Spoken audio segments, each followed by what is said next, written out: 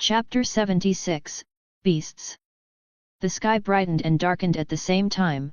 Two highest forms of mystery in the world were flying above everyone's head. Two noble phantasms with a mystery that shouldn't appear normally, even in the age of gods, were showing their might in this modern day. The dragons roared as they burned everything around them with blue flames that represent death, the death of the planet itself. The light was falling from the sky as it scorched even space and time while traveling in a time when the planet had just been born. Like their names, the time of death and the time of birth has come. The dragons' cries filled the sky before they separated into two groups. 4 dragons went head-on against the light while the other 3 circled around it. The 4 dragons rammed the light with their heads. The world lost all the sounds for a brief moment before the catastrophe happened. Asterisk boom. Asterisk screech. Asterisk a loud sound like a giant explosion and a hideous screeching was heard all around the planet as lights and ashes were flying everywhere, completely blinding everyone, and making them unable to see further. However, the dragons were able to stop the light in its place before the 3 other dragons circled around the light and bite it. Asterisk screech. Asterisk a louder sound than before was echoing in the sky as the dragon's fangs were clashing with the light beam. However, this clash wasn't without consequences. The light started to decay from the place where it contacted the dragons before it received, while the dragons were getting burned before they recovered. If this clash wasn't in the reality marble, then this will be a real world-ending event. This is a lie. Right. Rin widened her eyes as the shock on her pale face was beyond anything she experienced in her life. What is this? How can this happen? The Holy Grail War was always such a world-ending event? Rin couldn't stay calm as she was shivering. The pain from her magic circuits and mana in the air wasn't helping her either. However, before her thoughts went further, she heard a voice next to her. Rin, this isn't the time or the place to freak out. As a magi you should know better. Hey. Of course, I know. When it came to the magi's subject, Rin acted like a cat being stepped on her tail as she almost recovered now. But don't you see that? How can this exist in this era? Rin said while looking at the other people around her. Merlin seemed to be very mysterious to her. She didn't even want to believe that his name was Merlin when she heard Ritsuka calm him. Nero seems to be the most normal, but suddenly, when the dragons appeared in the sky, her attacks became more powerful as Assassin was getting injured now and then, even with his high presence, concealment and skills. However, Ritsuka was the most scary person for her here for one simple reason: she's the master of the world-destroying servant in the sky. Now, she joined Archer in thinking that Ritsuka isn't a human. Ah, I can see it clearly. But can you do something about it? Archer, who finally recovered his calm attitude from the surprise meeting, said with a straight face like he doesn't care a lot. What with your attitude? Rin was mostly shocked by the coldness of this guy before she asked him, are you servants used to seeing something like this every day? This is just something we brought to ourselves and bound to happen, Archer answered calmly as he focused his attention on Assassin as he bombarded the place around him each time he tried to run away from Nero. He doesn't know if there are other servants around or they only chose to watch the show, but he doesn't want to take any risk. Bound to happen. Rin turned her head to see the colossal dragons reaching the scorching light as she didn't have any word to say. Hey, Master. Do you know the little story about the devil at your side that whispers to you each time to do something bad? Archer said with a colder voice as Rin was startled slightly before he seemed more serious. He even called her master without any sarcasm in his tone. Why do you bring stories that even children know, Archer? Rin grabbed some of her gems as Archer shook his head. Before you are the child here, Rin snapped again as Archer saw his plan was successful before he said those stories can be true and false, but how to say it? Humanity illusions are very strong and they love to blame anything except themselves. I knew it before, but I want to thank him. Archer's tone changed as it carried a lot of anger before he whispered for him to confirm that the ideal I chose was so meaningless and worthless. Merlin turned his eyes to the side as he watched the interaction between Archer and Rin before he said helplessly, "Things are really out of control, Merlin." Ritsuka stared at the dragons and the light in the sky as she didn't know what to think now. "Really, these beasts are throwing their problems to me." "I know what you want to know," Merlin said as he saw that Fu disappeared from Ritsuka's shoulder. Ritsuka stared at Merlin as she really didn't know what to say about this. She felt that this subject is very sensitive. "It isn't a big secret and you'll know eventually." Merlin cleared his throat before he said. "Beasts are the monsters of calamity in the world. They are the stigmata of humanity, which are bound to appear as long as humanity exists. They who represent the 7 sins, but these sins aren't the normal ones. They come from the attributes that humans embody in existing as humans." Ignoring Ritsuka's shocked yet disbelieved face, Merlin continues as he said, "Just as the humanity is enabled to throw away wisdom, evils and beasts are an inevitable fixture of the human condition. This is the evil of humanity, and what happening in the sky is the result of 2 of them. Beast Eye and Beast 6, Merlin said as he looked at the light that represents Beast Eye and the dragons of Leo as Beast 6. "Something that humanity brought upon itself." Merlin lowered his staff as he looked at Ritsuka and said, "So, what do you think, Chaldea Master?" "I don't know. I really don't know." Ritsuka was silent for a while before she said those words. She really doesn't know what to think about this. Leo and Fu were this kind of existence that should be called an absolute enemy, especially for an organization like Chaldea. "If they are like you said, then what should we do? Fight them? Kill them?" But Ritsuka wasn't able to find a correct word to describe her feelings now. If the existence that only brought destruction was the thing that saved her and even chose to help her now, then what should she do? "I also don't know, but I'm here just to watch, and I've to say that I wasn't disappointed." Merlin did 180 degrees in his attitude as he suddenly became cheerful and said, "Kath Palug, Fu, showed me that even a beast can find beauty if he looked hard enough, and His Majesty, Leo, taught me more about humanity with their ugliness and beauty." Merlin said as a smile was on his face and flowers were flying around him before he whispered, "Even if they faced the end, they'll keep going and you'll keep watching." Ritsuka felt all the seriousness about the matter was popped like a bubble by Merlin. "Don't think too much about it. Even me, who doesn't feel anything about humanity overall condition, will feel a headache when I think about it." Merlin waved with his hand as he was stabilizing his noble phantasm, "so he can take Excalibur and cut this assassin to pieces." "Is this why Castor and Fu hate you this much? Even if you are also a threat to humanity?" Ritsuka said with a blank look. "Whoa, what did you said?" Merlin put his hands on his ears before he turned his head and said, "I can't hear you. It seems my spirit origin is malfunctioning." Ritsuka stared at Merlin, closing his ears, and kept saying something just to not hear her before she sighed and looked at the sky. Meanwhile, in Solomon's reality marble above the Pacific Ocean, Solomon was flying in the sky as he looked at the scene of the world's end in front of him without any change in his expression. However, there was some doubt in his eyes. Imperfection? Humanity imperfection? Why does his noble phantasm contain this? Solomon used his clairvoyance to look into Leo's noble phantasm as he found that it has humanity imperfection deep into its core. The dragons and the light were still clashing and trying to consume each other, but the light started to get an advantage and push the dragons with the help of the 5 magic circles behind it. Those magic circles are the 5 true magics. They provide energy from 1st, 2nd, and 3rd magic, while 4th and 5th increase the light power.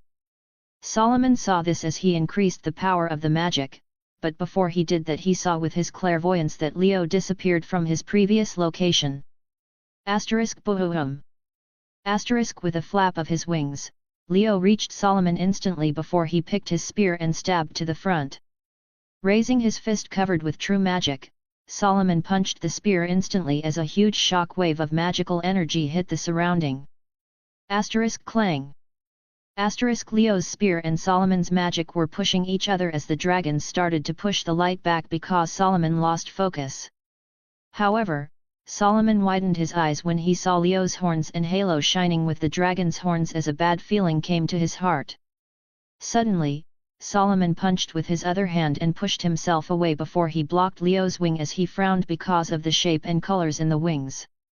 Keeping the bad feeling in his heart, Solomon waved his hand as some light belts separated from his noble phantasm and shot at Leo. Boom! Leo just waved with his wings and crossed an enormous distance to avoid the light's belts, but they were like homing missiles and followed him instantly. 6 Leo said calmly before one of the dragons separated from the group and bite the light belts. However, suddenly, Leo saw something with his clairvoyance as he raised his spear to welcome the fist of Solomon.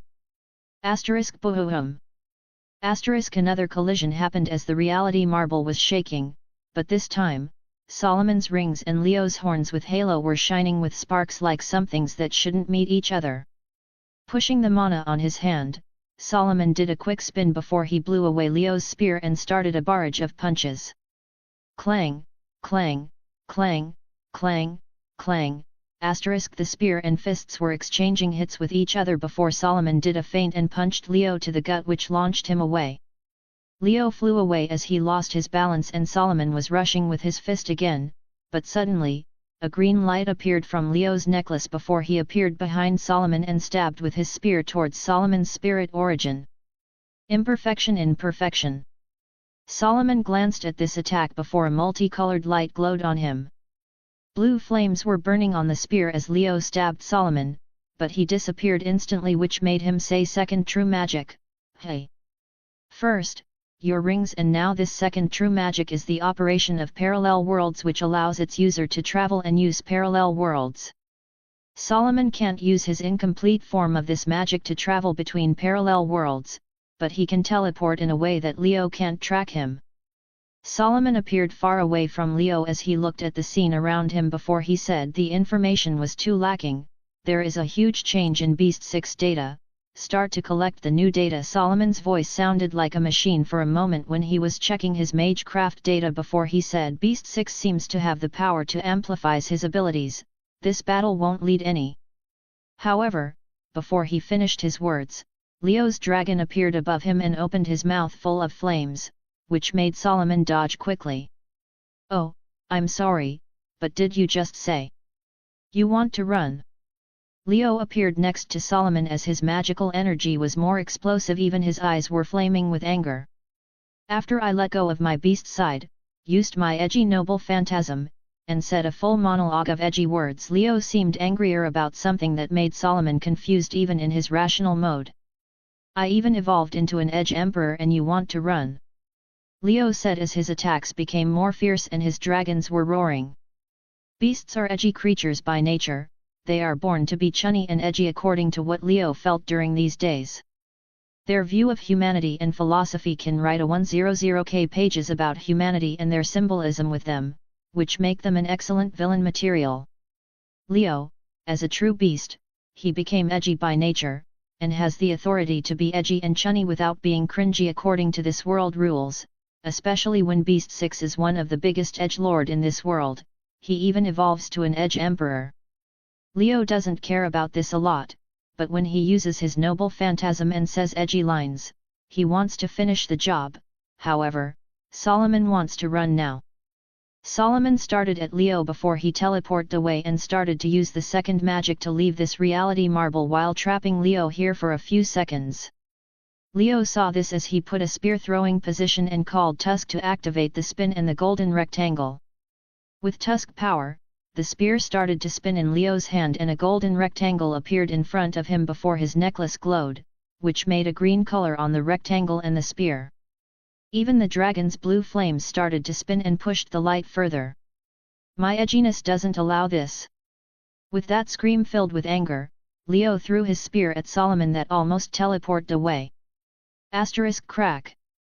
The spear hit the area around Solomon as the second true magic cracked slightly in mid-air. However, Leo's spear also had cracks all over it. Perfection in imperfection. Solomon said quietly before Leo's spear was blown by the true magic and he wanted to activate the teleportation again, but then, he saw a giant black wing with rainbow colors next to him. Solomon widened his eyes as the wing extended and opened up as one of Leo's dragons appeared from it and rushed towards him. At that moment, when the bloody colossal mouth and blue flames appeared on his face, Solomon raised his hand as the true magic was activated before he teleported from here, but one of his rings touched the flames slightly. *Boom. The dragon closed his mouth before looking around in confusion because Solomon escaped. Leo lowered his head as the magical energy and divinity around him were boiling to the maximum, which shows his feelings now. *Crack.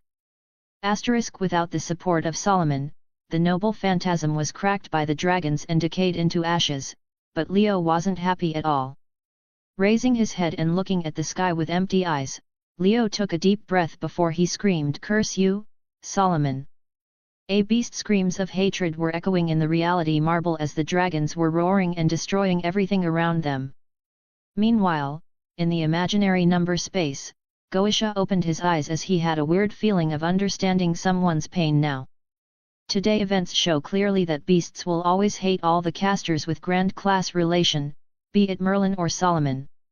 Chapter 77, Battle's Conclusions.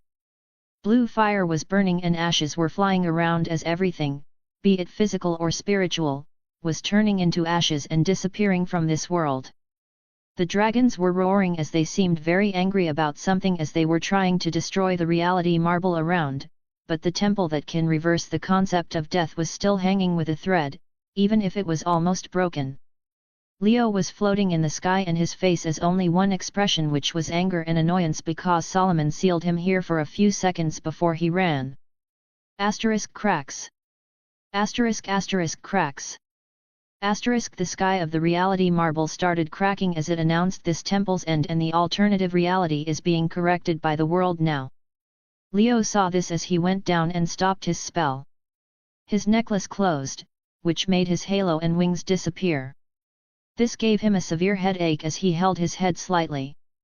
When that happened, the dragons in the sky became transparent before they started to become smaller and move back to Leo's shadow. However, before they became very small, the dragons opened their mouths and shot fire at Solomon's throne, which destroyed it completely. "Don't worry, 6." Leo looked at the dragons behind him before he said he'll definitely come back, even if the next battle won't be this easy. Growling.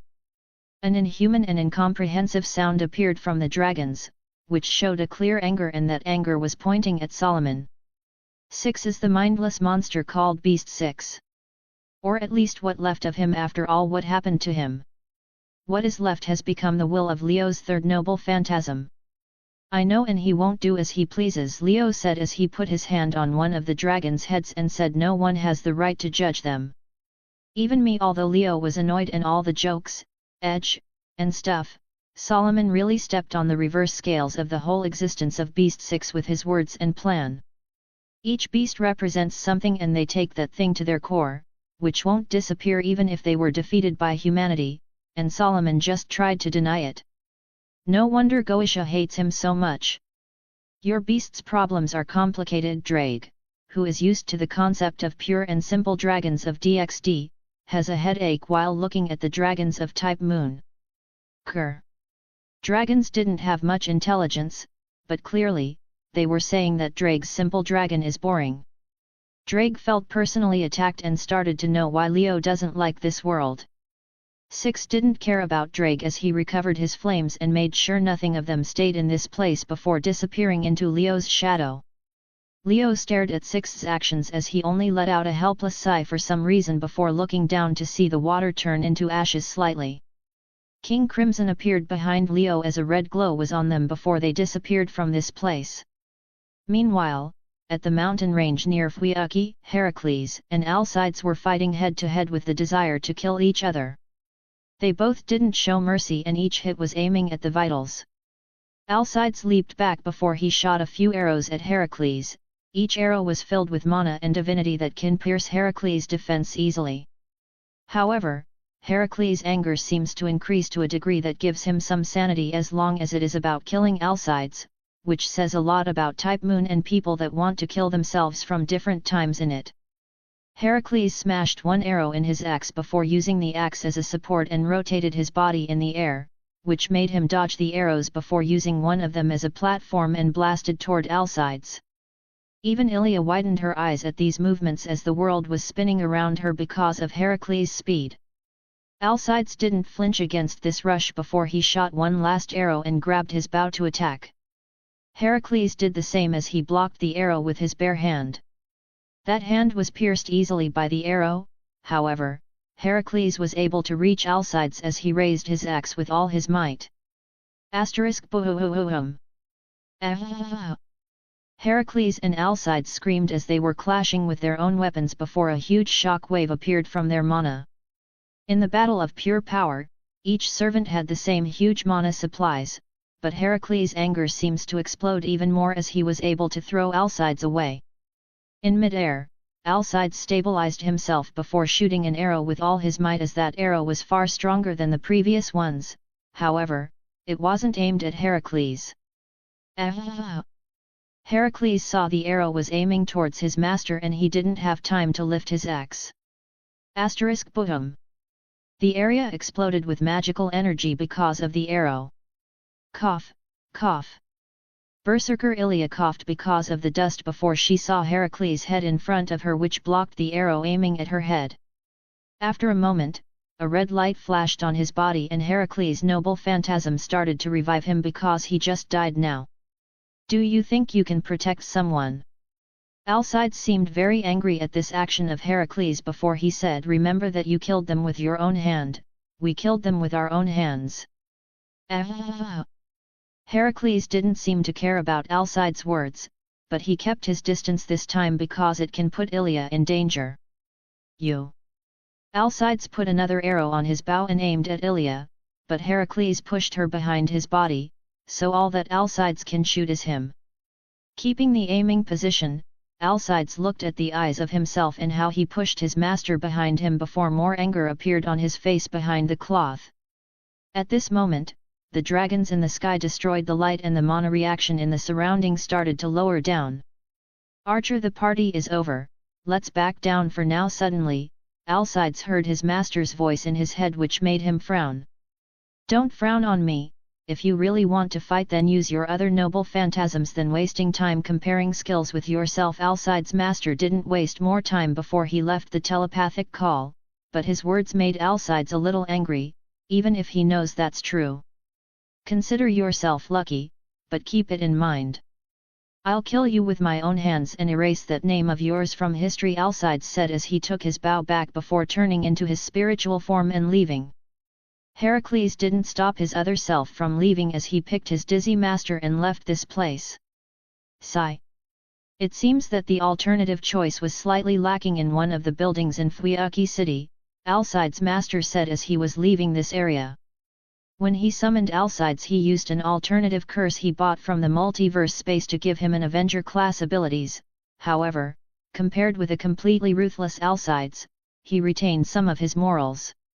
It seems that his alternative was lacking compared to Fuyuki's evil of humanity mud. He had the idea of getting some from here, but it'll cost a lot to fix the effect of that mud, even in the multiverse space, because that's a high-level curse coming from the human order. I guess we should watch the show for now, Alcides' master said before he disappeared from this location. However, he didn't notice that the corpse he left on the rooftop started to decay before it vanished like mist. Meanwhile, in the shopping district of Fuyuki, the fight was finally announced to an end. Ah! Nero raised her sword and knocked Assassin Dagger away, which made him hide in the shadow again. Jumping from a building to another while staying in the shadows, Assassin raised his head quickly to dodge because Nero appeared next to him. Don't act surprised. With a slash from her sword, Nero cut Assassin's arm and made a deep wound on his chest before she said, I'm an omnipotent genius. After all that happened was Nero using her all-powerful and reliable skill called Imperial Privilege X. This skill can be described with one word. Cheating using privileges. It's pretty much I can do whatever I want on a skill. Though it depends on how high the rank is. Using this skill, Nero wields a sword, rides horses, or even gets other skills like divinity just because she wants to. This skill with Leo's huge mana supplies made Nero turn into a living cheat, even if she'll suffer a headache and forget those skills after a while. Now, assassin skills of presence concealment were felt by Nero before she made her own skill to be able to track him easily. Assassin didn't care about his injury or act surprised like Nero said before he opened his mouth as smoke appeared from it. Nero didn't stop as she rushed with her sword, but a sudden light flashed before Assassin disappeared, which made her fall from the building and say command seals. This is annoying. Assassin was summoned by his master using command seals, which is the best action for now, but this made Nero angry. Nero stopped the ground with her foot as she experienced what Leo had just felt in these moments. Everyone is running away, hey! Merlin lowered his Excalibur as the look on his face made Ritsuka and Rin scared for a moment. Archer-kun Merlin wanted to say something, but he coughed before he changed it as Archer was aiming at his head. You don't have to be this stressed, no one will come now Merlin said with a casual tone which made Archer think of using his noble phantasm. I'm just saying Merlin put his Excalibur back before he said you even manifest as a beast, hey? Kath Palug. It seems you really found it. Meanwhile, at a parking slot a few streets away from Merlin and others. Crash. Crash. A few magi and people were crushed like ants and blood was flying everywhere, no one was able to scream or escape as a beast was killing everything while chasing his prey. Fu lost most of his shape at this moment, he grew to the size of a tiger and his tail was flashing with some colors. His head has horns now and his cute look became a monstrosity as he was looking at a dark fog. The fog was trying to tie Fu, but no matter what it did, it wasn't able to put a scratch on him as he opened his mouth full of sharp teeth and bit it. Cracks. The fog, who is a conceptual existence of a servant, was broken like glasses from Fu's bite before it dispersed. With an inhuman cry of a beast, Fu felt the fog escaped into a realm in the dreams world as he wanted to chase, but he stopped after he saw that the clash between Solomon and Leo has ended. Looking left and right for a second, Fu returned to his normal form as he sealed his beast's power before rushing back to Ritsuka's location. All that was left in this parking slot was potholes, broken cars, and tens of bodies torn apart in a gory way. However, if someone with some real power came to this place, then he'll see that even their souls were torn apart by some sharp teeth. Chapter 78, Emperor. After all those battles everyone started to back away because this is still a war and the two monsters in the sky are still alive, but more importantly, they don't want to be responsible for these events. Explosions, light in the sky, colossal dragons, and even the whole clash between the two magics. Nobody wants to be responsible for this and get chased by the Magic Association and Church. So, everyone started to call it a day and back away from the crime scene called Fuyuki City. However, like always, someone needs to take the blame and that person was having an internal conflict now. Rin was feeling very unlucky now as she was staring at her command seals while thinking how she would explain this. This passed the scope of the Magecraft crazy experiment excuse that everyone uses these days.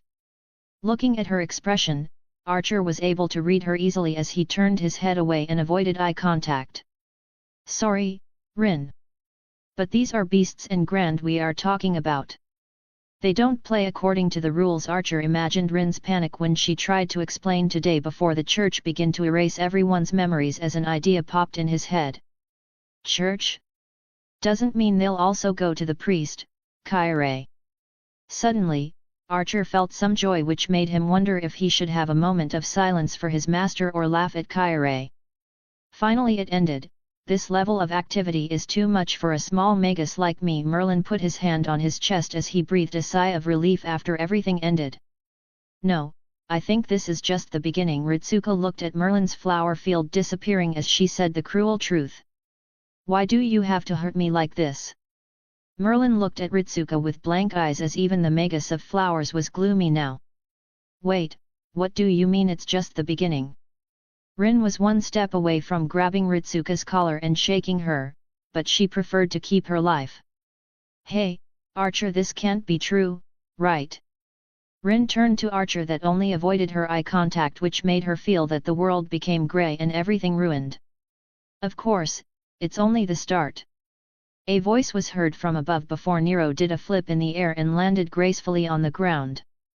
The battle between heroes, the clash between eras, and the stage of the Holy Grail War is still filled with surprises. Nero did her exaggerated poses before she smiled and said, "This is so fun, even if it get annoying when they run. I know it's the best strategy for now and they won't just sit down and die, but it's still frustrating." Nero stabbed her sword on the ground as she was slightly displeased about this situation. Everyone looked at her as each one of them had a different opinion. Merlin nodded as he felt that he should have taken Excalibur faster. Ritsuka didn't understand how these people talk about serious things with this relaxed attitude. Rin was having another breakdown, and Archer didn't care, although he also hated when they ran away. "Tell me about it." Suddenly, another voice was heard as the area glitched like a video game, which made Ritsuka and Rin wipe their eyes to confirm that it's real. Leo appeared from the glitched area as his look changed slightly. His clothes were slightly messy and burned and he lost his monocle. He was floating above the ground slightly, but when they looked at him they felt he's slightly blurry for some reason. However, the servants around were able to see King Crimson behind Leo as they had one thought in their heads. Why is that spirit looking so angry? Even Archer felt wrong when King Crimson 2 faces and 4 eyes were staring at him, but little they knew. King Crimson is always triggered. "I announce that I hate all casters with grand names next to them, and I'll change my class to Rider after this is over," Leo said as his face showed the same frustration as Nero. "Hey! That's a false accusation. We casters are the best this world could offer." Merlin felt the pride of casters was attacked. "We, who hold the clairvoyance of X rank, always help the world when it's in need," Merlin said broadly while Leo looked at him with a blank expression before replying. "Then why do you solve them in a completely chaotic way?" "Because it wouldn't be fun otherwise, right?" Merlin said with a proud face before a while light flashed and stepped on his face. Fu appeared from nowhere before he did a backflip from Merlin's face and landed on Ritsuka's shoulder. "You feral beast, did you forget all the years I took care of you?" Merlin held his face which was hurting from Fu's claws before he screamed. "Fu!"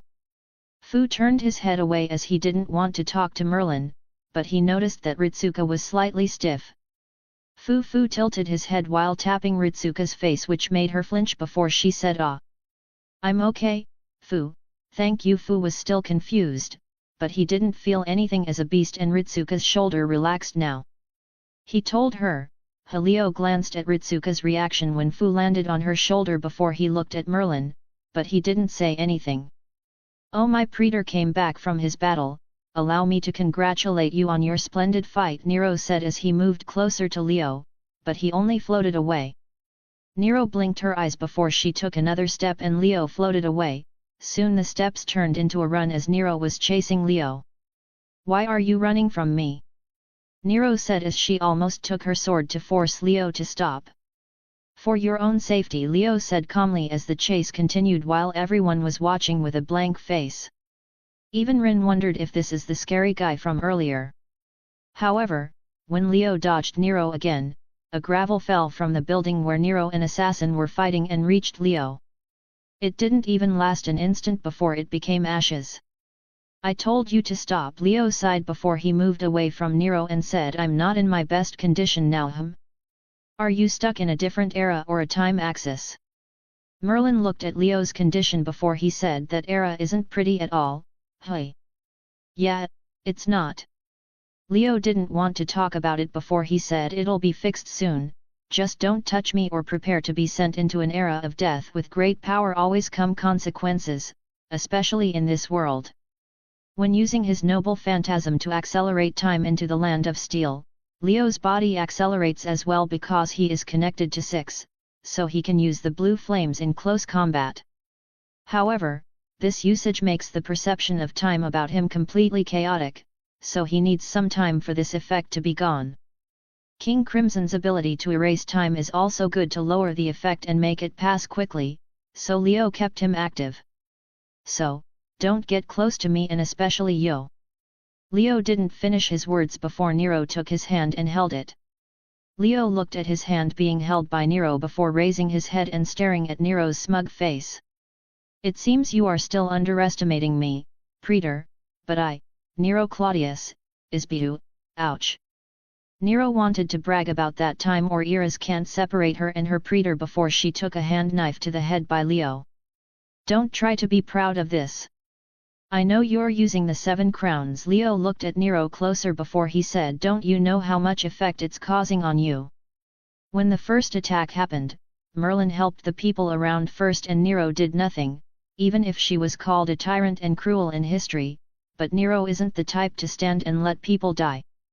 However, the 7 crowns are something from the evil of humanity and Nero is already changing, which makes Leo worried a little because she shouldn't hold them, and now she's using them just to not be affected by him time axis. It's already changing you. The 7 sins on that crown aren't some. However, another interrupting happened to Leo as Nero said rejected. Praetor seems to have a bad habit of pushing everything on himself, which isn't good at all. Nero grabbed Leo's hand tightly before she said, I'm the Emperor of Rome, and an emperor doesn't need help, so you don't have to be worried about it, my Praetor. I can carry what this history has to offer me. History has put a black shade on us, yet we aren't ashamed, which is very wonderful. Nero smiled very brightly as she narrowed her eyes. And doesn't the Praetor think it's impossible for the Emperor to leave his empire? Nero raised Leo's hand and put it on her cheek before she said, so, I'll carry this crown and you'll be stuck with me no matter how you try to deny it. Leo is Beast 6 and he is also called the Beast of Babylon, which is also the name of Rome. Nero meant that he's her empire, so how could an emperor leave his empire? And if Leo is holding the 10 crowns, how could she be weak just from 7? Leo stared at Nero's smug face for a while before he raised his hand and hit her with another hand knife, but Nero felt this hit was very light. She even felt lighter in her spirit origin before she knew what happened. Leo just took some of her burden of sins, which come from the 7 crowns, to himself. However, before Nero said anything, Leo raised his other hand toward Nero. Nero didn't understand what was going on, but she raised her hand subconsciously, which made Leo more silent because she did it like she had 100% trust in him. Look here and follow me using your imperial privilege. You need to alter your spirit origin in this way to make the mana flow better. And Leo started to say a lot of complicated stuff about spirits' origins of servants and how to transform it in a way that lower the burden from the 7 crowns. Nero puffed her cheeks slightly before she said, you're unfair, Praetor, to do such a sneak attack. Do you want to know how to keep those crowns in check or not? Leo seemed to be annoyed for some reason, which made a smug expression on Nero's face before she said, only if my Praetor was teaching me. Leo's eyebrow was twitching before he took a deep breath and started teaching Nero, who had a huge smile on her face while holding his hand. Everyone was looking at this exchange as some felt hurt and others felt weird.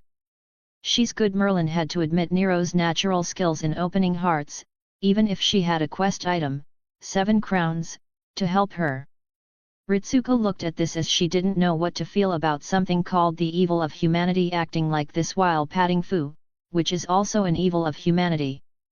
Archer felt this Holy Grail war is getting weirder and weirder while looking around the place. Rin held her head as she didn't understand anymore.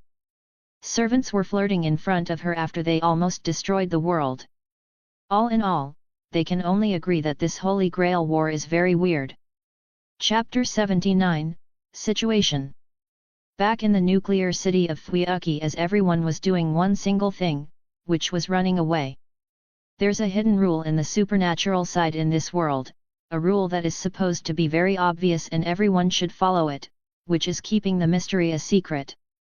Mystery is the source of all supernatural phenomenons in this world. Everything grew stronger or weaker according to their mysteries. The oldest and mysterious always get an advantage of strength and power, even if those sitting sometimes break here and there, but there's one thing for sure. Only the higher mysteries can defeat other mysteries in this world. This rule of keeping the mystery as a secret isn't just a random rule, but it's vital for the magi and other creatures. Mystery, according to its name, is more stronger and alive when not a lot of people know about it. The condition of mystery in the modern era is weaker than it was in the age of gods. Back in the day, a lot of magecraft could be called true magic, but now, there's only 5 remaining. For these reasons, Magi won't allow the mystery to spread around the world and be known by all. They did everything to stop it: politics, fairy tales, stupid ideas, and even the magic shows on TV to make the world believe that magic and magecraft is just a myth and illusions. However, today, 2 servants decided to make their show global and told everyone that there's a possibility of dragons popping out from anywhere or a light from heaven drop on their heads. The Magic Association and Church were racking their brains to find a solution to the problem and calm it before their agents delete the memories of most of the people, which will make the others look crazy and shut up about it. But there was one thing for certain, which is what the hell is happening in Fuyuki. Was a ritual built by just 3 families this crazy to destroy the world? What happened in the sky left a scare in the mind of Magi that would be difficult to heal. It was a war beyond words for Magi. Even if they ignored the mystery exposure and huge damage, they cannot let something like the Holy Grail run wild anymore, be it for Magic Association future or their greed. However, before the true force of power was sent to Fuyuki, the Magic Association and the Church suddenly stopped all the preparations and announced it was not necessary. They even decided to wait and see while keeping a close eye on the situation by sending some agents. The huge change in decisions made everyone baffled beyond words, even if the decision was from the Lords of the Clock Tower and some special members of the Church. However, this didn't stop the Magi from figuring the situation, but they received some information that made them pale and extinguished all thoughts of going to Fuyuki. You can't blame them because the Holy Grail and what happened in Fuyuki was announced as the magecraft experiment of a very important figure in this world and nobody wants to mess with him without preparation. Meanwhile, in a spherical room with the view of the starry sky, a wooden chair was floating. However, even if the chair was mysterious and weird with its design, it was completely overshadowed by the man sitting on it. The man was old and had a beard on his face. His clothes were like a wizard robe, but it was fancier. However, the unique thing was his aura that didn't look like a human at all. This is wrong. The man waved with his hand as a book was floating in front of him and its pages were turning with a quick speed. All access points, lines, and even possibilities of the timelines were annihilated from that part of the world. The man touched his beard as he was in deep thoughts about the situation. Usually when this happens, the world, Gaia, Alea, and Root, won't interfere and let it die for good, but it seems something is special about that one. The man looked at his book before he sighed and said, "Is it because of those unusual readings I received lately?" Kisker Zelrich Chwinorg, the wizard Marshall, is in a slight dilemma about what is going around because this has already surpassed his second true magic calculations. What do you think about the situation? Suddenly, Zelrich said without looking behind him. I've to say that I'm surprised that you're the first one to interfere. There was an old phone on a small table behind Zelrich as it started talking suddenly. Oh, even if I'm old, I can't just miss all the fun. Zelrich stroked his beard before he said, and if I don't then those kids will send the association to its death while you try to play around. Zelrich was one that calmed down the situation around the world by making a phone call to the Church and the Magic Association. He announced to the world that the Holy Grail is his magecraft experiment, that he was preparing for it for a long time. No one was able to openly deny him because he was a supervisor of the Holy Grail creation. He pulled the card of "I'm stronger, so I'll take care of it for you and you don't have to worry" on all the organizations in the world, which made them slightly angry, but more helpless because the wizard Marshall spoke and there's nothing they can do about it if they care about their lives. Well, some don't care about their lives, but that's a different story. However, if someone knows Zelrich, he'll know that he's trying to protect the association from danger that even he can't contain without paying a heavy price. How rude. But you noticed their strength. The man behind the phone, the dead apostle, Kabak Alcatraz, sighed before he said, I don't want to be involved with them, but the situation doesn't allow it. Dead apostles were the humans who became vampires by different means, like magecraft or getting their blood sucked by a vampire. Kabak Alcatraz is the 27th of the 27 dead apostle ancestors, which Zelrich is in, and he's also an old friend of his. Solomon and Beast 6, both of them grew stronger to a degree that I don't want them to aim at me. Zelrich tapped his book as the pages started turning again while thinking about the situation. Can't they take their personal problems away? One was crowned by God and another by humanity. The amount of contradiction between them is so huge that's ridiculous. Zelrich started to get annoyed by the Christianity-related servants making a mess everywhere. Solomon, the king of magecraft, from the name you can know that all the magecraft against him is useless, and now he has enough power to use other true magic, even if they are incomplete, which puts Zelrich at a huge disadvantage. Beast 6, the beast of Babylon, isn't all that complicated with Zelrich because that beast can kill him directly. True ancestors are incarnate natural spirits born from the planet, Gaia, and can be classified as planet-level spirits higher than divine spirits. However, all these traits of power can count as a huge debuff facing Leo and his planet-killing dragons. This is a 10x attribute advantage, not to mention the dead apostle like Zelrich, who are weaker against the planet-killing than the true ancestors. Zelrich doesn't see any hope for victory in his current condition, which is weaker than his peak.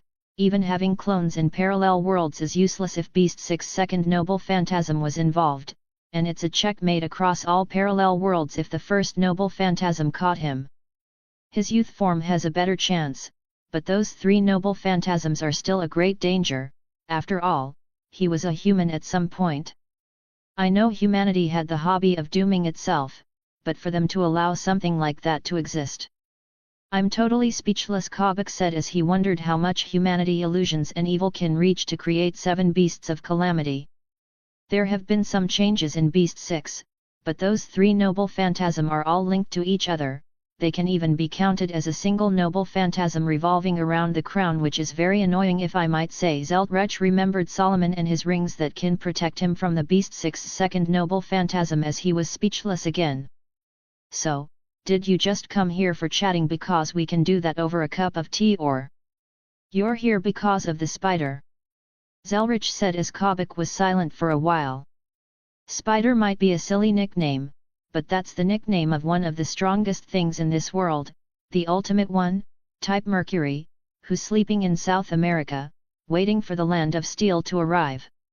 Kabak and Zelrich were worried about his awakening because of all the noise Solomon and Leo made. The spider isn't the biggest problem here. Zelrich, do you think we can survive the Forsaken Eden? Kabak took a while before he said those words that made the expression on Zelrich's face solidify a little. No, sorry old friend, but our chances are 0% in the normal conditions. After all, that sealed garden is the biggest rebellion against the Lord and the real authority of Beast 6. Only beasts, humans, or beings out of the planet can survive. Zelrich stroked his beard before he grinned and said, it's like dropping the heaven on the mortal world and the thing that Manaka Sahaya was trying to use, which make me wonder what reaction will the church have if they know about his existence, that crown and all the records of evil. Sigh, I really want to pass because if I'm going to die, I prefer to die by the crimson moon. Kabak was having a headache which he didn't have in a lot of years. Enough with chatting. Do you have anything important, because I don't have time to waste with your failed comedian, Zelrich said as it made Kabak almost crash the phone from the other side. Look at this. With those words, the book in front of Zelrich started turning faster before it landed on a particular page. This might change everything. Zelrich widened his eyes while looking at the page that didn't have any information. This book is a mystic code connected with parallel worlds and their information, but there was nothing on this page, no past, present, or future. However, there was one single name. Ritsuka Fujimaru. Meanwhile, at Fuyuki City, near Mount Edu, there was a group of people walking around. Or floating. Leo was floating around while talking about something with Archer and Merlin. Nero was still holding Leo's hand with the excuse that my spirit origin is still fragile and needs more adjusting. However, she was looking at Rin, who told everyone that they can't stay there, like an enemy. After everything that happened, the group left the battle scene and proceeded to evacuate because they also don't want to have the unnecessary trouble with the Magic Association, and the church. Even Rin, who was going to get involved anyway, didn't want to be at the scene. I just felt someone was talking about me. Leo looked at the sky as his instincts told him that was someone talking about him, which wasn't strange after all the trouble he caused. That to be expected. However, what is the next move in this battle? Nero nodded for some reason before she asked Leo. This wasn't a question about her actions, but she wanted to hear other opinions, especially her praetor before taking a step in this war. Hunt Solomon down. Leo replied instantly before he said, the smaller time he get to prepare, the better for us, especially for a caster that has a lot of cards in his sleeve. Ohomu. Then it'll be a wild attack, no running around and ending with a bang. Nero said with her exaggerated tone as it made Leo look at her before he said, it seems you're also a supporter of the mayhem route. Mayhem? I don't know about that, but the bigger the shock on everyone's faces, the better it'll be. Nero said as Leo nodded again while Ritsuka was sweating as she was holding the sleeping Fu. Merlin told her that Fu isn't an adult of his race yet, so he needs some sleep once in a while after some action. So, you were sent by Alea? Archer-san. Ritsuka looked at Archer as Rin was still holding her forehead while she knew that her servant is a traitor to all magi.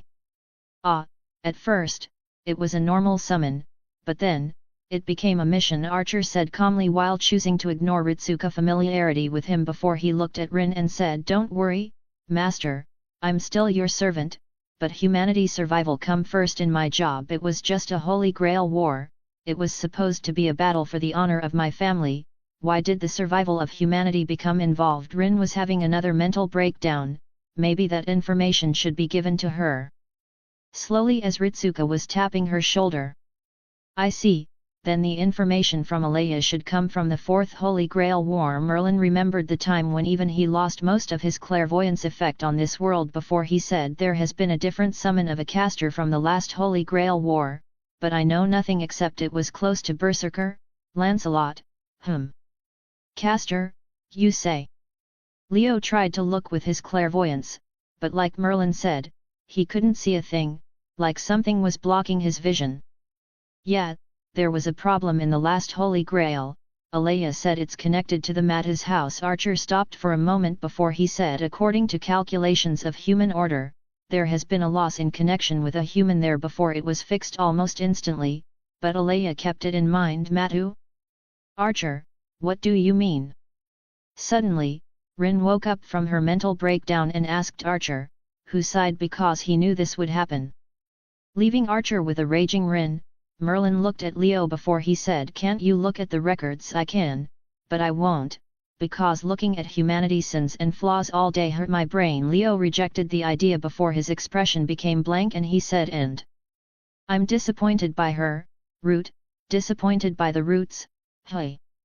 If those magi heard you, they'll question life before hunting you down for their honor. Merlin felt he'd only see new stuff as he was hanging around these guys before he said, that's a shame, it'd be a quick solution if you do. Leo glanced at Merlin, but didn't say anything. Your servant really loves to talk about humanity and their sins. Rin was trying to shake Archer, but she failed because of his strength before she looked at Leo and Merlin conversation and asked Ritsuka, who seemed the only one who'll answer something even if she was still scared of her. Well, that because. Ritsuka frowned for a moment before something popped in her head and said, he's Satan. Ha! Rin raised her voice of confusion before she looked at Leo, who was grinning and looking at them. Finally, some recognition, and I can finally say this. Leo nodded with satisfaction at Rin's pale face before he said, you thought it's your regular servant, but it was me, Satan. Archer face-palmed himself while holding the fainted Rin. Merlin was whistling, Ritsuka tilted her head at this introduction, and Fu was sleeping. The Holy Grail seemed to be clouded in more mystery as Satan was happy by finally getting some recognition and making someone faint from his name. Chapter 80, The Correct Rules. After all the crazy events and problems that happened today, the sun went down as it announced the end of the day. Everyone was still on their nerves from today, but the Church and Magic Association worked very fast as most of the normal people got their memory deleted by magecraft in different ways across the world.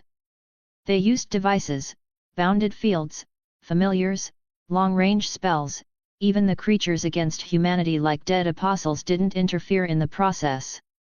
What was left of the people that remembered what happened, asked their friends about it, but they only looked like crazy. Even any information they posted online got deleted before they received a visit from a familiar to take their memories. As organizations that rule the world from the bright side with their fortune and from the dark side by magecraft, the Magic Association and Church worked very fast and cleared the situation, but they couldn't just forget about Fuyuki City just because Zelrich told them so. If they did, then they won't be stubborn believers and crazy magi. First of all, they send some investigation agents to Fuyuki to check the situation before anything else. Then the Church decided to call the source directly to know about the situation. After all, they have an insider in the Holy Grail War, which made their temporary ally, Magic Association, confused because they also supposed to have an insider in that war, except they lost all the connection with her. Yes, I understand. Meanwhile, in the Church of Fuyuki City, Kairi was holding a phone as he was talking with someone from the church. Tosaka Air can't be a help for us, this is a war and she's one of the participants, and after all what we saw, I don't think she has time for this. Kairi didn't say a single lie in his words, even changing the truth a little will be discovered by the other party, so he's just answering what he knows while maneuvering around the questions with a lot of information. It also seems that the other party is busy and in a rush. I'll keep you informed about this war while waiting for the reinforcements. Kairi received some orders from the church as he chose to follow them without any question. In these troubled times, we need to strengthen our beliefs and remember that the Lord will always guide us, Kairi said calmly as the person behind the phone seemed to be pleased before hanging up. Putting the phone aside and lowering his hand, Kairi closed his eyes and started to think about what he'll do now. What wrong, fake priest? Having some trouble? Cu was leaning on the wall of the church with his back while looking at Kairi with a grin on his face.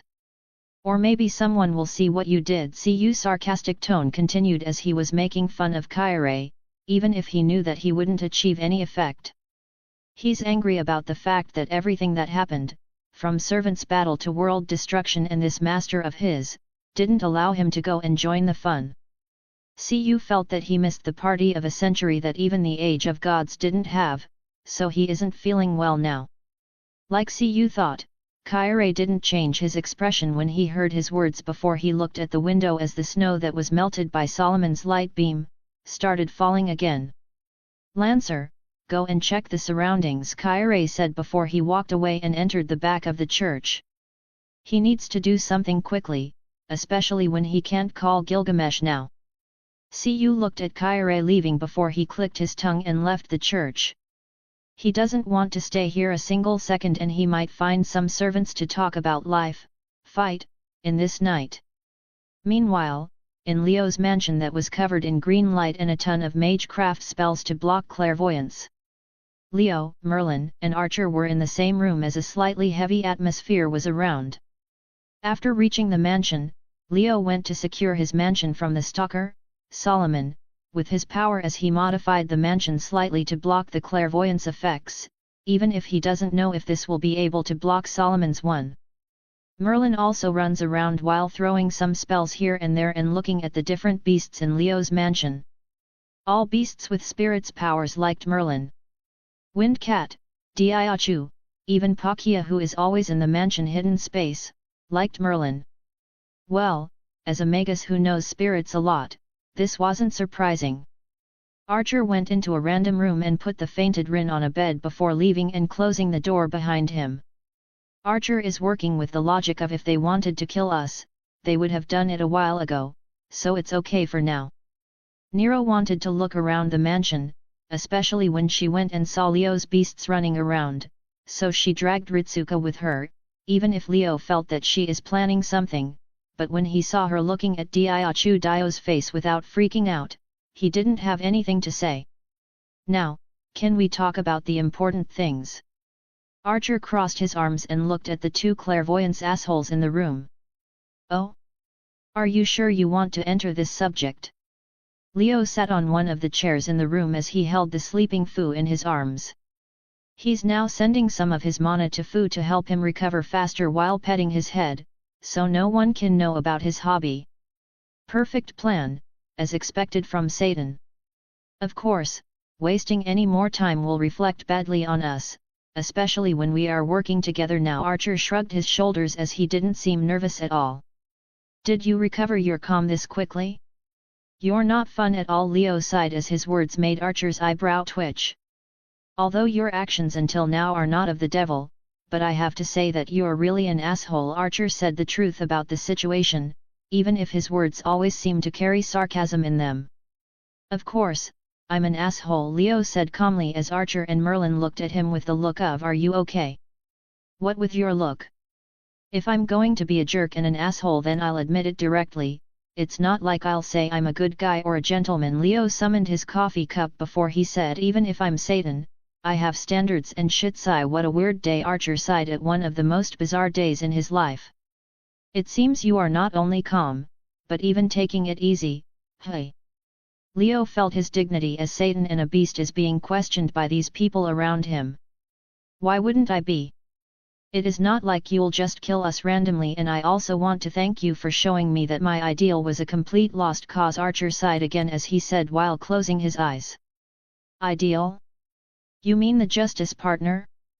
Well, it's a stupid ideal from the start that only the fools will go after, but what to say, each one of us in this Holy Grail war is a fool in his own way. Leo shrugged his shoulders as he didn't care a lot of this topic. The land of steel, hey? It's really a frightening future. Is this why you don't want to do anything? Merlin spotted something weird about Leo's cup, but he couldn't detect it, so he just asked this question. I told you, Merlin, what you're living and looking at now is just an if scenario created by the counter force to delay their demise, but they forgot something. Leo glanced at Archer before he said, humanity won't change and they will cross all the obstacles, even us beasts. However, no matter how much they struggle, their ending won't be on the hand of an alien god, Thulhu, or a beast. It'll be with their own hands. Leo said the reason why he finds his advent as beast completely meaningless is because he doesn't see the point of attacking something walking to his own demise. How many different developments happened in this world, beasts, alien gods, true ancestors, but humanity always overcomes them. However, their ending will always be because of their actions. Ah, I have to say that is completely correct, which shows how pathetic my actions were. Archer let out another sigh as he was thinking about his past self in this world. That's kind of strange.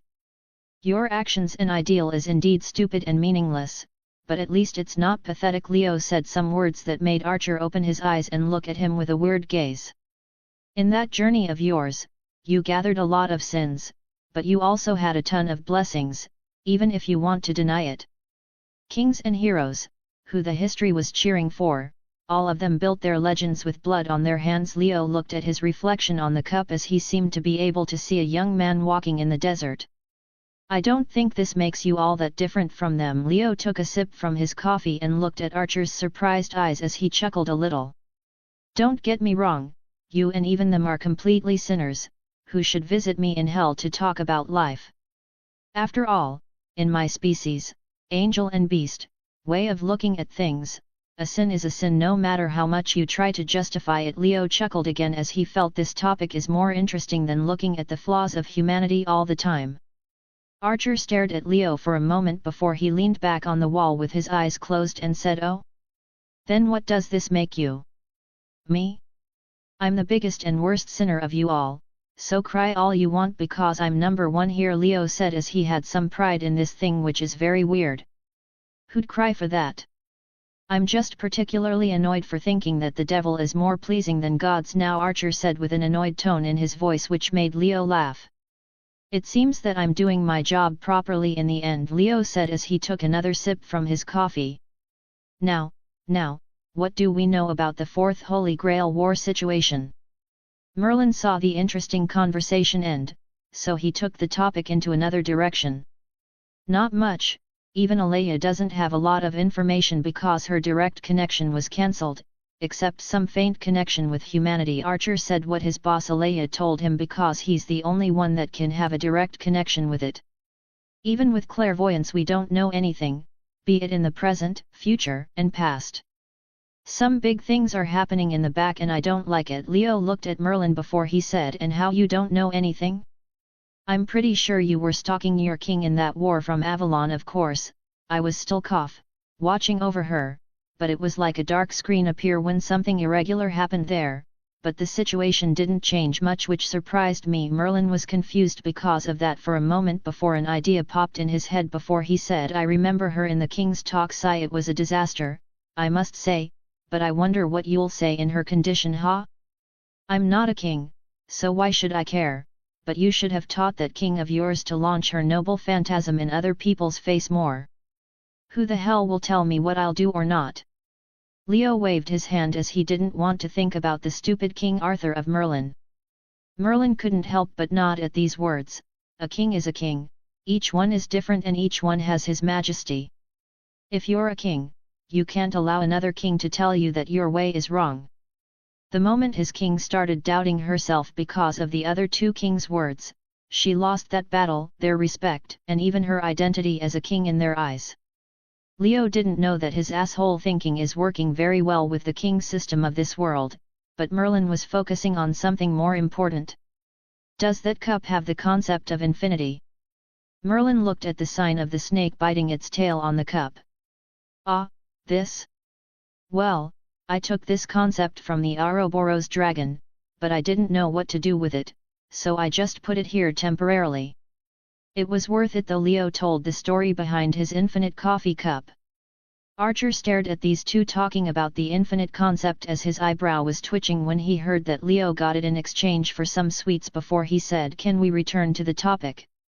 Like I said, you're no fun at all. Leo sighed at these words as his words made Archer exhausted again. But to think about it, will your king be summoned this time? Leo put his hand on his chin as he asked the most important question that made Archer widen his eyes slightly. No idea, a lot of things changed now. Merlin also felt this is a very important question. What do you mean? Archer asked before Leo answered instantly. With all these enemies running around, I don't see a chance your past self will survive for long. If he's alive now, survive for long. If he's alive now. These words kept repeating in Archer's head as his brain lagged for a moment before a strange feeling of wanting to celebrate appeared in his head. Yeah, probably he's dead now, Leo said again as Archer almost jumped from joy before they all stopped and looked at the side. A strange wave of mana rushed to the surroundings as the calm night was filled with the mana again. Every servant and magi in the city felt this mana as it meant one thing. Two servants are about to fight now. Well, the Holy Grail war should be done in the night, but to think he'll follow the rules. Leo grinned as he was looking at a far place with his clairvoyance. In a forest next to the mountain area where Alcides was, Gilgamesh and Enkidu were standing there as their mana was flying in the air. Two old friends and epics are meeting face to face while everyone seems to forget that the Holy Grail war is supposed to be done at night. Chapter 81, Two Old Friends. The moon was rising in the sky, bringing some light on the snow-filled night, but it wasn't the only thing rising. The mana in the surrounding was also increasing as it filled the vicinity of Fuyuki City. Despite that, the mana wasn't as strong as what the world witnessed in the morning, but it was enough to give Magi a heart attack because this level is something from the Age of Gods and the oldest epic of humanity. The Magi felt the mana as they almost puked blood because these bastards are starting again. After all the memory-deleting events, the Magi doesn't want to go into another marathon. Well, at least they are doing it at night. In these times, the last thing anyone wants is another world-ending event that will ruin everything they did during this day. As I expect of the King of Treasures, he is really a model role that all of us should follow. These were the thoughts of Leo, who was watching with clairvoyance. He snapped his fingers as the space started to twist before it became a screen and showed the scene of the battle. Gilgamesh and Enkidu were standing in an empty spot in the forest as both of them didn't say any word until now. Suddenly, both of them smiled, which brought chills to all the magi who were watching the show as the mana increased even further. Assassin who was hiding in the shadows jumped from his place and retreated from his position. Boom. With an explosion of magical energy, Gilgamesh and Enkidu moved at the same time. Thousands of spatial circles appeared behind Gilgamesh and an equal number appeared from the ground beneath Enkidu. The two friends didn't hesitate for a moment before they launched their attack with full power. Boom. Thousands of noble phantasms were colliding on the ground and air, each explosion made the air vibrate and the mana flicker. However, this didn't end as more and more weapons appeared and everything was razed to the ground around them. All the magi were sweating when looking at the fireworks and explosions filling the mountain range, but before they calmed a little, the mana increased again as a red light and thunder filled the sky suddenly. Gilgamesh raised his hand as a golden key appeared before an enormous amount of magical circuits appeared on his hand.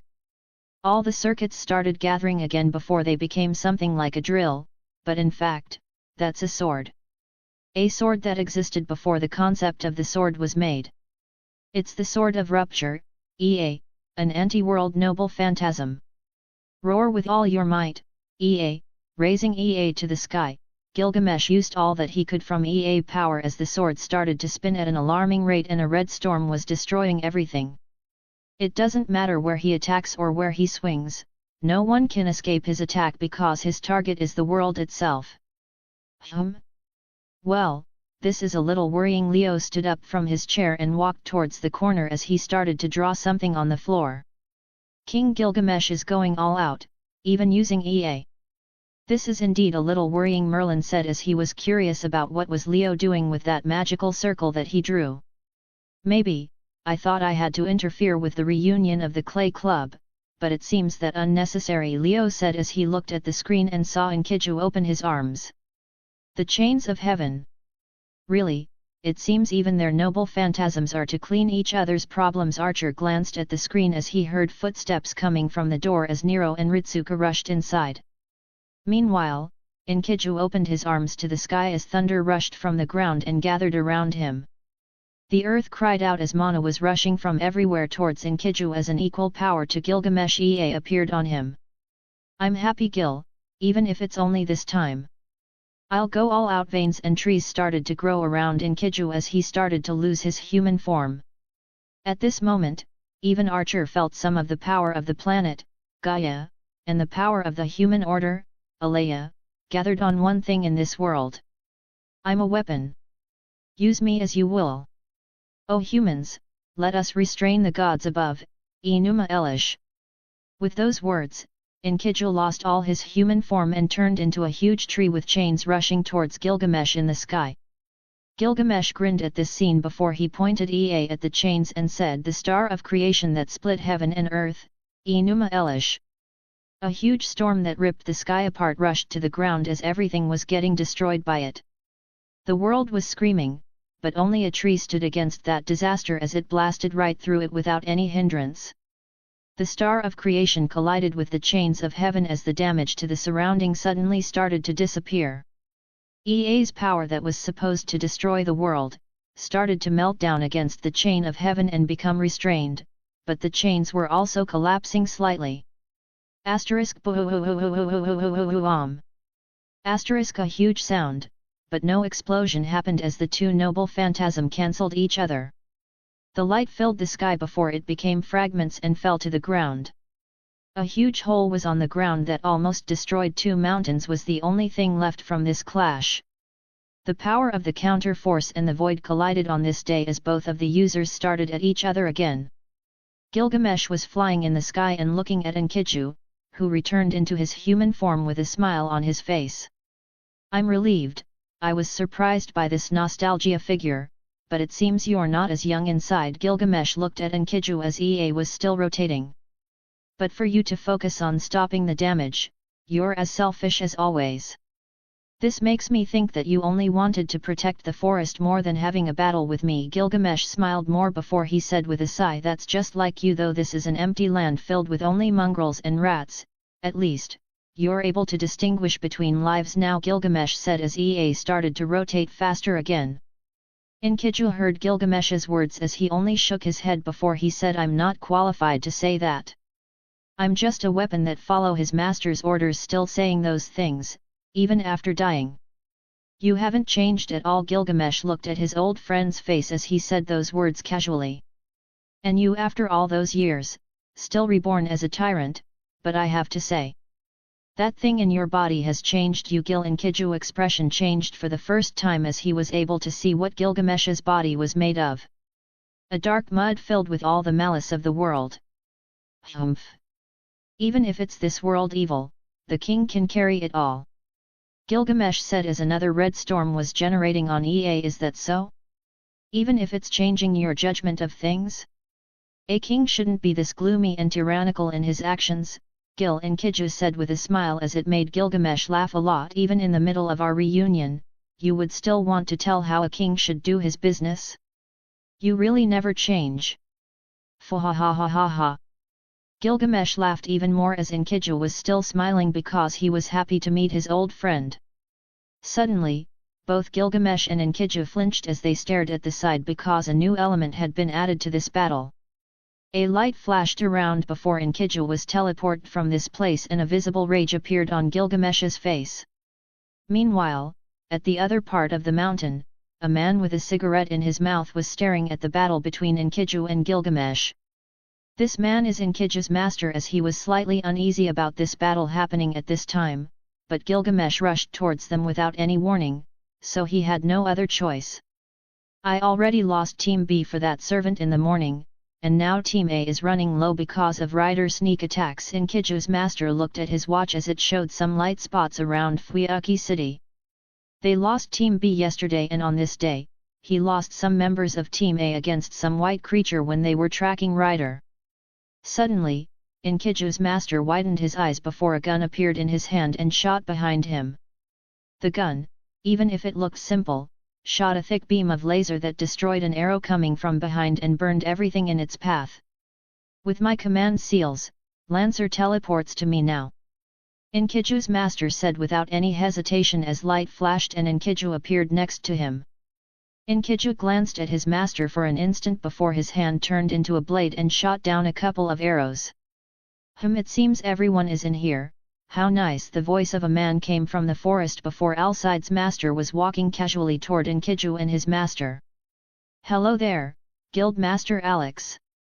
It's a good evening, right? Alcide's master said with a funny voice as it made Enkidu's master, Alex, frown. Alex didn't answer as he looked at the side and saw Alcides aiming at Enkidu and him from a distance before he said, your face seems new, did you change it like you always do, lizard? Oh, how mean of you to say that. Lizard is Alcide's master code name, but he doesn't seem to care about it at all. I'm here just to have some fun and make friends. Is this a hard thing to ask? Lizard wiped the non-existing tears from his face as Alex didn't care about these actions of him. You're really taking it carelessly, mongrels. Did this king treating you like rats wasn't enough to teach you a lesson? Suddenly, a voice appeared in the sky as Gilgamesh was floating and looking at everyone around with a huge anger, except Enkidu. Oh? Is this your master? To think it was a rat that doesn't even deserve to be called a mongrel. Gilgamesh seems angrier about the fact that Enkidu's master is one of the players. Even mongrels can do something useful for this world, but these rats are just a parasite that should be burned. Gilgamesh raised EA in his hand as the red storm was rotating again. He doesn't have any patience after he saw Alex. He's prepared to bury everyone here and complete his battle with his friend. Oh, how scary. I'm almost shivering, Lizard said with a funny tone before a golden light flashed and a sword pierced his head. BAAM. A pothole was created because of the noble phantasm power as Gilgamesh didn't even glance at Lizard. However, Alex didn't change his face and kept looking at the same location. He. A creepy sound filled the surroundings as the smoke around Lizard was blown away suddenly. Ah, this is refreshing. It has been a while since I got headshot. Lizard stood up normally with a sword in his head as he was talking casually, like there was nothing at all. Immortality? No, it's something more. What an annoying rat! Gilgamesh glanced at Lizard with the corner of his eye. However, suddenly Enkiju flinched as he grabbed Alex and jumped away. In their location, a dark hand made of black fog was grabbing the rocks as they decayed. Curse of Death! Master, this enemy is my natural nemesis, I can't be much of help here. Enkiju put Alex down, but Alex was furious when he saw the servant, which is Rider. Pale Rider, they really stole him from us.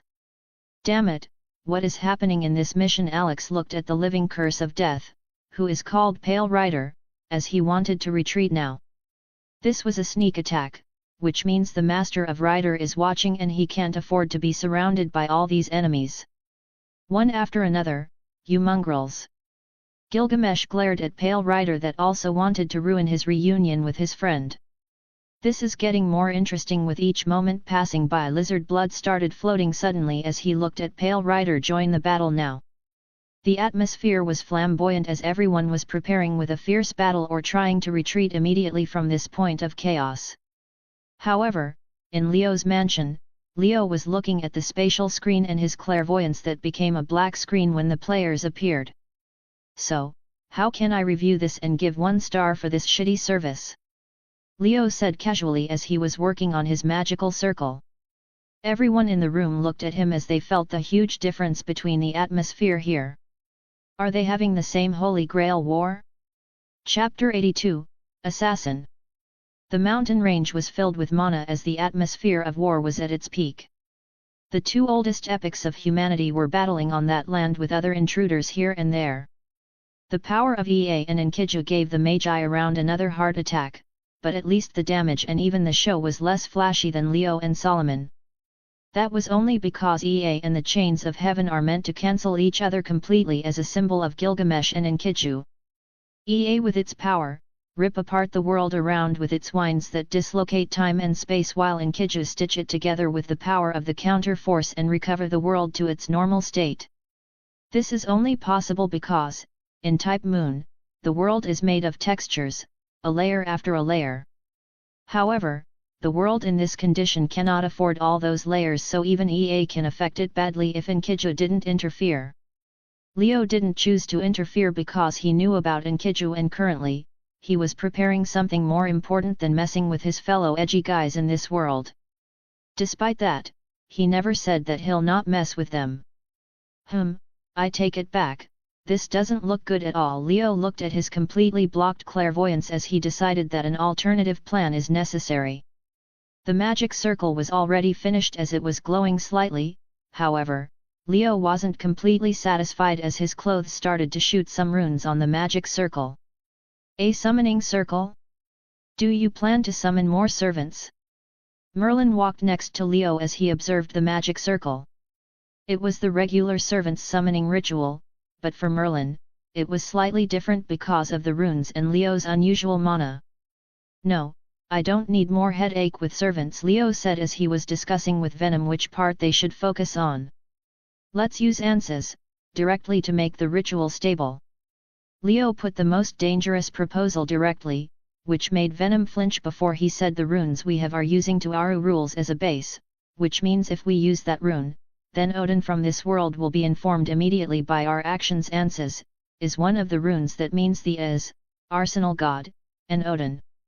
This is the rune of wisdom, harmony, and truth. This will help Leo in his surprise ritual for all those guys on the battlefield. Don't care about him. If he dares to show up, then I'll slap him across dimensions. Leo looked at the magic circle glowing as he was ready to kick a god in the face. Use Gibo for the ritual core and Hage-Laz for extra assurance. More runes were flying around and merging with the magic circle as Venom wrote them before Leo calculated the best position with his calculations power. Gibo means all the matter in exchanges, including contracts, which will be the core of the ritual. Hage-Laz means the uncontrollable forces and the wrath of nature, which also include trials and tests. This is a booster for power in this ritual. Merlin stared at the runes flying around as he wanted to go to the library to see if Satan or Lucifer had a vacation in Norse and stole Odin's runes. Leo didn't care a lot about Merlin's expression before Nero walked towards them and said, "Did something happen?" King Gilgamesh and Enkidu were fighting, but the battle got interrupted, Merlin said while his vision was still on the magic circle. Oh, it seems that I missed something very important, Nero said while looking at the magic circle rotating. She didn't know a lot about magecraft or magic, but her skill can make her a caster in an instant. It wasn't that important, they'll just throw some attacks then evacuate in the end, Leo said with some annoyance in his tone as his eyes were glowing because of his emotions. Can I make some sort of emotion measurement based on this? Merlin looked at Leo. That glow even in the night as he left, that the Lightbringer is a fitting title for him. You mean like that, assassin? This needs to be stopped. Nero remembered the time that took her to create the skill that defeated assassin, and now she forgot it. And that's exactly what I'm doing. Leo looked at his side to see Nero, but the strange thing was her clothes. Her clothes were different from the usual red dress as they became a formal attire. She even had a small crown fixed with mana on her head. Oh, what do you think about my new clothes? Nero crossed her arms and raised her head as she looked very proud and confident.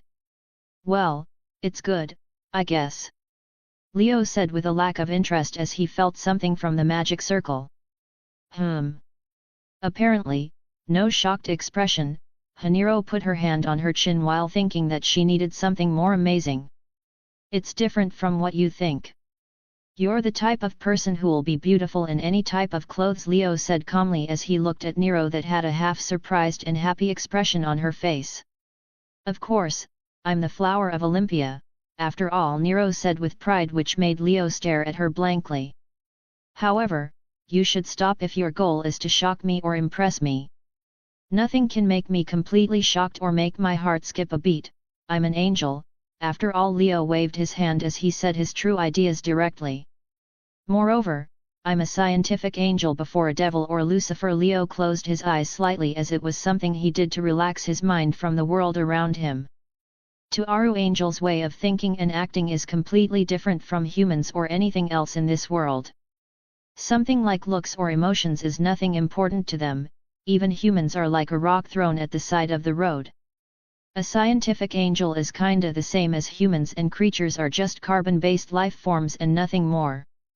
Keeping myself and thinking unchanged was a hard challenge at that time, but even so, it seems some of my way of thinking has changed. Leo remembered the accident in Asgard when his angel form went beyond everything he predicted. I see, then is this you or someone else?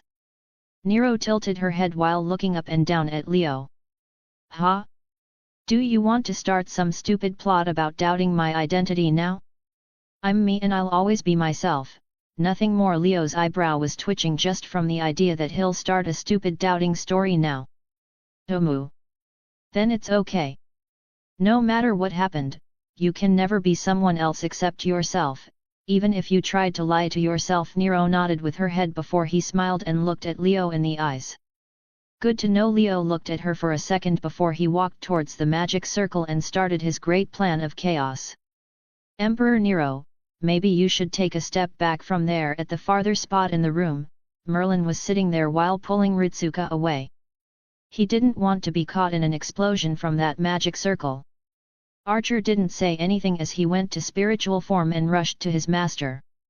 In the case of explosions, he should evacuate immediately.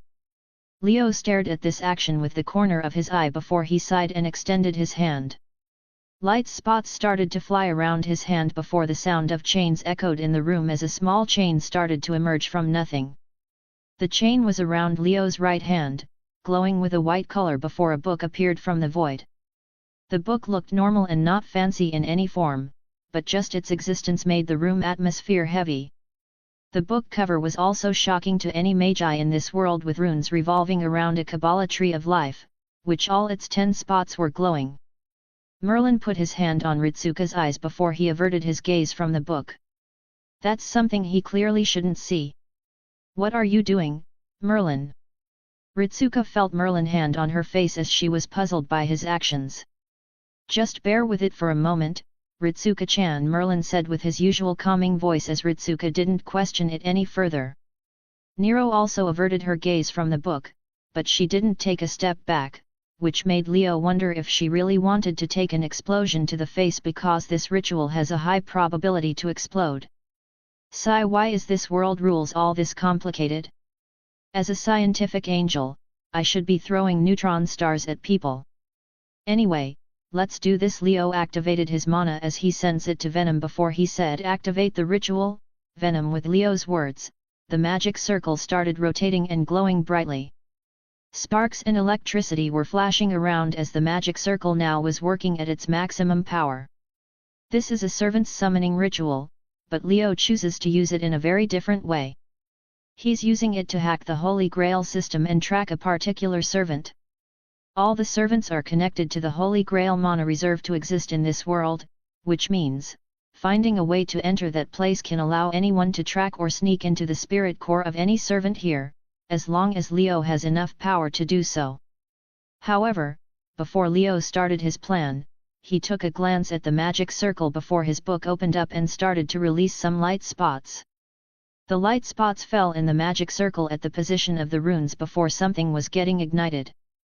A golden light appeared from the room as the breath of divinity filled all its corners. However, it didn't last for a second because Leo grabbed the Book of the Law and slapped the golden light with it. Asterisk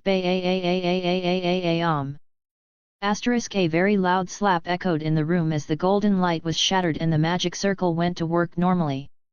All this happens with Leo having a blank look while holding his glowing book. That was Odin. He was Odin. Slapped. Oh dear, Merlin closed his eyes as he witnessed Odin getting slapped back to the age of gods. After slapping Odin so hard between dimensions, Leo didn't show any change in his expression before he took back the Book of the Law and extended his hand above the magic circle. I see this world's flaws now because I was shocked by the end, so I'll go back to the beginning to understand it all. My powers are very ironic and stupid. Leo's mana was raising again before his eyes, horns, and necklace were glowing. The golden, dark blue, and green light was illuminating the room.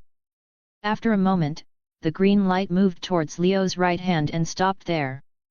In this spiral of time, let the concealed link show itself, Leo said as the green light materialized on his hand and started transforming into lines and threads. The threads and lines were green as they were moving around Leo and passing everything. The ceiling, the floor, Pakia's hidden space, even Nero. The lines and threads didn't seem to exist in this world. Magic circuits. Ritsuka was able to see again after Merlin took back his hand as she saw the lines and threads in the room. She widened her eyes at their number before noticing that Leo's horn had the same lines, but they were only one in each horn, unlike this huge number of green ones. I should call this move the Revenge of the Fate. Leo grinned as he waved with his hand before all the lines stopped in their places. After a moment, all of them rushed towards the magic circle. Leo stared at the lines as he controlled them with his hand. Crossing miles and miles, the lines passed the magic power reserve of the Holy Grail without stopping as they took some sort of a pipe. The lines seemed to know their target clearly as they didn't stop at any obstacle and reached a certain place using the Holy Grail as a shortcut. Meanwhile, on the battlefield, everyone was on their nerves as the mana was boiling in the air. However, not everyone here was fighting. Slightly far away from the battle, Assassin was hidden in the shadows observing the fight and waiting for his master's orders. No sound or a breath, Assassin didn't even release a little bit of mana to the air. It was like he wasn't even here to begin with. But nothing lasted forever as Assassin widened his eyes inside the mask. At that moment, Assassin didn't almost fall down from the tree he was on because of the thing that appeared on his spirit core. Green lines and threads appeared without a warning on Assassin's spirit's core as he lost his contact with his master before everything around him disappeared. He looked around to see himself in a dark space with green lines all over the place. Greetings, Hassan I Sabah. A voice that came from nowhere made Assassin glance at his surroundings, but he didn't find anything. However, Assassin felt something very nasty and dangerous for himself in this space. I'm what you call the devil. Nice to meet you. With those words, Assassin jumped away as he was very vigilant now. He didn't sense any lie in those words and this nasty feeling can clearly be explained now. Not much of a talker, hey. Well, I didn't expect a lot from an assassin like you, the voice said with some boredom as the assassin felt some anger, even if he didn't show it. Dirty monster, dare to insult our works, and believes assassin though in his head. No, no, no, I didn't insult anything, just it seems so ridiculous to me, the voice said again as assassin was sweating slightly because this devil can even read his mind. Well, after all, me carrying all your sins and flaws really made you think that you're the good guys here? Seriously, the voice said as assassin looked around him before he said, a monster like you isn't allowed to talk about humanity's sins or even dare to claim of carrying them. Oh. And why is that? The voice seemed to be interested in this topic as assassin was trying to buy some time to figure out where he's now and if he can escape. Our beliefs for the Lord is the thing that will keep us going and carry our sins with ourselves. Not a monster like you. Assassin tried to use his mana to release his core from the green lines, but he failed. Yourself, you say? Okay, then. Here you go. Without a single warning, a green line fell from the sky and moved towards assassin. He tried to escape, but he couldn't move as the line touched him on the shoulder. Asterisk crack. Asterisk assassin heard a cracking sound as his mind was in complete chaos. He didn't know if that was his spirit, mind, soul, spirit core, or all of them together, but he felt heavy, so heavy that he almost fell down. Ugh! Raising his head with difficulty, assassin felt that he saw or even experienced the time when he killed a person in his mission when he was alive. However, he felt it was heavy and painful, like something was tormenting him, or more crazy, he sensed that he was punishing himself. So, how did it feel? That's the sin of killing, you have a lot of them, but it seems you're brave and kind to carry them by yourself for me, the voice said again as more lines fell, even the lines and threads on his spirit core were tightening on him. I can't use my noble phantasm completely, but this is enough. So, from the department of this concealed fate. Look at your sins closely. The lines fell on assassin's body as everything cracked. His mind and spirit core was crushed in an instant by a heavy weight that he never experienced before. He even saw all that he did in his life repeating in front of his eyes as the green lines ignited on fire and turned this place into a hellish landscape. This was his last vision before he lost all his feelings. Back in the mountain range, explosions sound were on the horizon as the fight started. However, in a place far away from it, assassin was lying on the ground before he stood up suddenly. My deep apologies, master. I wasn't able to answer thee because of an attack, assassin said with his cold voice as his master didn't feel anything weird. Closing the call with his master, assassin looked around as his eyes shone green before entering to the shadows. If anyone looks at his spirit core, he'll see it fixed by some green lines and threads. Assassin is usually annoying as an enemy, but very fun as an ally. Well, dance on the palm of the fool and backstab someone, assassin. A voice appeared in assassin's head as he nodded before leaving this place. In his mansion, Leo grinned as he was able to see from assassin's eyes finality. I can clear some of these players quickly on this day. Assassin was already defeated, but before exiting this war, he was used as a double agent and as a assassin. Chapter 83, Mountain Range Battle. Everything in this world isn't stable, be it legends or myths. All of them can change just by taking a different route or pushing a little stone in this history. This also reflects in the power system of this world as history and tales affected a lot, which includes understanding and revelation on the said history.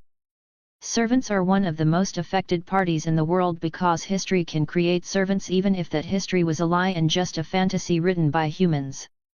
The creature in front of Enkiju was the result of this phenomenon in the world. Pale Rider, a living curse, came from humans' fear of diseases and death. Differing from those called heroic spirits, Pale Rider is only one in name. Far from a hero, he cannot even be called a villainous spirit or demonic spirit.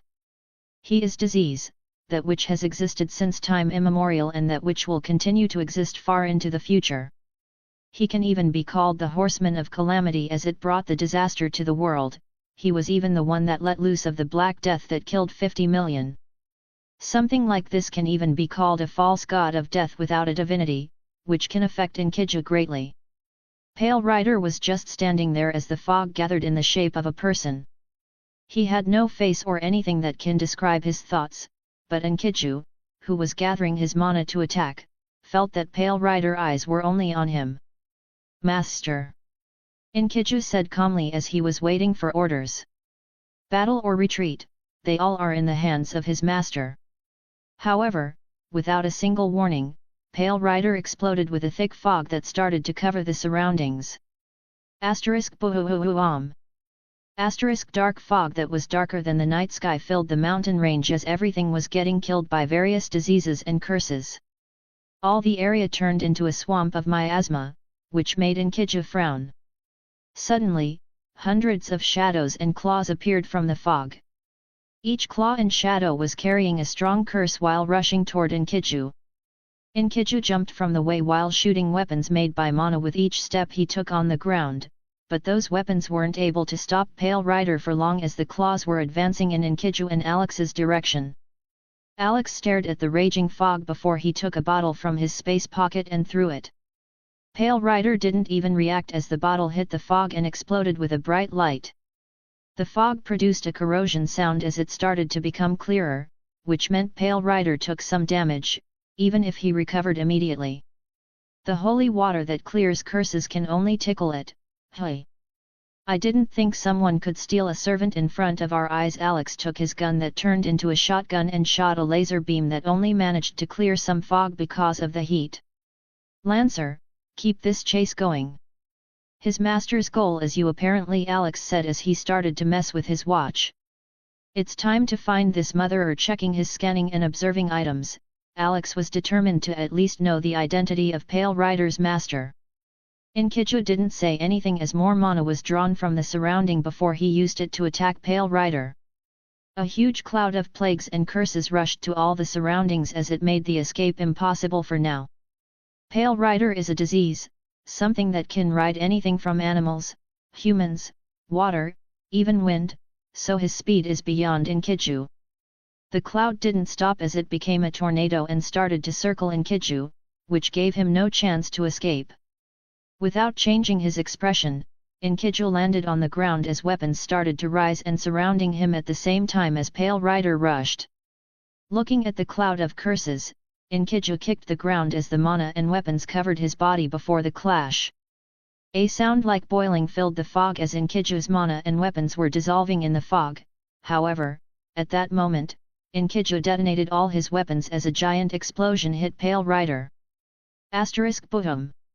The explosion pushed the fog away as Enkidu jumped with his fastest speed away while Alex took a bottle from the holy water and threw it before he shot the fog. Another explosion happened, but this time the fog took more time to recover before it chased after Enkidu again. Suddenly, a large red river appeared, which blocked Pale Rider and forced Enkidu to leave the ground. Meanwhile, on the other side of the battlefield.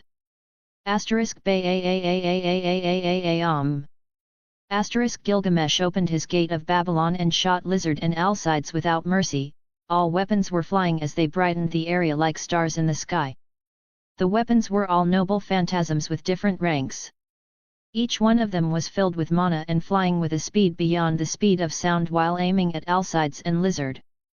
However, all of that was useless as both of them looked at the weapons without a hint of worry. Alcides didn't even glance at the weapons as he just lifted his bow and smacked them away easily without even receiving an injury. The cloth on his face grants him the ability to not be hurt by the weapons of humans, which means most of Gilgamesh's noble phantasms are useless. Lizard didn't even move or do anything as all the weapons pierced him before exploding because of the mana. His body lost all its form as his blood and body parts were blown everywhere. However, it didn't take a moment before his blood and flesh started floating, gathering, and increasing. Gilgamesh summoned his flying ship, Vimana, and stood on it while glancing at what Lizard had become. All that flesh and blood turned into a lake of blood as it was drowning everything in blood. All the surroundings were washed away by the blood and the only thing that stopped it was Pale Rider's fog on the other side. For Gilgamesh, this was more like a river than a lake before he saw something in that deep red river. River of blood, hey! Gilgamesh was able to see thousands and thousands of souls in that river. Humans, animals, monsters, even creatures he never saw in this world were in that river. All of them were food for this river, the source of its power, and the extra lives of lizard. He even saw those souls struggling and screaming, but they were helpless as they were in an eternal hell made by their blood. Gilgamesh's expression didn't change before he raised his other arm and said die. A lot of other treasures appeared behind Gilgamesh and shot at Lizard's river of blood. This time the attack was fiercer as the noble phantasm ranks increased to B and A, filled with mana. Boom. Boom. Explosions were happening everywhere in the river of blood. The noble phantasms were able to stop the river and destroy a part of it, but it'll keep coming and won't stop regenerating. You rat! Gilgamesh saw Lizard absorbing some of his treasures in his river of blood as his anger reached the sky. No one can touch Gilgamesh's treasures without his consent, especially these rats, players. When the fifth Holy Grail became closer, Gilgamesh saw them appearing as they had one goal, which was stealing his treasures. But how could it be easy to steal the gate of Babylon that contains a part of human history? All their efforts were useless from the start, but they angered Gilgamesh greatly. He didn't even give a damn why these guys keep sending themselves to death each time they meet him, but he only cared about one thing, and it's killing them all. However, before he did anything, an arrow rushed from the sky, aiming at Gilgamesh's head, but it was destroyed by a lightning bolt. Looking at the arrow getting destroyed by his automatic defense noble phantasm, Gilgamesh glanced at Alcides that was holding his bow. Is this the power of the King of Heroes? Pathetic. Use that sword or you'll never stand a chance against me, Alcides said as the mana and divine power were gathering on the bow as he aimed at Gilgamesh. Oh! With a calm tone, Gilgamesh glanced at Alcides and Lizard, river of blood, as he grinned and didn't rise ea. Without a single warning, a golden portal appeared behind Alcides before a spear shot at him. The spear was carrying thunder and lightning as it reached him instantly. Alcides sensed something he hated in the spear as he reacted immediately and jumped away. Boom. Lightning struck the place and a huge explosion reached Alcides in the sky and knocked him away. Twisting his body in the air, Alcides landed on the ground as he looked at his slightly burned before he said gods. The previous weapon was Vajra, the symbol of Indra, a weapon created by Buddhism gods. Just by throwing it, Gilgamesh can use it to strike his enemies with the thunder of Indra. Honestly, he wanted to use it on gods to see their reaction, but Lizard already angered him a lot. Alcides raised his head to look at Gilgamesh, only to see something that made him widen his eyes before grabbing his bow. What wrong? Won't you dance more, mongrel? Gilgamesh said as a giant bow appeared from the golden gate behind him.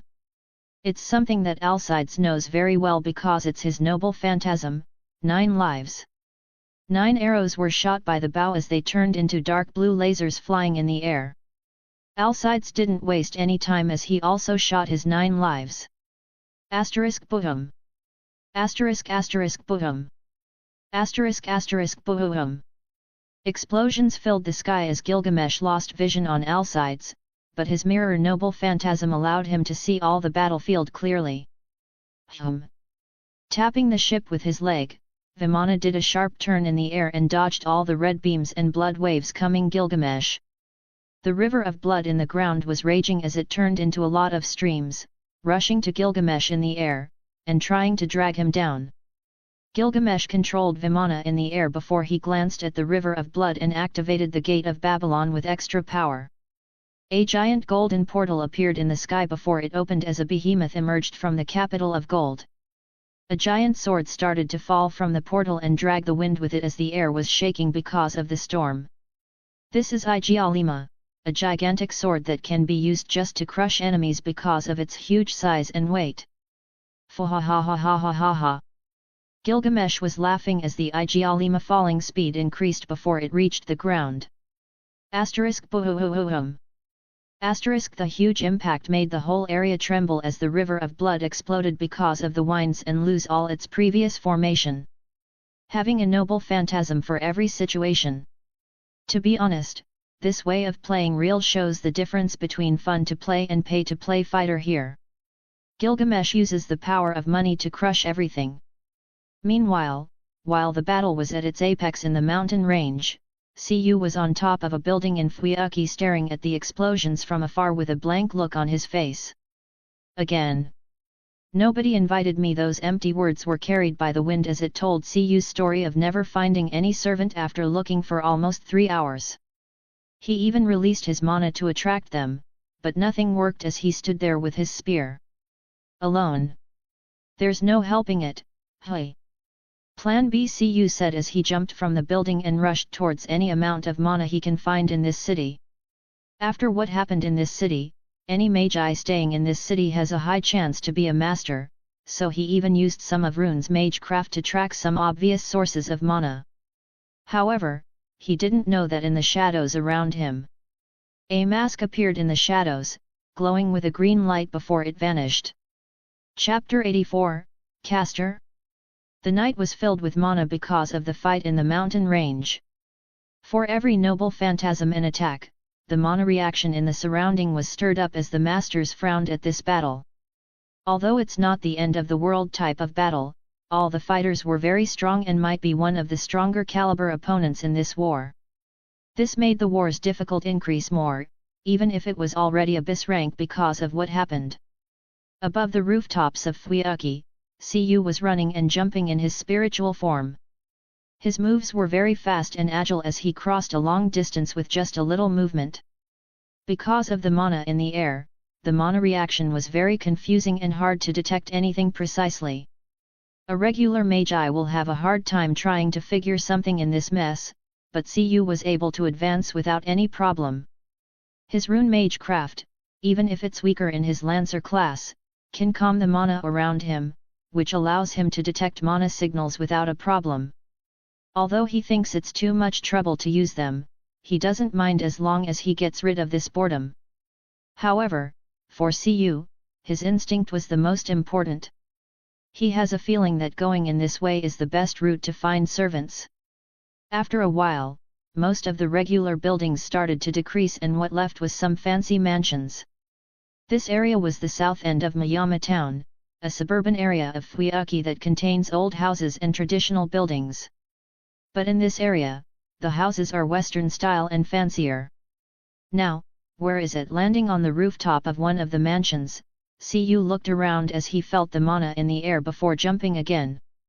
The wind was blowing around him as the mansion in his sight was getting closer, but Cu always felt something off in this place, even if he couldn't detect it. He always believed in his instinct, but this doesn't mean he'll run away or back down. Very small. Is there even a magi here? Landing on another mansion, which was fancier than others, Cu didn't know what to feel about this slight signal of mana in it.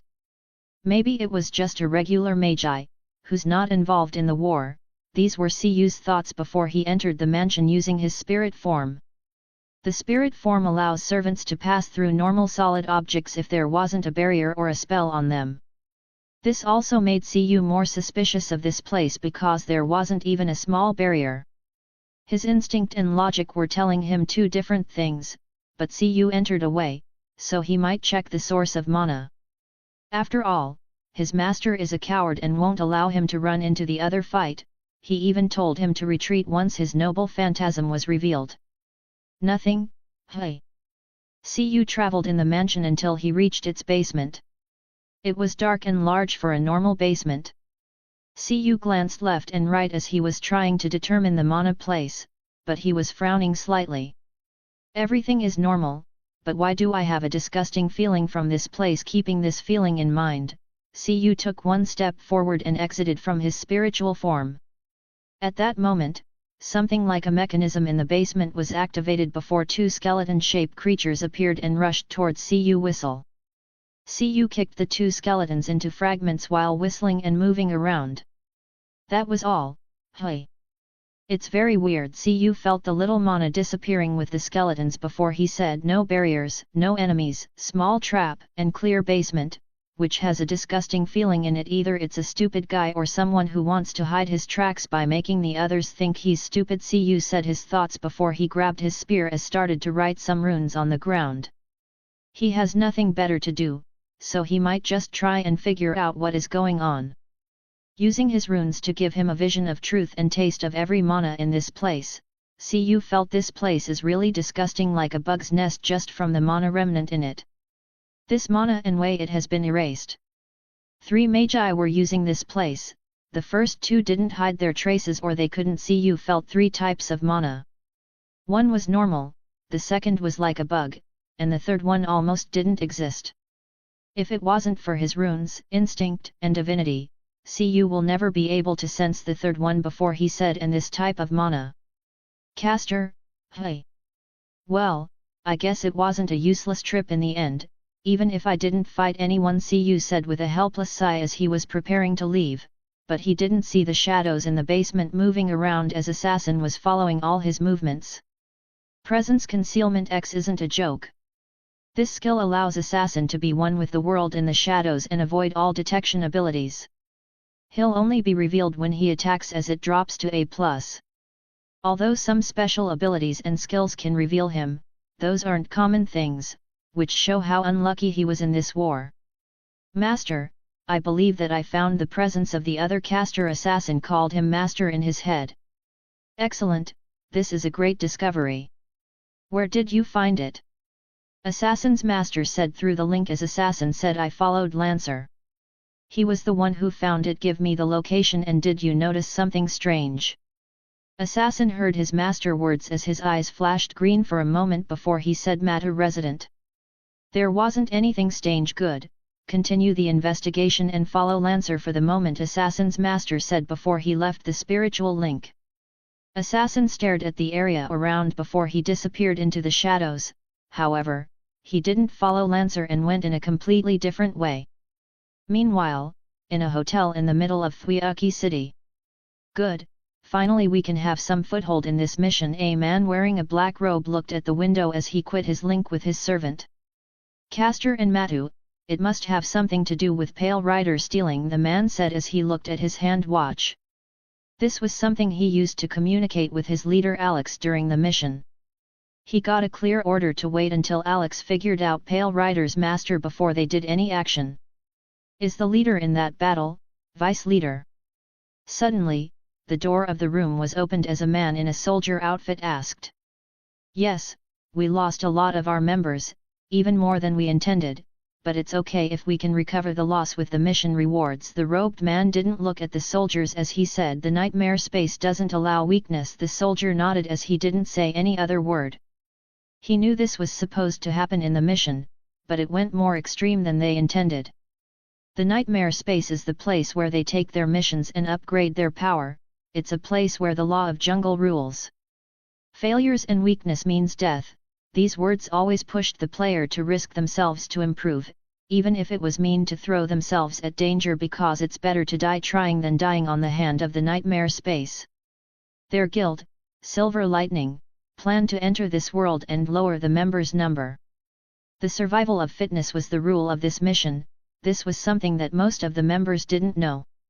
In the past, Alex raised the guild from 0 as it accepted a lot of players and reached a huge power, but the more they advanced, the difficulty of the missions was increasing. This change wasn't affordable by the guild because the resources can't be equal and so many members sharing them can reflect very badly on the guild overall strength, so it went to this. A survival game. The goal is lowering the members' number and allow the strong to survive, as those will be the main focus for the resources. Everything went well at first. Some idiot lost their lives in internal conflicts for the rewards or items, and some met Gilgamesh as the greed took the best from them, even their lives. However, that didn't last as a servant came over and wiped the whole B team from existence before the world-ending event happened. The mission wasn't normal, and this turned from a convenient test to a nightmare-level mission. The soldier didn't stay in the room as he left to take care of something, but he and the vice leader didn't notice the mask hidden in the shadows, shining green. Meanwhile, in Mount Endu, there was a mansion in a secret location, hidden from all sights. Oh! Caster? A third caster? Or maybe a fourth caster? And Matu? Call me crazy, but my system user senses are tingling. Leo grinned as he looked at the show from Assassin's eyes. Assassin now is just a puppet with no mind dancing on his hand. The real assassin was already defeated, but Leo forced him to stay by using his noble phantasm and fixed him to this world. This drains more mana from Leo because the Holy Grail stopped giving any mana to Assassin, but this is nothing for him. You need more than 15 servants fighting around to make Leo really helpless about his mana capacity. Did you succeed in whatever you were doing? Merlin looked at Leo sitting on the table while grinning as she was curious about what happened. I was watching the detective, Mario cu lame, cu lane, solving the case while some idiots were making fun of themselves. Leo grinned more as a creepy aura was around him, which made Merlin sweat a little. This looked like a very scary devil that Merlin didn't want to mess with, so he glanced at the surrounding using his clairvoyance before he walked away. Are you going somewhere, Merlin? Ritsuka asked as she was looking at Nero, who was thinking about something. She was in this state for more than 5 minutes as Nero entered deep thought mode. Are you worried about me? Fear not, I'm just going to stroll with the wind and look at this wonderful world, Merlin said as the petals were flying around him before he disappeared. Bullshit! Leo added from the side before he went back to his VR Assassin Creed, Fate's Day Night Edition. Ritsuka was speechless by these words and the fact that as a master, she's completely clueless about her servant actions. This makes it 2 if she counts Rin, who doesn't know what happened with Archer. I found it! Suddenly, Nero raised her head with huge excitement, which shocked Ritsuka. What do you mean? Ritsuka wanted to ask something, but Nero didn't give her any chance. She took her hand and rushed outside the room as Ritsuka was helpless against the strength of a servant. That looks interesting. Good for them. Leo looked at Nero and Ritsuka running away as he was able to feel Nero excitement from here, which even if he didn't want to admit it, but having a cheerful person around isn't all that bad. Don't you think so? Leo said to Fu, who woke up after some sleeping. Fu rubbed his eyes with his paw as he moved close to Leo on the table. You mean the little girl, Ritsuka? If she doesn't want to say what happened to her, then I won't mention it. Leo shrugged his shoulder.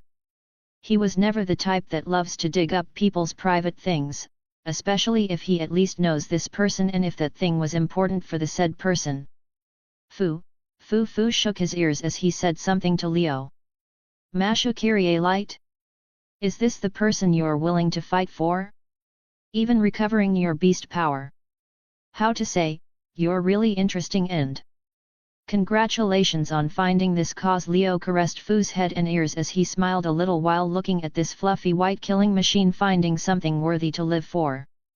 Well, if this is my kin and comrade request, then I'll make sure this timeline will come back to its normal form, be it for my job or this request, but first. Leo looked left and right while scanning the area with mana and his divinity before he took a cookie from his hidden space and put it in front of Fu. Fu tilted his head before he ate the cookie from Leo's hand, which made the latter smile as he took another cookie. However, at that moment, he saw Fu yawning and felt his mana was still weak from the morning. You used your mana to reach this timeline and some power in fighting, are really this determined? Leo sighed at this action this day before he looked at the cookie in his hand and said, do you prefer Genesis, history, or the end? Fu was confused with this question before he answered. Leo nodded before his golden eye glowed and the cookie in his hand was charged with golden color mana. He looked at the cookie in his hand before he said Genesis flavor cookies. My genius is... Almost frightening. Leo felt he was making some weird things these days before he gave Fu the cookie, which apparently, he liked it a lot. Then Leo proceeded to feed Fu while patting him as it was very entertaining for him. However, he didn't know if any magi saw what he did with those cookies and how he wasted them. He'll suicide from this absurd action of wasting something that can even be a relic of a whole magecraft family. Even if it was a cookie. Chapter 85, Equality. In the corridor of Leo's mansion, red and orange shadows were rushing at a very fast speed. They already crossed half of the mansion, but they still had no intention of stopping. Well, at least one of them. Wait. Wait. Stop. Ritsuka, who was the orange shadow, was screaming because Nero was dragging her at a very high speed. It has been 10 seconds, but Ritsuka already felt herself in a blender because of Nero's speed and sudden turns in the corridor. What is wrong? Nero heard Ritsuka's voice as she stopped suddenly, which gave Ritsuka more headache. Don't give me that reaction, Ritsuka said while supporting herself with the mansion's wall. She is feeling that the world is spinning and everything is chaotic now.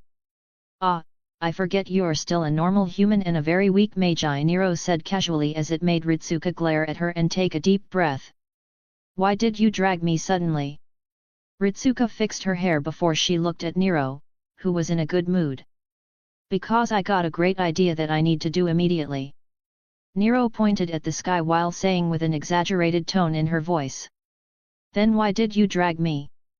Ritsuka dropped her from helplessness, which made Nero title her head and said, you're the only one available and doing nothing now. Ugh. Ritsuka was hurt by this statement because it was true. Leo is spying on people with assassin and probably preparing for a backstab. Merlin went outside, which most likely he saw something with his clairvoyance, and Archer is guarding his fainted master. Only Ritsuka and Nero didn't have something to do. Fine, I'll help. Ritsuka gave up under Nero's gaze before she said, are we doing something related to Castor, I mean, S.A. Lucifer. Ritsuka was almost sure about Nero's plan, but Nero smiled meaningfully while crossing her arms and said, Lucifer? The morning star, why did you call him like this? Ritsuka was surprised by the sudden question before she said, I don't know, but I feel that Satan isn't good for him, even if he seemed okay with it. I don't really know, but I think Lucifer is better and polite. Sigh. Is this a natural master? Or the last master of humanity? Nero shook her head, which confused Ritsuka, even if she felt that Nero was praising her. Enough with this, and for the answer to your question. Nero pointed to the sky before she said, this is something for me. Ha! This answer shocked Ritsuka as she didn't know what to say. Omu. Are you shocked? Are you fascinated by my genius ideas? Don't worry, this is just a normal reaction. Nero was satisfied by Ritsuka's reaction as she narrowed her eyes. But. Ritsuka's cheeks were slightly red before she said, don't you love him? I do. Nero said without hesitation, which made Ritsuka redder, but Nero didn't finish as she said, but I also love myself, so cherish them both. Ritsuka was more shocked by this statement. Are you surprised? My love is selfish, if I give it, I expect something in return, so I also want to be loved too. Nero said with excitement as Ritsuka felt she was burning passionately. For me, the one who's called a tyrant and the whore of Babylon, to find someone that somehow shares the same fate, beautiful, and great, is something that I'll never give up on. Nero summoned her sword as it stabbed it on the ground and said, so, I'll love him, take his heart, and let him like himself. At least until now, Ritsuka realized what type of person Nero is. She is passionate about the things she wants and won't hesitate to do them or chase after them, which is something very different from her. These words and statements made Ritsuka speechless before she took a deep breath and said honestly, I don't think he can love or return these feelings. You heard what he said. I mean, he isn't even aware of your feelings now. He knows my feelings, and I can say, from a lot of beings in this world, he's one of those that can love a lot. Nero said with complete confidence, but Ritsuka looked at her with a "are you kidding me" look. Sai, you should look into things more deeply and don't get tricked by the front he always puts on. Nero shook her head with disappointment before she said, as an example, he loves you, humans, even if that love was more like a respect, ha. Ritsuka raised her voice while remembering all the disgusted looks and words Leo kept saying about humanity. Omu. You have the right to be confused because this statement was for the humans back then. As for now, I don't know for sure, but it isn't all that friendly, Nero said as Ritsuka guessed that it's the humans in the past, but now, in this modern era, Nero isn't sure about his feeling for them. Respect humans. Ritsuka didn't find any comment on this before Nero said you humans gave and taught him something very important, so even the prideful angel respected you. Although he's not satisfied at all with the current state, I need to slow down. Ritsuka held her forehead as she felt her view that was built in these 2 days was crushed. What did we give him and what did we teach him? Ritsuka didn't know, and she had a feeling that she wouldn't know even if she looked for an answer. This is why I said that his thinking isn't good at all, also his actions, Nero said with some anger as she muttered, for him to be so indifferent about himself. If this emperor eyes were bad, then she'll think that he even hates himself. Ritsuka gave up at this moment, but she couldn't feel help but to feel her idiocy and ignorance.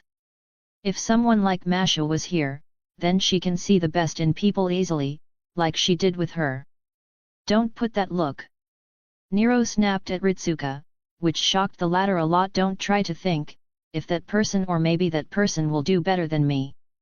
Just do what you're capable of, this is the most important, Nero said while looking at Ritsuka with a stern gaze. Ritsuka clenched her fist as she looked at Nero's eyes. At this moment, she remembered Chaldea, Mashu, and how they all disappeared. But I know that they will do better. Ritsuka screamed in Nero's face. Maybe it was the pressure or what she witnessed these days. Ritsuka wasn't calm as she screamed again. I'm just a failure, a weak magi, and not even a fighter. I even failed as a master. Do you think I didn't do all that I can? But no matter what I do, it'll never be an swing. Nero waved with her sword as he pointed at Ritsuka's head with the blade tip and said, it's not enough because you didn't do enough. Look at yourself now, do you think you can't do anything?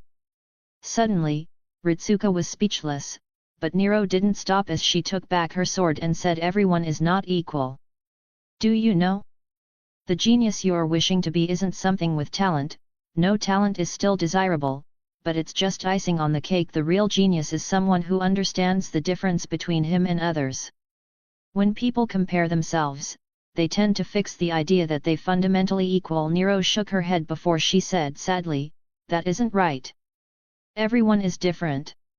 What is impossible for someone is easy for another. I'm almighty genius, but I never dreamed of others to be able to do something like me, or for me to imitate them, no matter how weak and average they are. With every word Nero said, Ritsuka lowered her head as she couldn't even look at her now. Everyone wants to believe they're equal, but that's a very far away dream, a beautiful and warm dream that'll never come true. Nero looked down from a moment before she said, we have our problems, weakness, and sadness. Don't expect everyone to know what you feel because they're different from yourself, so if you want them to understand, face them and tell them directly. Ritsuka looked at Nero, who was smiling, as she bit her lips and didn't know what to say. Let me give you an example.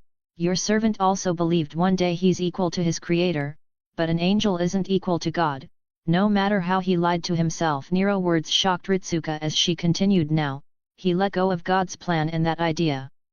He's just doing what he can with all his might without thinking about anything else. This is his pride, a true pride only for him, something that made him more brighter than the morning star itself. This thing was taught to him by you humans, and sadly, it appeared in him now more than most of the humans in this era. Nero shook her head with sadness as she recovered her sword. Do what I'm capable of. Ritsuka muttered those words as she was able to see a girl holding a shield and defending her, this weak master, who couldn't do anything. That girl was just pseudo-servant, but she didn't hesitate to protect her. Thank you. Those words came out of Ritsuka as she raised her head and stared at Nero smiling. Ding! Bond level up. Suddenly, the voice of a woman appeared in Ritsuka's head as it shocked her. She looked around, but it found out that Nero didn't hear it. Omu! Don't thank me. You're a beautiful person, and it'll be a shame to let your beauty be buried here." Nero waved with her hand before she said, "Now, let's go back to the subject. I want to become an idol." Nero raised her fist with excitement. Hey. This was the biggest confusion Ritsuka received in her life before Nero caught her hand again. "I saw this when we were in the city. I believe this is the best stage for me to show the world my almighty genius abilities." Without waiting for Ritsuka to answer, Nero ran away as the corridor was filled with Ritsuka confused screams. Meanwhile, in the main hall, Leo was covering his face as Fu wasn't able to see his expression. Fu asked what was wrong with him. "Nothing, but can she stop stabbing my floor? Also, if she wants a long monologue, she can do it away."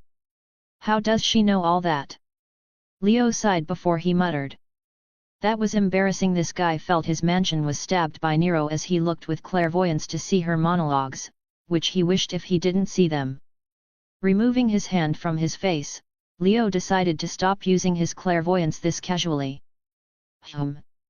Suddenly, Leo received a call in his spiritual link before he said, "What happened, Merlin? I might have found something interesting." "Very interesting." Merlin's voice was slightly wrong as Leo said, "What did you find?" Leo heard what Merlin wanted to say before he said, "I don't know if you're lucky or unlucky." Sigh. At the bridge of Fuiuki City, Merlin was on top of the bridge, looking at a battle happening in front of him while looking at a servant hiding with magecraft. It was a woman with a long robe. "Ha!" Cu was smiling while rushing towards his opponent as his spear was glowing red. Cu's opponent was a servant in a black armor, holding a black sword while screaming with rage. However, for some reason, the servant was looking in Merlin's direction. Even his sword was somehow trying to aim at him. "Am I hated this much?" Merlin couldn't help it while looking at Lancelot that somehow appeared and tried to fight Cu in Fuiuki Bridge. Ignoring Lancelot's screams, Merlin called Leo as he found something very interesting indeed, especially the woman, with a hooded bluish-purple robe. Servant, Leo Lm Arisaltek. Biography, Default, the angel that dared to claim to be equal to God. Banished from heaven and fell into hell. The angel that was brighter than the morning star now has another name, Satan, and called the source of all humans' shortcomings. Mentioned in the Revelation book as the beast of Babylon, a monster that will destroy everything because of humans' greed and desires. Holding the 10 crowns that spell all the evils that can exist in this world and beyond, something frightening, yet in another look, something very heavy as a mortal mind won't comprehend its meaning or its true form. Even if it was for sure, this crown was given by humanity. However, as the history written by winners, what was hidden in a tale that had never been told? Bond Level 1, Height/Weight, 180 cm 66 kg. Source, Christianity, the Book of Revelation. Region, Heaven, Hell. Alignment, Chaotic. Good gender, male. An angel with the name of the devil, yet not evil or good. His actions don't follow any principle except doing what he wants, which may bring a lot of confusion. Chapter 86, New Solution. Clang clang clang. Cu and Lancelot were exchanging hits as both the fighters were going all out without mercy. Each attack was aiming at the vitals as it showed how serious they are, even if Cu was enjoying this and Lancelot was crazy. Cu didn't know how this happened, but he isn't complaining. He found out that maybe servants are a naturally occurring phenomenon, so he should leave things for fate next time rather than running around like an idiot. Rotating the spear in hand, Cu aimed at Lancelot's leg, but Lancelot easily moved his leg away and swept with his sword. However, Cu suddenly changed the target to the ground as he used the spear as a support and kicked Lancelot. Raising his hand, Lancelot blocked the kick as a shock wave hit the surrounding, but this didn't stop him as his sword was aimed at Cu's head. Not bad. Cu used Lancelot's handguard as a platform as he rotated around the spear and avoided the attack, but Lancelot also acted quickly as he kicked the spear, which made Cu lose his balance. A dark red sword filled with mana was aiming at Cu's head. This is Lancelot Noble Phantasm, Erendite, which allows him to increase his states by 1, in exchange for his other noble phantasms. However, this didn't make Cu flinch, as he also aimed at Lancelot's head with his spear and rotated his body in mid-air. Using the advantage of the spear length, Cu forced Lancelot to back away a little before stabbing the ground under him and jumping away. "For a berserker, you aren't half bad," Cu said while feeling his slightly hurt leg because of Lancelot's strength. Honestly, Lancelot's states surpassed Cu, but by using his agility and skills, he was able to match him. Lancelot didn't stop as he disappeared from his place suddenly, leaving only sparks of mana in the air. Cu widened his eyes before he raised his spear and blocked the dark sword as the ground under his was cracked. Cu let go of one of his arms holding the spear as the sword slid from the spear after it lost support. Cu used this opportunity and rotated his body and spear before stabbing with one hand, but this trick didn't work on Lancelot. Swiping the ground with his leg, Lancelot made Cu lose his balance before he attacked with his sword again. Boom. Cu managed to block the sword with his spear, but this still sent his flying from the bridge to the water under it. Splash. Covering his feet with mana and simple rune mage craft, Cu stood on water as he looked at Lancelot on the bridge before he grinned, a grin filled with fighting intent. Geez, how violent! Merlin was on top of the bridge looking at these two fighters. When he looked with clairvoyance, he sensed a familiar mana that belonged to the fairies, so he came here to find Sir Lancelot of married women, fighting with Cu. But most of his attention was on the woman. She wasn't able to see him because of his illusions, but he could determine from her mana that she was a servant and a caster on top of that. "According to your description, that is Medea, our fourth caster in this war," Leo said from his spiritual link with Merlin. "An unfortunate princess who was labeled as a witch, but for this mana, she is just an avatar, which means the real one is watching." Merlin was able to see that Medea here is just an avatar and not the real servant, which allows her to act without fear of sudden attacks. "So, say, what do you need?" Leo stood up from the chair as Fu jumped on his shoulder. "I need some time to analyze her avatar type." "Wait for a second," Merlin said as he started to use both illusions and magecraft to check on Medea's avatar while taking Excalibur in his hand, even if that might attract extra hatred from Lancelot. "Fine, just don't blow this up. I need to know what happened with this new caster." Leo nodded as he suddenly noticed something he forgot about for 2 days, flashing in front of him. "Don't worry, my illusions aren't something a little girl can solve, especially with the huge amount of mana I have now," Merlin said as his eyes were shining with mana. However, Leo didn't answer him because his eyebrow was twitching now. Advocate of Gender Equality, 666, 666, 666, 666, Neat Princess, 666, 666, 666, 666. The screen in front of Leo was filled with this particular number as he wanted to smash it for some reason. Bree, is this some kind of a secret ritual? Advocate of Gender Equality, we don't have phones to type 666, so we'll do it just here. Neat Princess, we are trying to summon Satan. Lion Big Sister, I thought his number is 7. Advocate of Gender Equality. Neat Princess. Advocate of Gender Equality, 666, 777, 666, 777, 666, 777, Neat Princess, 666, 777, 666, 777, 666, 777, Lion Big Sister. You two are just next to me, you know that, right? Advocate of Gender Equality, 666, 777, 888, 666, 777, 888, 666, 777, 888. Neat Princess, 666, 777, 888, 666, 777, 888, 666, 777, 888, Lion Big Sister. Crack. The table next to Leo cracked before he took a deep breath and typed in the chat. Annihilation Maker, admin, you guys shouldn't go to hell.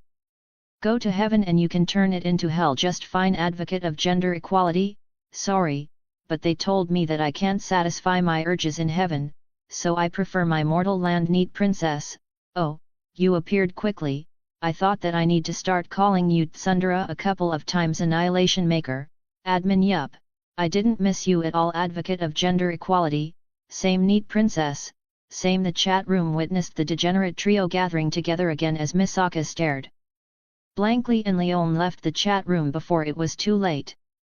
Bree, are you fine after the dramatic exit, Leo?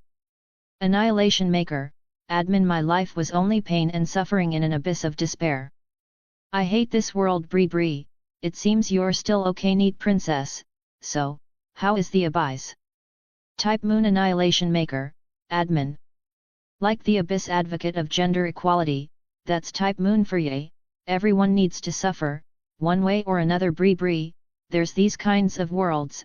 Annihilation Maker, admin, did something interesting happen to you?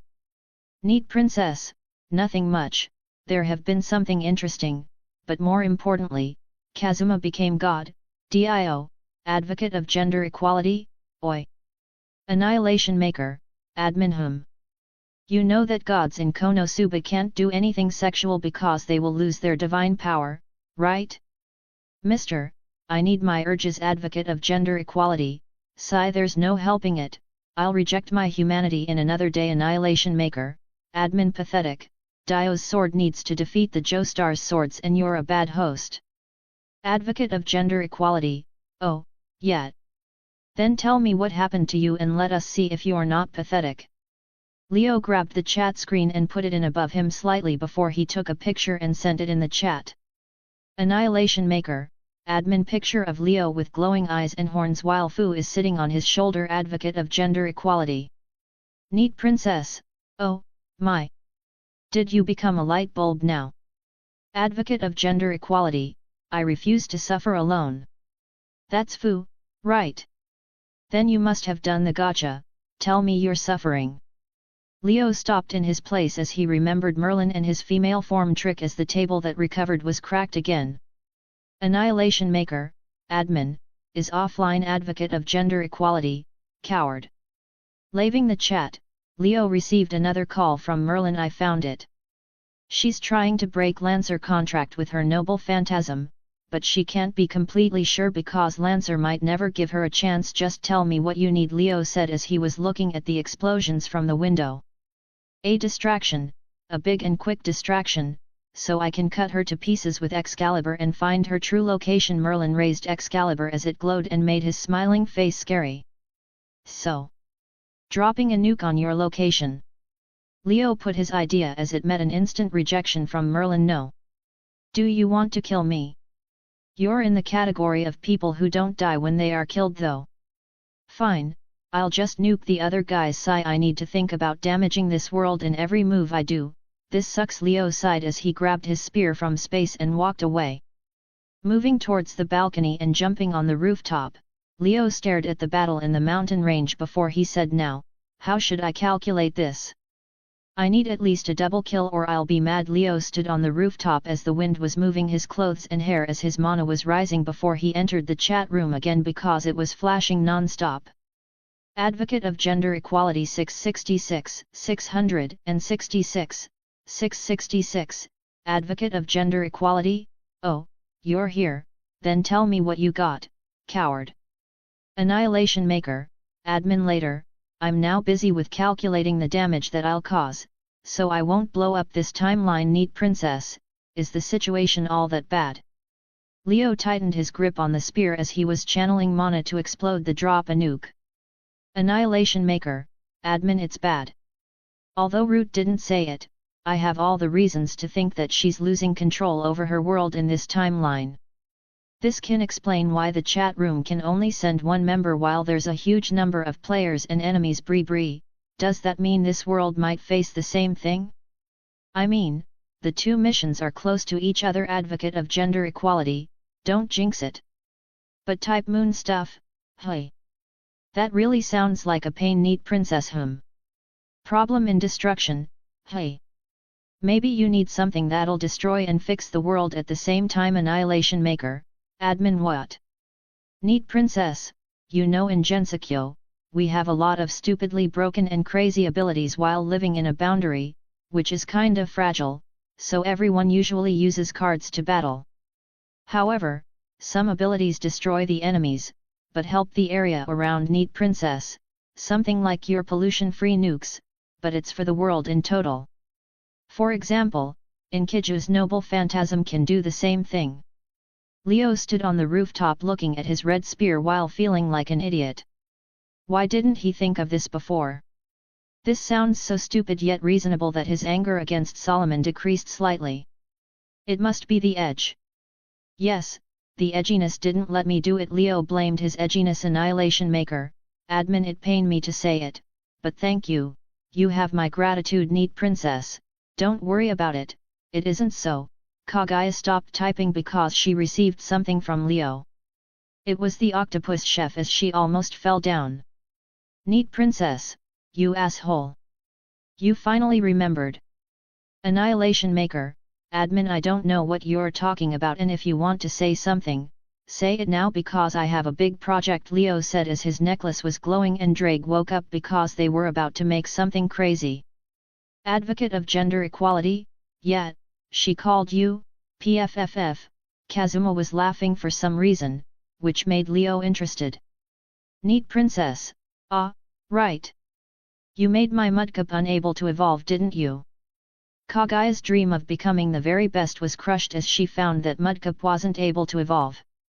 Annihilation maker, admin. Pathetic. We, the real Pokemon's master, can solo Rayquaza with a Caterpie. You disappointed me. Annihilation maker, admin, is offline. Neat princess. My Mega Swampert has been ruined. Advocate of gender equality, you hate to see it. Are you going to do something crazy? Drake said, even if he already knew the answer. You know me better, Drake. I'll surpass the craziness here. Leo grinned as he called Merlin in his spiritual link and said, hey, Merlin. Does your king hate plagiarism? Huh? Which one? Merlin was confused as he said the most logical question in this situation because there's a lot of Arthur in this world. Forgot I said anything, just wait for the distraction. Leo gave up on that question as he took a deep breath and grabbed his necklace. Glancing at the chat room, Leo started a recording and named it "Look What You Made Me Do." Before he said 6 from Leo's shadow, 7 dragons appeared. They weren't big like when the noble phantasm was activated, but Leo wasn't going to use it. The dragons didn't wait before their 7 horns started glowing gold. Experience, Tusk, King Crimson. Leo summoned all his stand before he said, it's time to show this world the power of JoJo references. Click. Leo's necklace opened up as his halo appeared and his horns started to shine like the dragons. Palkia, seal us in space with all that you got, Leo said as Palkia appeared and sealed the space around. Taking another deep breath and preparing himself, Leo raised his necklace and reached to the air in front of him. Click. The necklace's end entered in space like a keyhole as green magic circuits appeared around. In the middle of those green circuits, there was one dark blue and golden line that was in the far left and far right. It has been a while since I made a beast, let's make this an extraordinary one, Leo said as he turned his necklace. The magic circuits started gathering before they transformed into a black pitch area with a drawing in its middle. The drawing was a tree with 10 spots, but it's actually a Kabbalah tree of life. However, unlike the original, this one is upside down as it released some dangerous aura. When this one appeared, Leo's Book of the Law also appeared on his own as the normal Kabbalah was shining. From the hidden world, the 10 crowns are emerging, Leo said as his horns, necklace, and the 7 dragons' horns shine more brightly. However, when it appeared, Leo's eyes started to become empty, as most of the traces of emotions and life disappeared from them.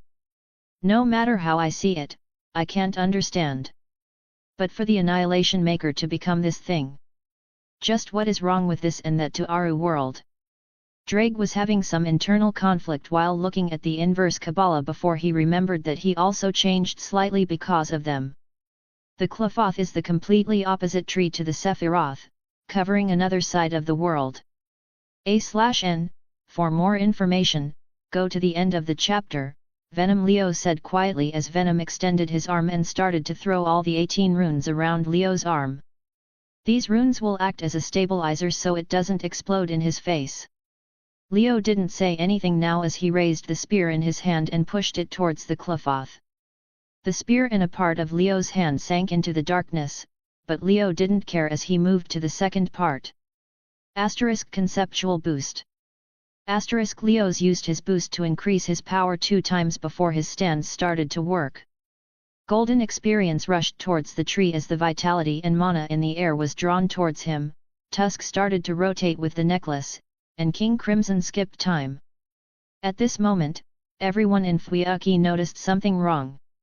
The first was Inkiju as he felt the mana and vitality were gathering somewhere. A clear image. I want something like a bridge for my power, something that can allow me to use them without worry, even if they were weaker. Because of that, Leo started to imagine the correct image in his head. He needs something to repair the world and destroy it at the same time. It needs to be strong to handle his power, so he won't be worried about destruction. Also, it has to be cool. After a while from sending a crazy amount of mana and power, a golden light was flashing from the darkness. Golden spots of light were circling around Leo as his golden eye was very bright at this moment. Crack. Cracks filled Palkia's barrier, but it was a surprise for Leo. Either it's this action isn't all that destructive or his beasts are getting stronger, which requires him to check on them later. When this light appeared, Lancelot stopped suddenly, which got him a kick from Cu. Merlin also stopped as he almost dropped Excalibur from his hand. If you're the king that stood at the end of illusion, Age of Gods, then I'm the one that stood at the end. When this reality and illusion crumbled to pieces, Leo said as his stance and beasts vanished. When it lost its power, the Qliphoth started to disappear as Leo returned to normal and got back his necklace before he pulled his new spear, or rather say a lance. The lance was long and had a white color, it was shining with a golden light as spots of light were rotating around it. When it appeared, Palkia's space recovered automatically. Even the servants like Inkiju and Gilgamesh felt that the world is stabilizing. Geez, the amount of mana and power that I used, if I was just Beast 6, this would be impossible. Leo closed his eyes lightly before he raised the spear and said, at least, it was worth it, which means the power of plagiarism is the strongest. This is the lance that shines at the end of the world, an anchor that fastens the planet together, existing to ensure the world's stability. This is Rongominiad, the spear of the end, the light of destruction coming down from the heavens. Leo is now holding his own version of the Tower of the End. This was made by changing his original spear to make it the perfect weapon now, according to Kagaya's suggestion. A weapon that fixes and destroys the world at the same time. Leo started to gather his power as the lance shone brightly, which almost made Merlin scream and Lancelot ignore Cu. He and the lance started to be surrounded by light spots as Tusk used the spin to rotate the lance power. Maybe I'll make that Mudcup evolve, but for now. Leo grinned as he pulled the lance back. Oh, the holy lance, shine at the end and write my reality to the world. Leo said as his mana reached the sky, but unlike the other times, it didn't do a lot of destruction or effect on the world. Wrong, Ominiad! Leo screamed as an enormous beam of light launched from his position and rushed to the sky. The clouds were cleared instantly, however, without any violent whines, they recovered normally. But don't let it fool you, the beam was also destroying everything in its way. Rules, laws, space, everything was getting crushed before it was fixed casually when it passed. At the mountain range, the sky shone with a golden color, as everyone raised their heads to the death coming from above. Qliphoth, the Qliphoth is the complete opposite tree to the Sephiroth, covering another side of the world. Like the tree of life, the Qliphoth consists of 10 spheres and 22 paths. Unlike the upright tree of the Sephiroth which is protected by angels, the Qliphoth is an upside-down tree with a demon's name engraved in each Qlipha. Though the Qliphoth is often interpreted as a tree of evil, being the inverse of the Sephiroth and having demons as the guardians of its spheres, its essence is not an absolute evil. With appropriate training and experience, it can assist in acquiring dangerous knowledge found in the hidden world, just as the Sephiroth, the tree of life, is also a diagram explaining how to handle the soul. The Qliphoth, the inverse tree, can assist in the creation of something much like life if used properly. Chapter 87, Battles. The golden light crossed the sky of Fuiuki quickly and arrived above the battle in the mountain range. The light that represented the Tower of the End and the anchor of the planet was shining brightly on all the fighters. Alcides, who was suppressed by Gilgamesh's divine noble phantasms, raised his head as he channeled the mana to his feet and tried to back away, but he knew that was useless because of the range of attack. The light beam was aiming at the whole mountain range.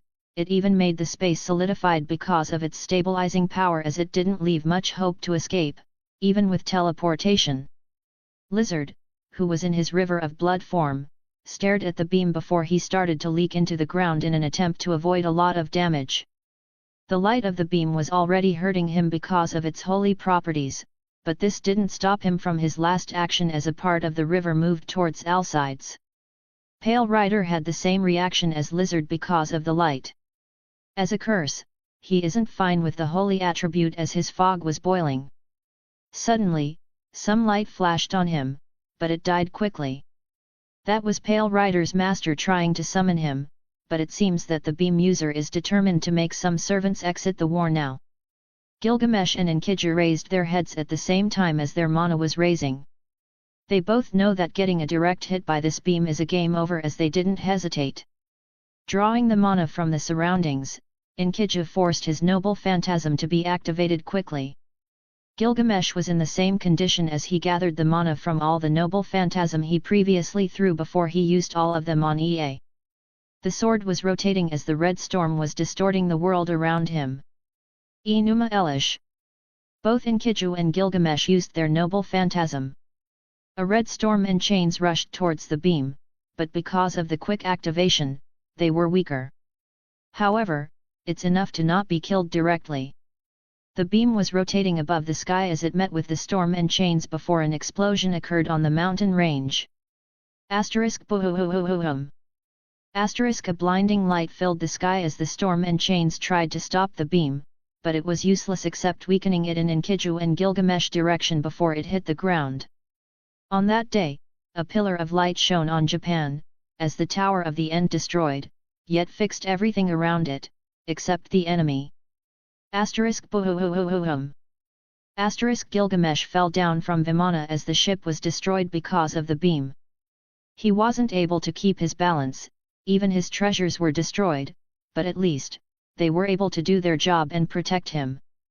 Enkidu used the forest around as a shield, but in the end, he was still blown with his master away as he took a slight damage. The river of blood was evaporating as a large part of it was lost in moments. However, Lizard didn't flinch even if he felt that thousands of his lives were disappearing like nothing as he reached his servant.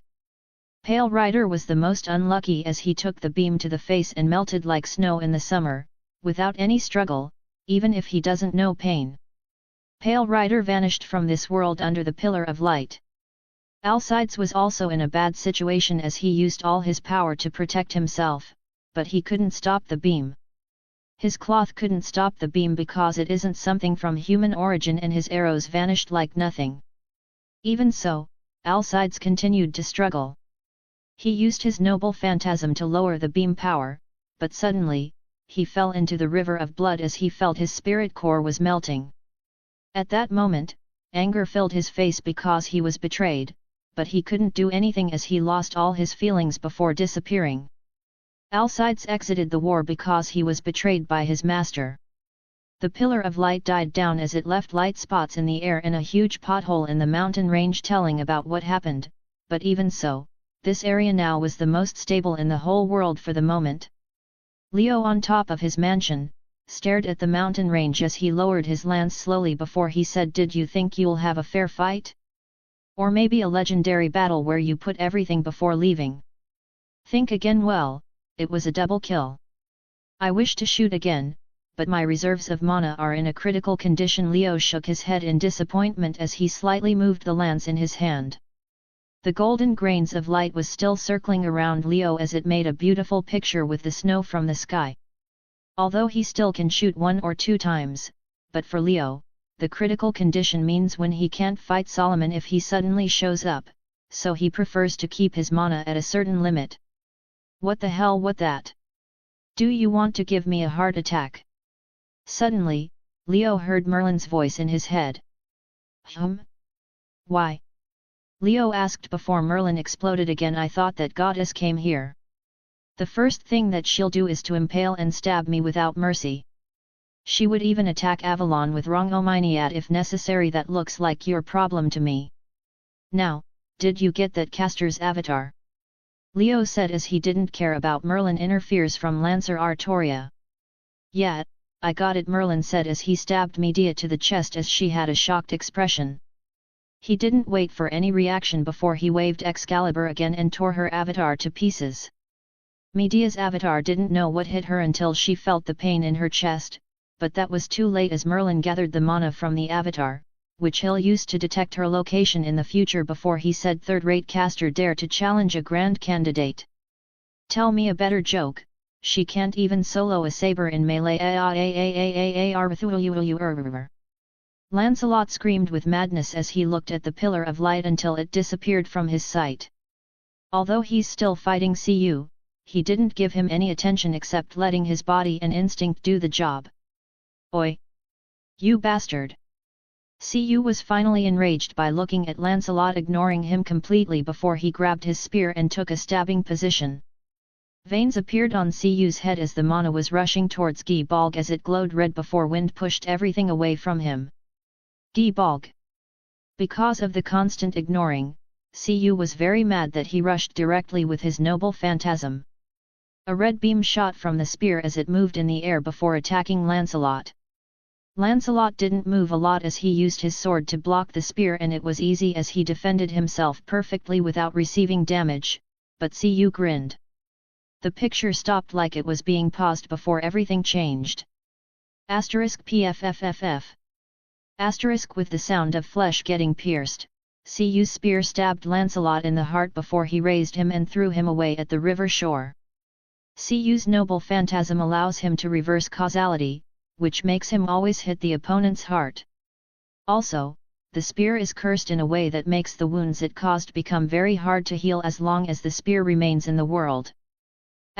*Boom. Lancelot hit the ground as he tried to stand up, but he couldn't, even if he was a mad warrior. Cu attack hit his heart and spirit core, which made him officially out of the Holy Grail War. If some miracle didn't happen, then nothing will save him. Cu was pretty sure he won and it was his revenge for getting ignored, but then he saw 2 lights flashed on Lancelot. The 2 lights were command seals, one stabilized his injury, even if it didn't heal him, and the other summoned him away. There's no way he'll survive. Right.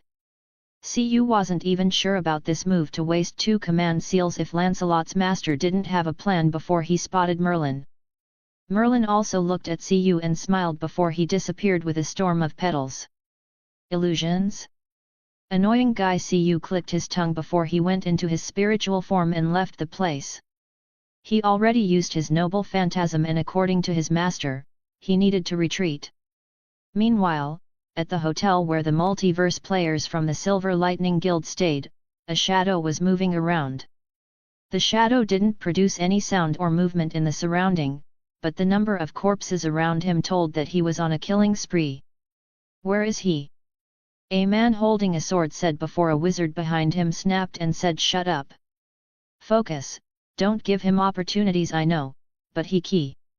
The man didn't finish his words as he saw the wizard's head pierced by a dagger as blood flew to the sky. "Ah!" The man screamed as a golden light enveloped him before swinging his sword around. Clang! A shadow appeared as he stabbed the man's neck before disappearing again, which made the man more nervous before running away. Jumping from the hotel window and landing on one of the buildings, the man kept running away as he lost all his breath before stopping. Pant, pant. The man was breathing heavily because of his skill cost as he felt that he passed the disaster, but at the moment his skill deactivated, a dagger passed his neck as his vision suddenly changed. The man was able to see his body while his head flew in the air before losing all the feelings. This scene continued as Assassin was hunting all the players in the hotel just by using his presence concealment X. Even if those players have items and skills to detect him or stop him, he'll just choose another target until their skills and items expire before killing them. So, the solo assassination mission was done against all the players in the hotel as Assassin moved in the shadow again and appeared in front of the black-robed vice leader. In the shocked gaze of the latter, Assassin's dagger flashed before knocking him out. In this battle, 2 servants exited the whole war and a lot of multiverse players got their lives taken by their own servant. Chapter 88, Edge. In the mountain range, some light spots were falling from the sky on a huge pothole. The whole area was calm and normal, showing the power of the Lance of the End as it made the whole area stabilized after being affected by this crumbling timeline. However, if you can ignore the huge pothole, then you can't ignore the broken ship and weapons all over the place, even if they started to turn into light spots and disappear. At the battlefield corner, the trees and vines opened up to show Inkiju and Alex, who are slightly injured from Ryamagra's attack. Although Inkiju didn't show it on the surface like Alex, he was weak after using his noble phantasm and blocking the attack. Alex had some scratches and injuries on his body, but they were healing quickly. It seems he had a passive skill to assist his recovery. However, he didn't care about his injuries because he was looking at his watch and checking something as his face became clouded with each second passing. Gil. Ignoring his master's expression, Inkiju looked around as he felt the familiar mana before he saw Gilgamesh lying on the ground. However, Inkiju felt something changed. It was the dirty feeling he got before from the evil of humanity, but now, it almost completely vanished. Gilgamesh was on the ground in the middle of his weapons and ship. He didn't say a word, even when his weapons and ship were turning into light spots. He stared at the light falling from the sky as his face didn't show any expression. However, Inkiju felt something familiar, which was Gilgamesh's clairvoyant being activated. Ha ha! Ha ha ha! Gilgamesh's shoulders started shaking before he started laughing without any warning. Fa ha ha ha ha ha ha ha ha! A loud laughter echoed in the surrounding as Gilgamesh was laughing without stopping. Inkiju looked at Gilgamesh laughing like crazy as he tilted his head because he didn't understand what was so funny. However, he also looked at the light spots as he felt something nice.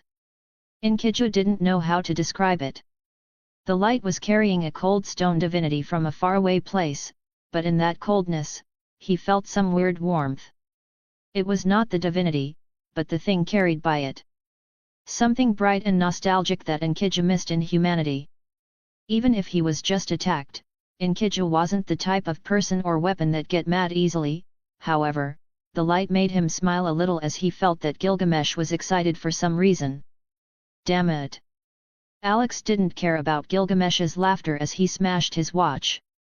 He was very angry because he saw that all his guild was slaughtered, except the vice leader, which his location is unknown for now. The situation passed Alex's calculations, but as a player, he always thought that one day something like this will happen.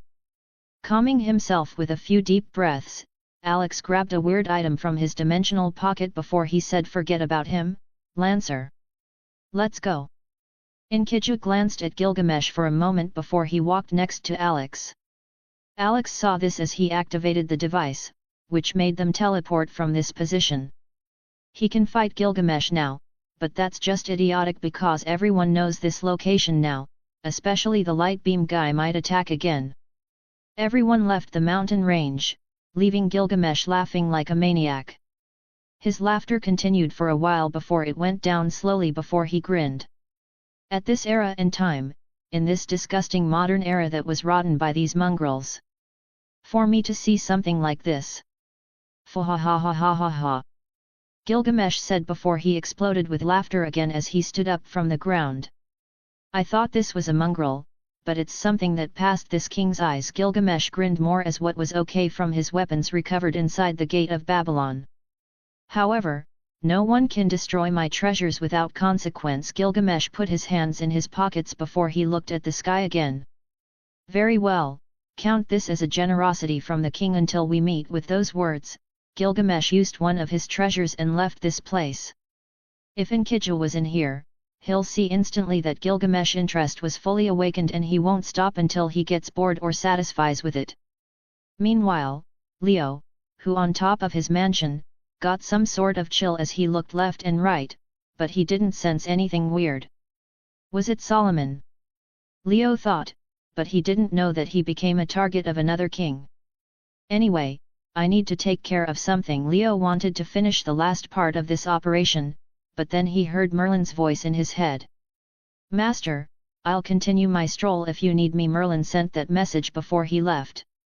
Leo blinked for a moment before he said he'll probably get into another accident. Leo can say for sure, if not completely certain, that Merlin will get into another problem in this stroll. Don't you think so? Leo said as Archer appeared from his spiritual form. I don't know about that, but it seems you are making something in all this noise. Archer looked at Reincarnated before looking at the light around Leo, which made him look like a light bulb. Leo felt something wrong as he made a pair of his old glasses in his hand. Wearing the glasses, Leo pushed them to reflect the light around him before he said, "Do you feel left out?" Look, Leo pointed at the mountain range before he said, "There's a Gilgamesh there if you're interested." Archer looked at the mountain range before he crossed his arms and said, "I'll pass." With those words, Archer transformed into his spiritual form and left the rooftop as Leo pushed his glasses and didn't say anything. However, another interruption happened as the chat room appeared in front of Leo. Annihilation Maker, Admin, what do you want? Neat Princess, Mega Swampert. Advocate of Gender Equality, you're suffering. Bree, don't mind me, I'm here just to watch. Leo looked at the sky before he stabbed the screen with Reincarnated, but the lance passed through the screen without even scratching it, which made him take a deep breath before typing. Annihilation Maker, Admin 1. Maybe, 2. I refuse. 3. You're learning and I don't know what to feel about this. Neat Princess, there's hope, Mudcup. Kaguya tossed Mudcup in the air as Leon felt that it was a correct choice to not join this conversation. Look, even Kaguya has gone mad. Advocate of Gender Equality, JoJo's references won't save you today. You're going to share the pain. Annihilation Maker, Admin, JoJo's references can do miracles. Look for yourself. Annihilation Maker, Admin, sent a record. Look at what you made me do. After watching the clip, the cultured people in the chat shared the same opinion. Neat Princess, Edge. Advocate of Gender Equality, Edge Plus. Neat Princess, I thought Emiya, who is made from literal swords, has the absolute edge. But you're something completely different. Advocate of Gender Equality, oh the holy spear, my ass. How did you manage to turn a holy chant into an edgy one? Annihilation Maker, Admin, there's no helping it, everything I do is edgy. My noble phantasm is edgy and my lines are edgy.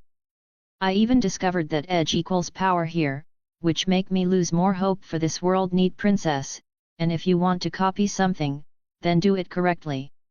Where are the seals on Reincarnated? Annihilation Maker, Admin, idiot. My lance is the true tower at the end, manifesting as a bridge for my power. Its power can adjust according to the situation and has 3 modes according to my 3 noble phantasms. You need to understand that my products are the world finest. Neat Princess, noble phantasm? Yet, why do you have that lance? What happened? Annihilation Maker, Admin, nothing much. 14 Murder Death Kill Battle Royal, multiverse players, mysteries in every corner, and I became a beast. Advocate of Gender Equality, and more edgy, don't forget it. It's very important. After another deep breath and stabbing the screen with his lance, Leo explained briefly what happened in this period, and the reaction was like the following. Neat princess, that sounds horrible, but much more interesting than here.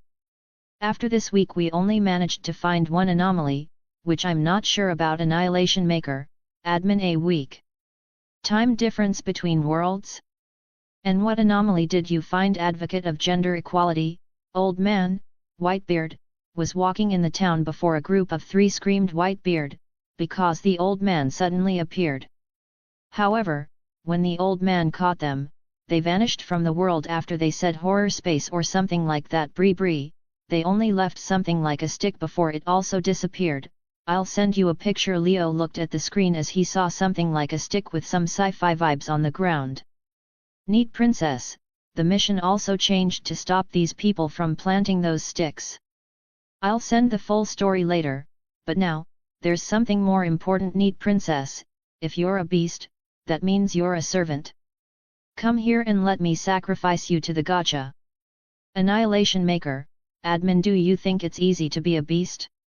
The amount of edge I need to handle is beyond your mortal brain capacity.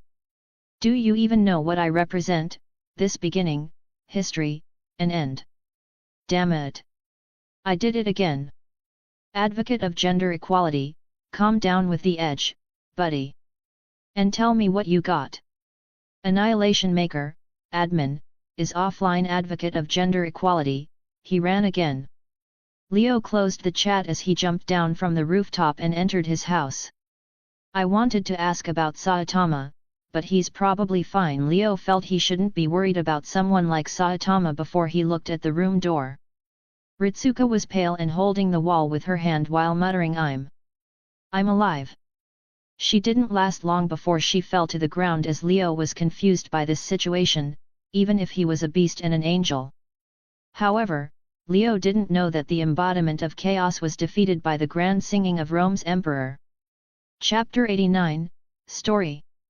With the sound of a body hitting the floor, Ritsuka fell unconscious. Her face was pale and she seemed to have nightmares as she was muttering some random words. Leo looked at the unconscious Ritsuka as he pushed his glasses up from the confusion. He stopped using his clairvoyance to see things in the mansion after Nero's monologues, so basically, he has no idea what happened to her. Looking left and right, he didn't see anyone near this place. Even his sensor of mana told him that everyone is in different parts of the mansion and Merlin isn't even here. An enemy? Far away possibility, because this mansion is secured with Leo's second noble phantasm, so you need something equivalent to break with force and that won't go unnoticed. He even gave this girl a guard, so something like this won't happen, even if someone managed to sneak in. Fu jumped from Leo's shoulder as he landed next to Ritsuka before trying to wake her up. Moving towards her, Leo waved gently with his lance and tapped her head as her expression eased. He felt that she should be waking up soon. Suddenly, Leo sensed something familiar before he saw Killer Queen floating in the air and coming slowly from the corridor. However, the way he was floating wasn't quite right. Killer Queen was hugging his knees while rotating slowly in space. His eyes were empty and the best way Leo could describe them was he saw some shit as Killer Queen didn't move at all. Killer Queen was the guard he put for Ritsuka if things got bad. He couldn't afford something to mess up his mission after all this time, so he even made Pakia keep an eye for anything that might happen with Killer Queen. Killer Queen, Leo said as Killer Queen flinched before he turned his head like rusted gears and stared at his lord with empty eyes. Huh? Why do you want bite the dust? Leo was able to understand Killer Queen because of their link. Killer Queen didn't say anything as he looked at Leo. To be honest, Leo doesn't even need his link to understand him now. His eyes showed clearly that he wanted to forget about something. So, do you want SCP-117? Leo said, but Killer Queen shook his head before looking empty again. We can't blow up this timeline, you know. Leo's eyebrow was twitching because Killer Queen said that erasing memory isn't enough. He needs to regress time to avoid the calamity. What calamity is this anyway? Let me see. Leo linked his mind with Killer Queen to see what the big deal was. At that moment, Killer Queen snapped as he wanted to stop him, but it was too late. Leo saw Nero and Ritsuka from Killer Queen's eyes. They entered a random room before Nero nodded and stabbed the floor again, which made Leo's eyebrow twitch again. "Does she have a vengeance with my floor?" Leo said as he continued to look at these memories while Killer Queen covered his ears. After stabbing the floor, Nero used her noble phantasm and turned the room into her theater. The golden theater was shining as rose petals were falling from the sky. In the middle of this magnificent place, Nero was the center as she put her hand on her chest and took a deep breath. Is this why they didn't feel something about all what happened? Leo's eyebrow was twitching even more as he looked at Ritsuka that was surprised by Nero's noble phantasm. Wait, this is...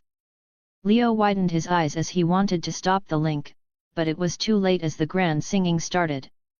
Putting his hands on his ears and preparing for the impact, Leo didn't know if this would help as the song was playing in his head. It was bad, tone-deaf, and completely chaotic. Leo was prepared to enter a coma, but strangely, and to his surprise, he's still alive. The song continued until Killer Queen and Ritsuka fell before the mansion reacted, and pulled them out from that theater into this room. It's bad, but not full-level poisoning, she just need more training. Leo was happy to avoid the calamity as he breathed a sigh of relief and thought it seems that looking at it through memories is safe. Killer Queen widened his eyes as they almost popped out from the shock when he saw his lord completely fine. However, that didn't last long before he recovered and nodded in a fashion that was saying, as I expect from my lord, the calamity can't affect him. He then went into Leo's shadow before leaving a message that he'll take a vacation from guarding, which Leo accepted immediately as he felt sorry for Killer Queen. Ugh! Where am I? Ritsuka woke up slowly from the ground as she looked left and right before she saw Leo having a moment of silence for his stand. Fu jumped on her shoulder as he patted her face, which woke her up more. Oh? Good morning, or good night. Leo looked from the window to see it was completely dark before he said with curiosity, how do you feel? I don't know. What happened to me and why I'm sleeping on the floor? Ritsuka stood up as she looked at the light bulb Leo with his lance. Memory loss? You were brave, I give you that. Leo looked at Ritsuka as that made her more confused because she felt he was sad for her. What happened to you, Lucifer? Ritsuka chooses to ignore those stares and focus on Leo's new equipment. Oh, this a tower, Leo said casually as it made Ritsuka look at the lance before looking at a tower from the window. I found that a spear is something common, so I'll be smashing people with a tower for a change. Also, I can plant it when things go wrong, so I can have a few seconds to fix them, Leo said as he recovered Reincarnated and pushed his glasses. Leo isn't joking. Throwing Reincarnated with full force can allow him to manifest the tower at the end to stabilize the world. So, theoretically, he can have a few safe seconds, even if the timeline was about to be destroyed completely. Oh, I see. Ritsuka didn't understand completely, but this wasn't the most confusing thing she heard, so it's okay. However, her eyes were looking at Leo and his glasses as she didn't know why he's wearing glasses now. Leo noticed those stares as he said, what? Do you need glasses? Ritsuka hugged Fu in her arms as she didn't know that the devil needed glasses. Sai, are you one of those guys? Does everything need a reason? Leo shook his head before he pushed his glasses again and said, this is just a habit and a hobby of mine. It's one of those small things that make life more enjoyable. Also, I feel more relaxed with them. Leo crossed his arms before he said, you can say, I'm a devil in glasses. Ritsuka and Fu stared blankly at Leo, who seemed to be proud of his naming sense.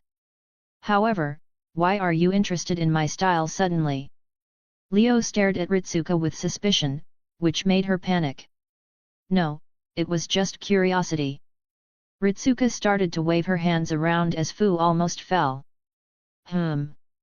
It seems you're better now, or at least, cheered up a little. Was that talk more effective than I thought? Leo said before he walked away and left the room, but Ritsuka heard what he said as she rushed after him. Talk. Did you hear that? Ritsuka's face was red from shame because of what happened in that talk with Nero. Sigh. Yes, I did. Leo sighed and admitted it directly, but Ritsuka stared at him closely without saying anything. However, her eyes said it all. It's the side effect of clairvoyance and I wished if I didn't see it. Leo's eyebrow was twitching from this false accusation before he said, I take that back, you really cheered up, huh? Ritsuka was surprised as she stopped. That's good. I've got a severe case of edginess and the last thing I want is my master to be a sad person. Leo sighed again as he looked at the window on his side. You really can't show anything except sarcasm. Ritsuka walked next to Leo as she looked at the window, but she didn't see anything except the trees. You don't have clairvoyance. Leo said with a funny tone as Ritsuka snapped and said no, and don't think everyone has a mystic eye, especially something like yours. Ha ha ha ha. Is that so? Well, what do you need? Leo leaned his back on the wall as he chose to stop playing around and enter the subject. Ritsuka stopped as she looked at Leo's different colored eyes and said, you asked me before, what I want to do with the Holy Grail. If it was you, what you'll do? The Holy Grail is useless for me. Leo shook his head and said something like that can't achieve any of my wishes. Honestly, I can do a better job than it if I want to, but because everyone wants it, then I'll win it just to anger them. Leo grinned as Ritsuka smiled wryly because of this bad personality she's witnessing. You really like to have fun, Ritsuka said as she leaned on the wall next to Leo. Of course, I like to at least have some fun in the things I do, rather than being serious all the time. Leo waved his hand before he said, being serious and realistic all the time sucks. Those guys that always need a serious reason to do things. They are just slaves to a reality built by the environment around them. Although sometimes it's necessary, be brave and admit you're edgy without trying to justify everything you do. Like those players. Leo laughed a little before he said, but sealing yourself in your fantasy isn't good either. Keep an eye for the world and your surrounding, just balance them without overdoing it. Look at this world with its reality and try to write your own. This is my advice for you, consider it or not, your choice. Leo looked at Ritsuka, who was surprised by his words. Oh, thank you. Ritsuka felt this advice was for her thoughts about how good it'll be if everything returned to the past and her seriousness and stress these days. Even Masha wouldn't want to see her like this. However, this was Leo's angel power way of working. Personal reality is the first step, which means realizing your own reality in the middle of this world. Then compare it to the world's reality before writing it. To be honest, Tuaru is really a crazy world. If we look at it deeply, all the espers are low-key reality warpers. Don't be. Leo said casually, but in his mind, you helped me dodge a bullet. Nero's singing, this is the least I can do for your bravery. After that, silence filled the place as Leo was looking at his necklace and Ritsuka didn't know what to say. This awkward silence was very weird for Ritsuka as she racked her brain to find something before she blurted out, did you really respect humanity? I didn't say anything. Ritsuka didn't want another long speech about humanity, but Leo didn't react much as he said, yes, I did. Ritsuka didn't expect this quick and easy answer before she said, really? Yeah, it isn't something to be ashamed of. Although I don't really like them now or the way they do things. Leo looked at his reflection in his necklace's orb as he was lost in thoughts for a moment. I see. Were humans in the past better than now? Ritsuka asked as Leo shook his head and said, not at all, you're still the same, but the conditions changed and with it, everything did.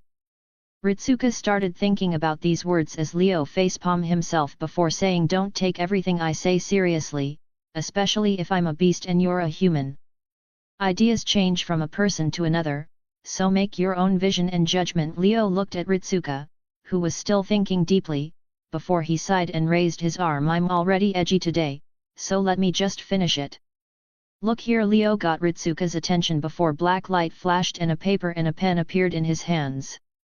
This is an empty paper, think of it like nothingness, empty, and nothing at all. Leo waved the paper in Ritsuka's face before he grabbed the pen and drew a line. Here I drew a line, but for me, this line is flawed, but it's just a straight line, how can it be flawed?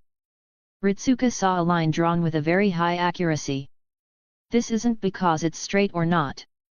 The line, in its most fundamental existence, is flawed from the beginning, Leo said as he started to draw something on the paper.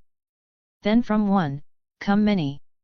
Each one is flawed like the last one, but with each line, they show those flaws more and more. Leo drew on the paper with a quick speed as he finished the drawing quickly. Now, we reached a place where you have two choices. Ignore the flaws and continue, live in ignorance until the end, or regret what you made and try to return to the beginning to change it. Leo laughed a little before he crumpled the paper and said, then what about trying to change now? Sorry, but a flaw can't fix a flaw.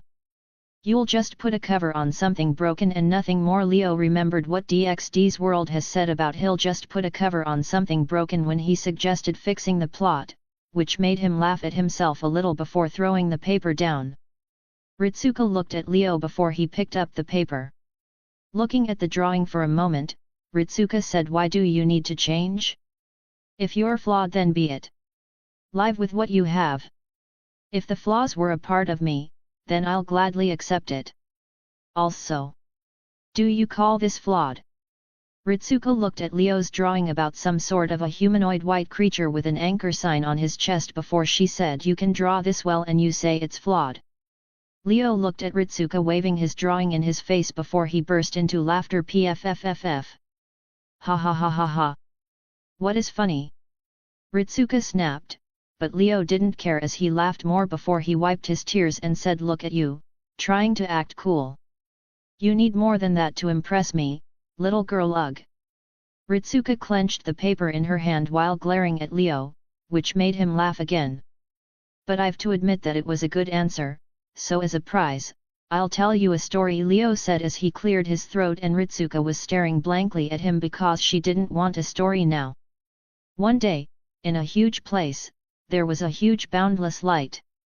From that light, some small bird appeared, they revolved around the light, it was everything for them. However, they couldn't think or act on their own. They were like programs or remote control cars for the light, Leo said as Ritsuka raised her eyebrow because this already seems ridiculous. After a long time, one of the small birds, the most shiny and brilliant one of them, stopped revolving around the light. He malfunctioned, so he was thrown away from the place. However, in the truth, the little bird was supposed to malfunction because it was the plan of the light. He was flawed from the start. Leo seemed to be immersed in his story as Ritsuka stopped because this seemed very important for some reason. After falling, the little bird didn't know what to do. He was just a flawed puppet. Suddenly, the bird saw different creatures. They were flawed like the little bird, but they had something more than him. A free will, to be exact. Leo stood up from the wall and stretched his arms. Those creatures also saw the bird, they seemed to know him, but they decided to call him by a different name. When that happened, 10 small twigs appeared on the bird. At that moment, the bird received some feelings, will, and desires.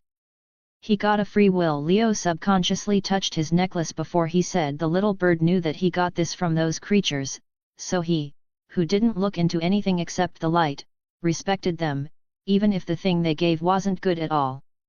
However, the 10 small twigs grew up very fast as they became unbearable for the little bird.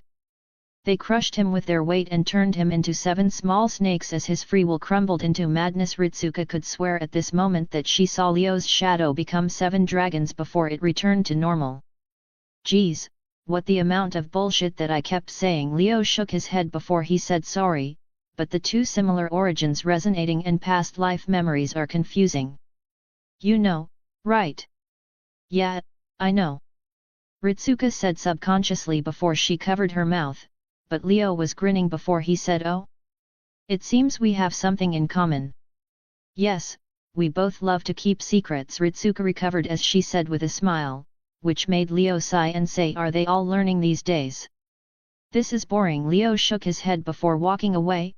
However, Ritsuka stopped him as she said, who was the little bird? A little bird is a little bird, nothing more. Leo chuckled a little before he walked away. Ritsuka didn't say anything as she was lost in thoughts while looking at the drawing in her hand. However, she suddenly heard Leo's voice. "Hey, little girl. Like I said, don't think too much about my words also. If you're feeling good, then you should know that your command seals can work very well as a battery for me, but who knows when they will become useful." Leo waved his hand before he left the place. Ritsuka was surprised by this, as the shock lasted on her face for a while before she smiled wryly and said, "He isn't really the honest type, huh ding. Bond level up. Secret achievement. Craft essence has been obtained. Empty future, 1/3. Suddenly, Ritsuka was startled because she heard the voice of the woman again in her head. Am I going crazy? Ritsuka started to question her sanity before she saw some sort of information from her command seals. However, before she looked at them, she heard Leo's voice from their spiritual link. "Oh, yet. I forgot to say that you should go back to Nero or she'll be really mad at." Ritsuka didn't remember anything about Nero, but her body shivered just from instinct of survival. Root? Ritsuka? Maybe she's trying to fix her world. Leo felt the presence of Root on Ritsuka. But you really didn't say it, Root. My reincarnation wasn't all that simple. Leo looked at his empty palm before walking away. Everyone was busy with their own things while forgetting Nero, who just found that she was alone all that time. Bond level 2, Abaddon, the time of death has come. Witness this empty future on this land of steel. A noble phantasm that manifests in the form of 7 dragons from the shadows, foretell about an inescapable ending. It is Beast Sixth's body, who was once an angel brighter than the stars, ignited in blue flames of death. A heat came from the stars that left this world because of the boundless greed of humanity that killed the planet. They aren't only the result of sins, they are actually ignorance, the ignorance of humanity, catalyzed in 7 huge dragons that can kill the planet. Like humanity did. 7 dragons act like shadows, the same with humanity, as they usually ignore their shadow, even if it was always there, carrying their sins, and waiting for the promised day. So, the Son of Man, after you saw that your ignorance killed even the world around you, are ready to face the end. Craft essence, empty future, effect. Description and lore. In a future, at the farthest time in this world, the sky lost its blue color and turned into a bloody red. The stars in the sky have already left and didn't shine on this place anymore, as this dead planet is telling its last story. Its name is the Land of Steel, an empty place on a dead planet without any hope at all. In the barren land, a person, or rather say an angel, was standing there, even after this planet and world died. The angel was looking at the ashes that was telling the story of a whole race without an expression. He didn't show much feeling to something he saw a lot of times, as his 10 crowns were shining. Does this count me as a king? But on what? Ashes, the angel said as he looked at the sky and felt the pulling force from it. The platinum was calling for him to go out of this continuous cycle of beginning and ending, to a place beyond this Milky Way.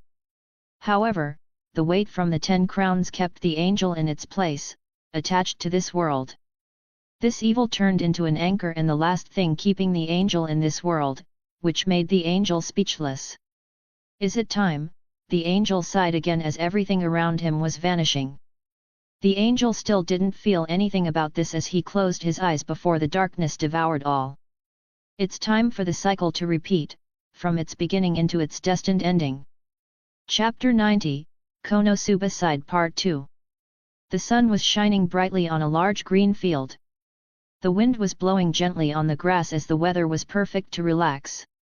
This green field was next to a peaceful town, which reflected the atmosphere perfectly. Some monsters and people were seen once in a while on this green field, but this didn't destroy the calm. All in all, this was a very peaceful and calm day that couldn't go wrong. Boom. People, or better say, adventurers, were doing their own thing, from quests to adventures. Completely normal. They didn't even care about the explosion near them. Boom. The monsters were running around on the field as the earthquakes didn't bother them. Everything was peaceful. Boom. Lightning rushed to the sky as it illuminated the surrounding, but no one cared because they are used to it. On the west side of Axel Town, the atmosphere was boiling as two behemoths were standing in front of each other. A huge old man was standing face to face with who might be the mightiest enemy he met in this world. A giant frog. "We meet again," Whitebeard said with a serious voice as he glanced at this formidable enemy.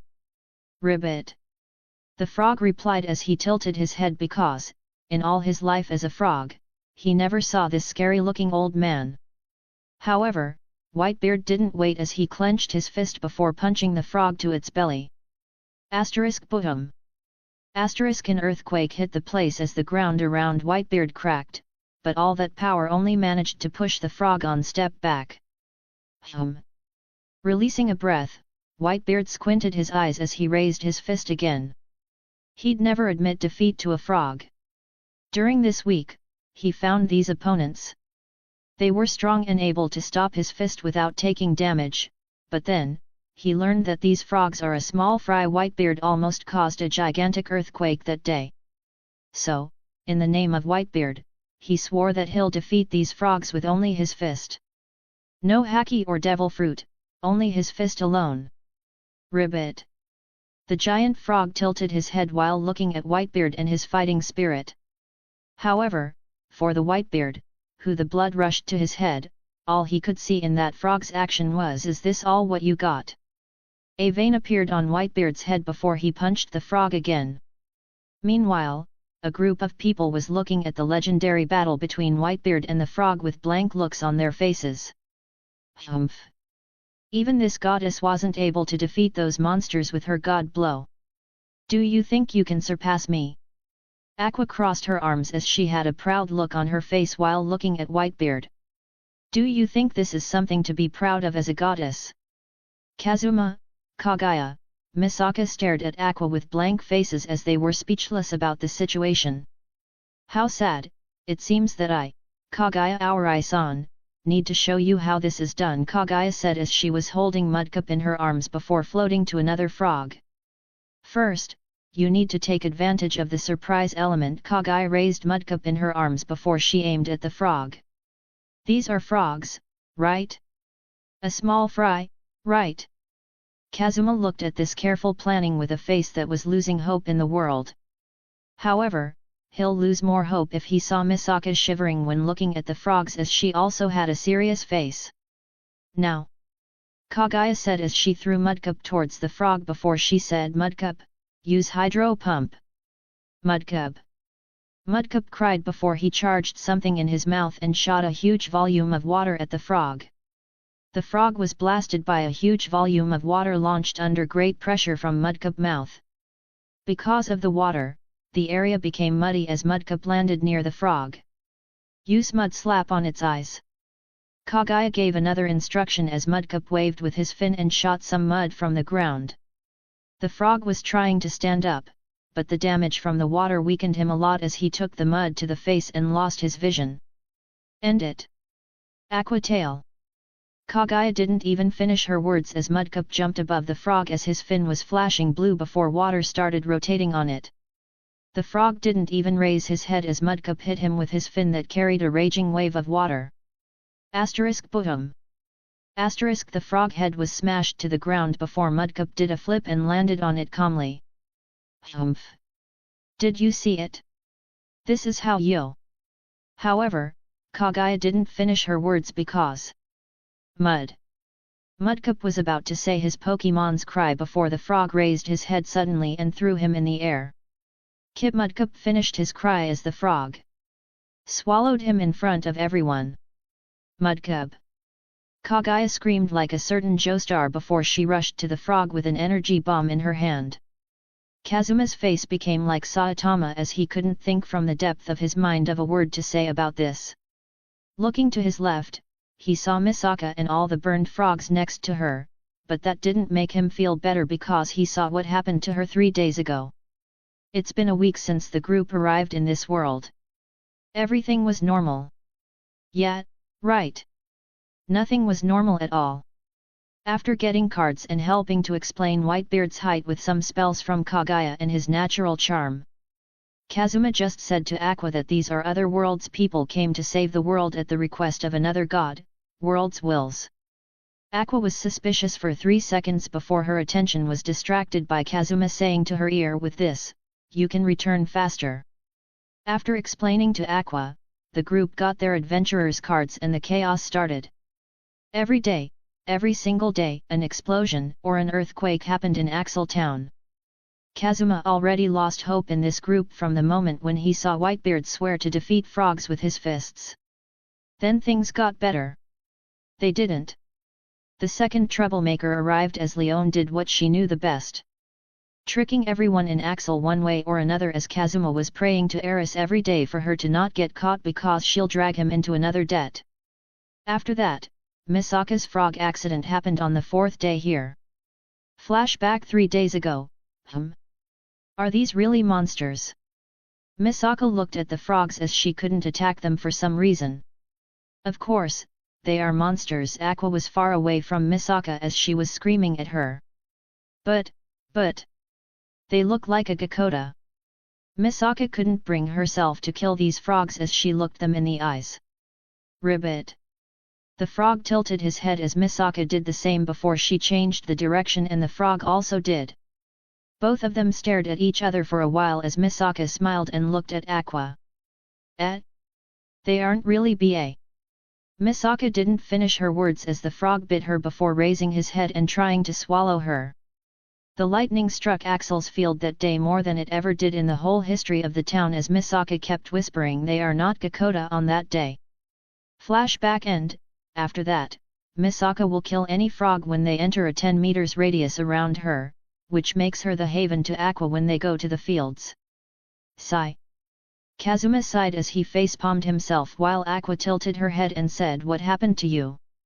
I'm giving up on this world and this team. Kazuma said with a monotone way as he removed his hand.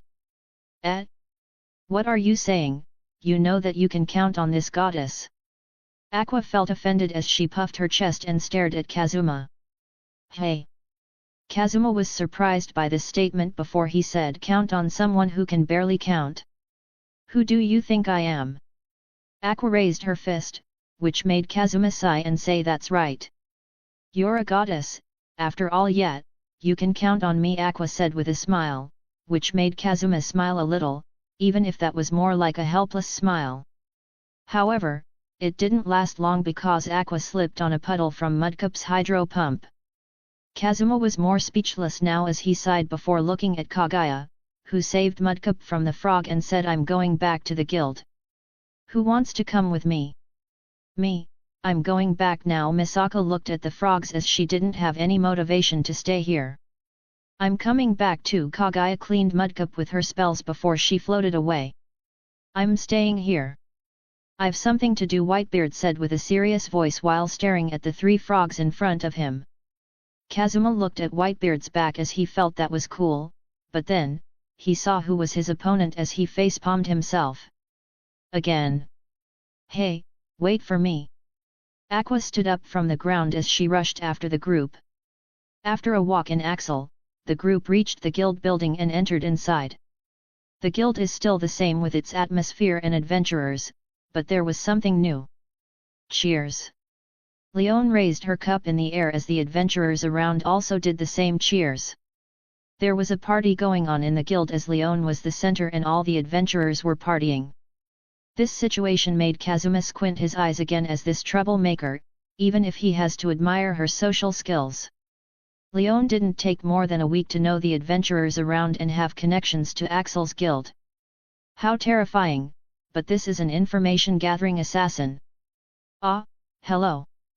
Leone waved with her hand when she saw Kagaya and the others before walking towards them. How was it? Leone asked about the hunt in the fields as she met with Kazuma's blank eyes, which made her say good. I hope it was horrible. Everyone said simultaneously as it made Leone sweat a little before she said as usual, hey. Enough with this, did you find something? Kagaya hugged the scared Mudcup in her arms as she asked Leone. Did I find something? Leone sat down on one of the chair before she said I find something, but nothing at the same time. No one knows those 3 guys. I tried to get information from the guild, but those guys weren't adventurers at all. Leon shook her head in disappointment. Yesterday, Whitebeard met those 3 guys, who screamed his name before they disappeared. The group didn't know who they were, but according to what happened to Leo, they guessed their identity as players. I see. We're back to the 0 point, Kazuma said as he saw Aqua going to the quest board. Not exactly, we still have the information about the stick and the mission changed, Misaka said while backing away a little because of the alcohol smell. According to my knowledge, culture, and that mission, I think that stick is probably something to tie this world to the multiverse space, Kaguya said her guess as it get a nod from everyone. I don't want to say it, but that's the most likely thing to happen, Kazuma sighed because now, his world might face some sort of an invasion, which is worse than the Demon King. I'll keep an eye if something big happens. They won't stay silent all the time, right? Leon winked at the group before she went back to the party. I'm going to order something. Kazuma dragged himself away to a table as sat down before Aqua came and told him about her team recruitment disappearing. He heard about that recruitment as he didn't believe that anyone in his right mind would choose to accept it. Hey, lower the bar a little. Advanced class only is asking too much. Kazuma leaned his head on his hand as he looked at Aqua. He isn't against the idea of making his team here because he knows that the chat team will leave eventually, so he needs his team here. However, with Aqua's amazing recruitment and his cursed sword effect, he doesn't think that anyone will join them. But... Aqua teared up a little as she was stubborn about her recruitment plan. Kazuma wanted to convince her, but then he heard a voice from behind him. I happened to notice your recruitment poster, a girl with a long staff and a pointed hat said as Kazuma turned around and looked at her. The girl was small and wore an eye patch on her left eye. She had black hair and red eyes as she looked at Kazuma and Aqua. Kaguya, who was thinking about the revenge plan against frogs with Misaka, saw this and took some popcorn from her sleeves. That we would meet is a fate chosen by the world itself. The girl hasn't spoken more than 3 lines and Kazuma felt this is so chunny. I've anxiously awaited the arrival of those such as yourselves. Putting a pose with her hand, the girls waved before she said, my name is Megaman. My calling is that of an archwizard, the one that commands the explosion magic, the strongest of all offensive magic. Are you okay? Kazuma tried to ask, but Megaman continued her introduction and said something about power and abyss, which made Kazuma and Kaguya cringe a little because it was chunny. Are you making fun of us? Kazuma looked at Megaman with a blank gaze. And no. Megaman retorted immediately. Are you a crimson demon? Aqua said when she noticed Megaman's eyes. Yes. Megaman started another introduction as it made Kazuma and Aqua stare blankly at her because she fell from hunger before asking about food. I don't mind treating you, but what with the eye patch? If you're injured, why not have her to heal you? Kazuma pointed at Aqua and said her magic might prove to be useful for once. What was that? Aqua snapped at Kazuma. Megaman stood up slowly as she said something about a seal before stating that the patch is only there because it's cool, which made Kazuma grab her from the eye patch as she was screaming. Kaguya was eating popcorn while watching the show before she heard Misaka's voice. Hey, Kaguya-san. Do you think this mission is alright? Why do you ask? Kaguya's popcorn was snatched by Mudcup as he poured it into his mouth. This mission sounds more complicated and difficult, even Leo seemed to have it hard, Misaka said as Kaguya tilted her head and said, hard? That overpowered cheater? Tell me something else. But didn't you hear him? About being edgy and all, Misaka said with some worry as it made Kaguya laugh. What is so funny? Misaka's eyebrow twitched because of Kaguya's sudden laugh. You actually believed that it's bad? He's just joking while going with the flow. Also, with his power, it was just a matter of time before showing some edginess. Kaguya wiped the tears from her eye before she said, yeah, I'm also looking at you. Misaka was surprised because Kaguya pointed at her. There's nothing that can bring edginess more than a power than come from someone's physiology and inner mind like your Esper's personal reality, Kaguya said with a serious face as it made Misaka speechless. Are you telling me that Leo's power came from his mind? Misaka knows about how trauma can affect the personal reality of an Esper, but she never experienced something like that. Of course, it did. Even in his speech of beginning and end, Kaguya sighed for a moment before she said he wanted to understand what happened to his friend, so he was able to see the flaws. He thought that his ignorance was a reason for that, so he counted that as the end. Or he regretted and wanted to reach for her, so he wished to change the beginning. Maybe that is also related to the fact that he can't see the future and past without the spell. Because that count as the time when he was in ignorance. Kaguya shook her head before she sighed and said, I can guess that maybe his beast's meaning is in this category. Misaka wanted to say something, but then the atmosphere in the guild exploded. I heard enough. If you want to join our team, then you need to pass this test. Kazuma heard Megumin's story before he took Dio's sword and pointed at her. This is Dio's sword. The cursed sword that was forged in the pits of hell and brought nightmares to demons. Are you perhaps, Dio? Megumin said with stars in her eyes as it made Kazuma lose all his motivation to recruit her. You know what? I give up. Kazuma wanted to sit down again, but the adventures around didn't let him. Hey, Dio, join us, an adventurer asked Kazuma to join the party with them. No, I'm good, Kazuma said, but they didn't let him. Come on, it's on us. Dio. Dio. The adventurers around started chanting Dio's name as they offered beer to Kazuma. Kazuma stood there without a word as he didn't know what the point was anymore. I give up. Kazuma picked a beer before he raised his sword and said Kono Dio de. Wyyyyyyyyy. Dio's sword also screamed as all the adventurers were cheering. Kaguya saw this as she covered her mouth with her sleeve and said, hiss, they broke him, but didn't he say that he forgot and he's happy now? Misaka said quickly as she didn't know she was in this rush. Kaguya was surprised, but then, she smiled kindly before saying, he got you again, hey. We can't forget about those things, Misaka. We learn to live on, but never forget also. How can you be truly happy if you were never sad once?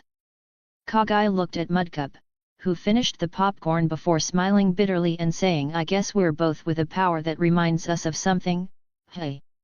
I'll join. All hail, Dio. Kaguya joined the party as the adventurers were hailing Dio for some reason. Misaka was left alone at the table as she was thinking about Kaguya. Words remind you of something. Misaka remembered Kaguya's story that she told her when they were hunting frogs. The Auri elixir made by Kaguya's ability of eternity is something that makes the consumer have a body that rejects all change, but that was illegal and she was exiled from the moon because they couldn't execute her. Kaguya's eternity brought her a lot of pain and became a power that reminds her of pain and regrets. Like Leo and his flaws.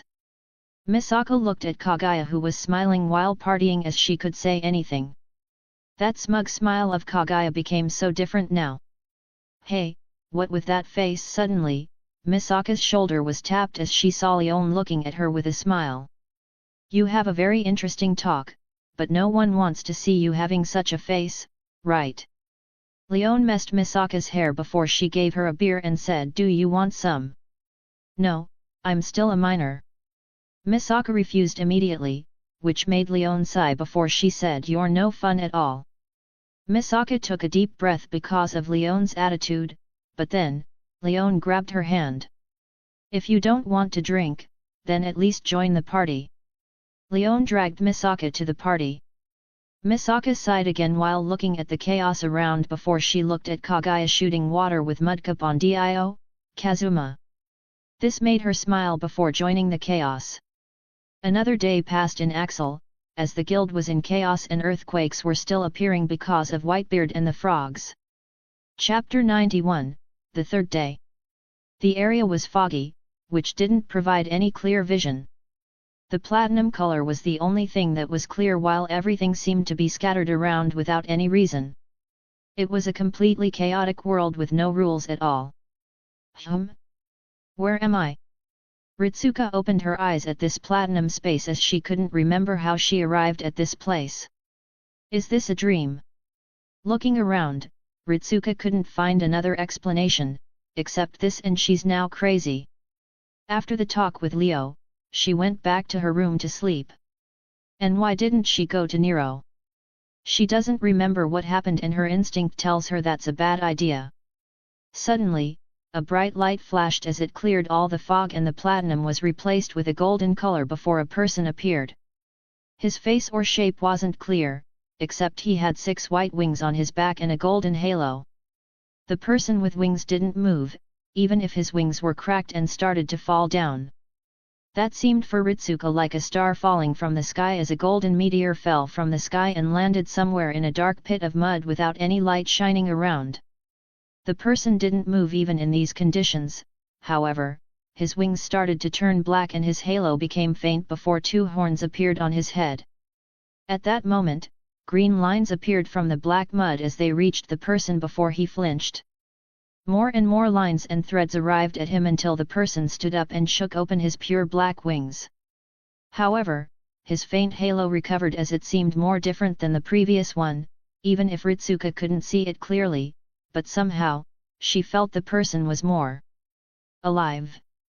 The mud was trying to circle around the person, but the light around burned this mud as it revealed a clear world, which had a blue sky and green forests. Ritsuka couldn't help but think this is the normal human world, but it was so old into the ancient era. An angel? Ritsuka wasn't completely sure, however, she didn't have that much time to think as the angel started walking. His clothes changed into a black and red robe and his wings were hidden, however, Ritsuka wasn't able to see his face, even if she had an idea about his identity. For Ritsuka, that action was very casual, like the person experienced them a lot of times and he's just doing something regular. The scene started to change like the fast forward button was pushed. Clouds were passing around quickly with every step the angel took as in the surprised eyes of Ritsuka, some trace of civilization appeared. Ritsuka knew this was a very ancient era, which was in the BC era. Green lines and threads appeared from the civilization as they crossed the sky, but the angel didn't care about them. Then the scene kept changing. Mesopotamia, Egypt, China, Greece, Rome, civilization after another passed in front of Ritsuka's eyes as the green lines filled the sky and started to ooze a black mud. More and more black mud oozed from the lines as it started to fill the surrounding before it became a flood drowning everything. Ritsuka tried to back away, but she found that the black mud didn't touch her, which increased the idea that this is just a dream. The whole world with everything that Ritsuka saw, was drowned in the black mud as it became a large ocean extending to the horizon. The angel was standing on top of it as a red drawing with 10 spots appeared behind him. Ritsuka felt her eyes hurt just from staring at it. The angel finally stopped walking as it seemed for Ritsuka that he crossed a journey around all this world. His wings had some extra colors, but they were very faint. Raising his hand, the countless green threads gathered around the angel before his lips moved slightly. 7 knots and 7 ropes, what comes and goes. These words came to Ritsuka's mind suddenly before she widened her eyes because the green threads ignited on fire. The whole ocean of black mud started to burn as it became a blazing inferno extending to the horizon. God knows where this burning hell reached, but Ritsuka couldn't care more because she wasn't in a good condition. At this moment, Ritsuka held her head in pain because of the amount of things that appeared in her mind. Greed, desires, sins, maliciousness, hatred, killing, killing, killing, killing. These thoughts rushed into Ritsuka's head as they were burning under the green lines and becoming an eternal hell.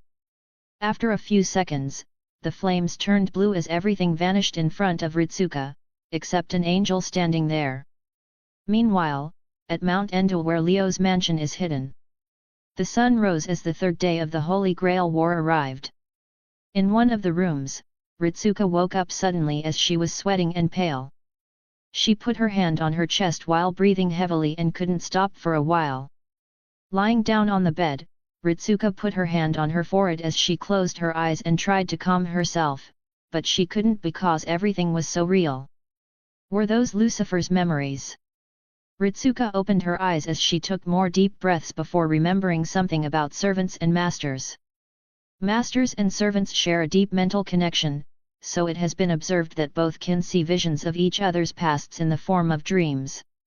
It is a known phenomenon said to have widely occurred in the Holy Grail Wars. However, Ritsuka couldn't understand why this happened to her. Although she doesn't want to say it, she can't provide Leo with any mana because of his huge consummation, and he didn't even need it with his independent manifestation skill.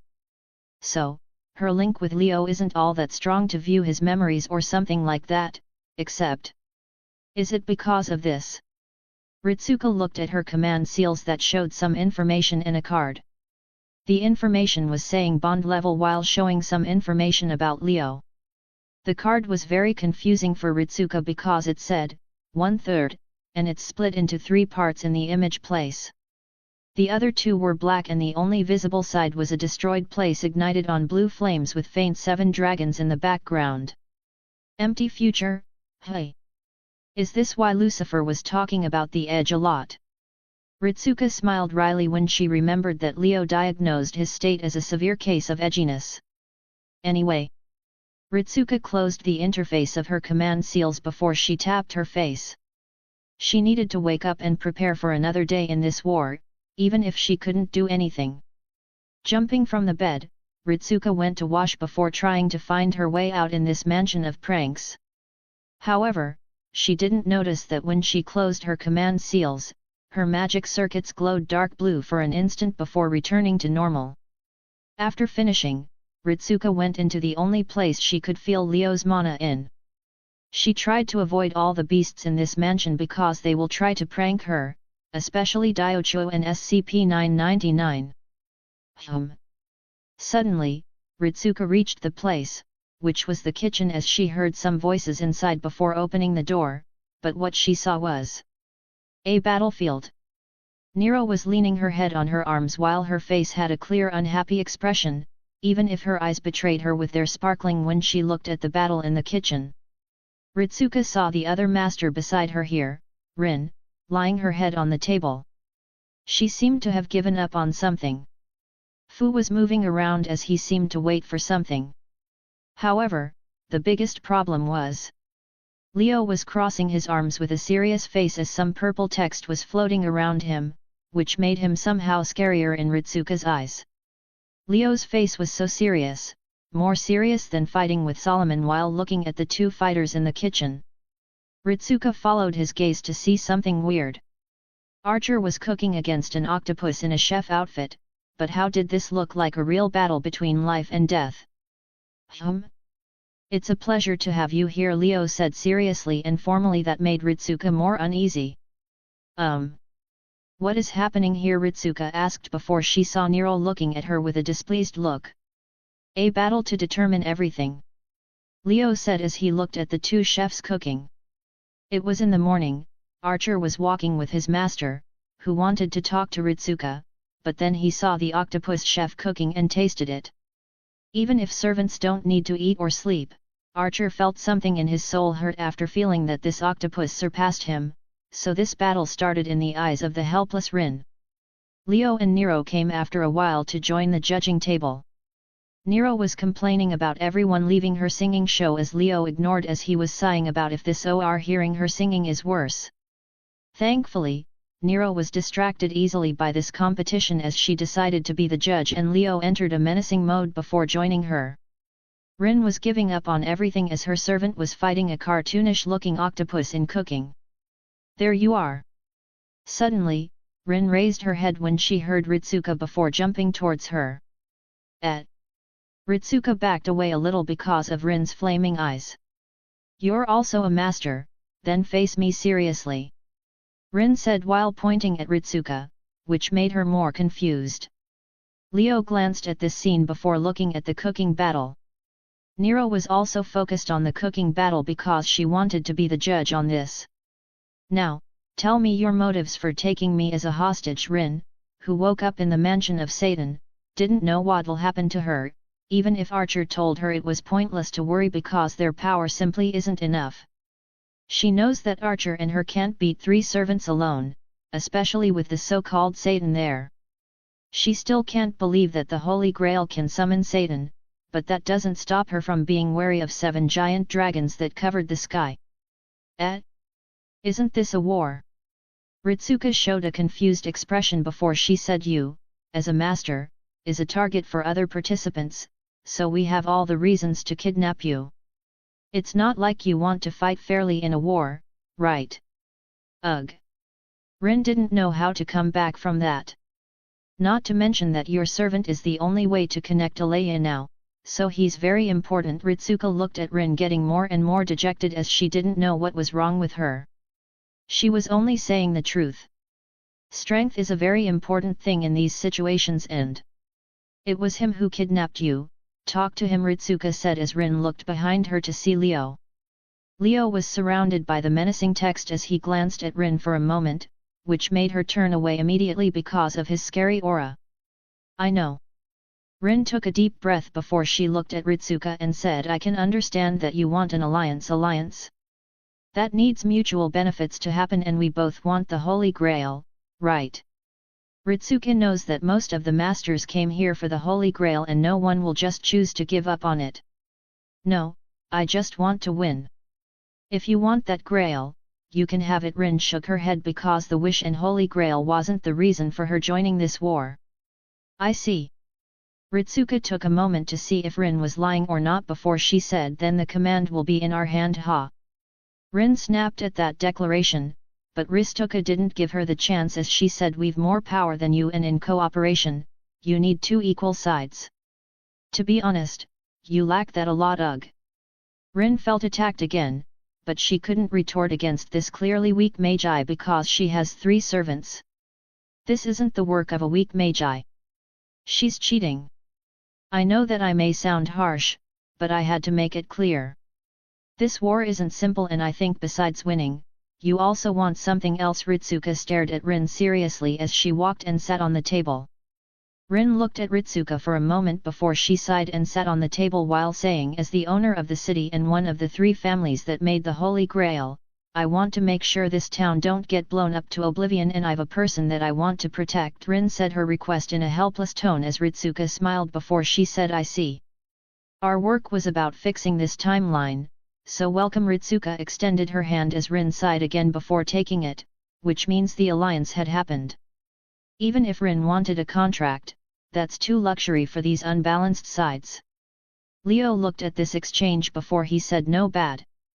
A little inexperienced, but it's okay. She needs more training, Nero said as she was still dissatisfied with Ritsuka leaving her alone in the theater. You're still angry? Leo didn't want more complaints this morning. Of course.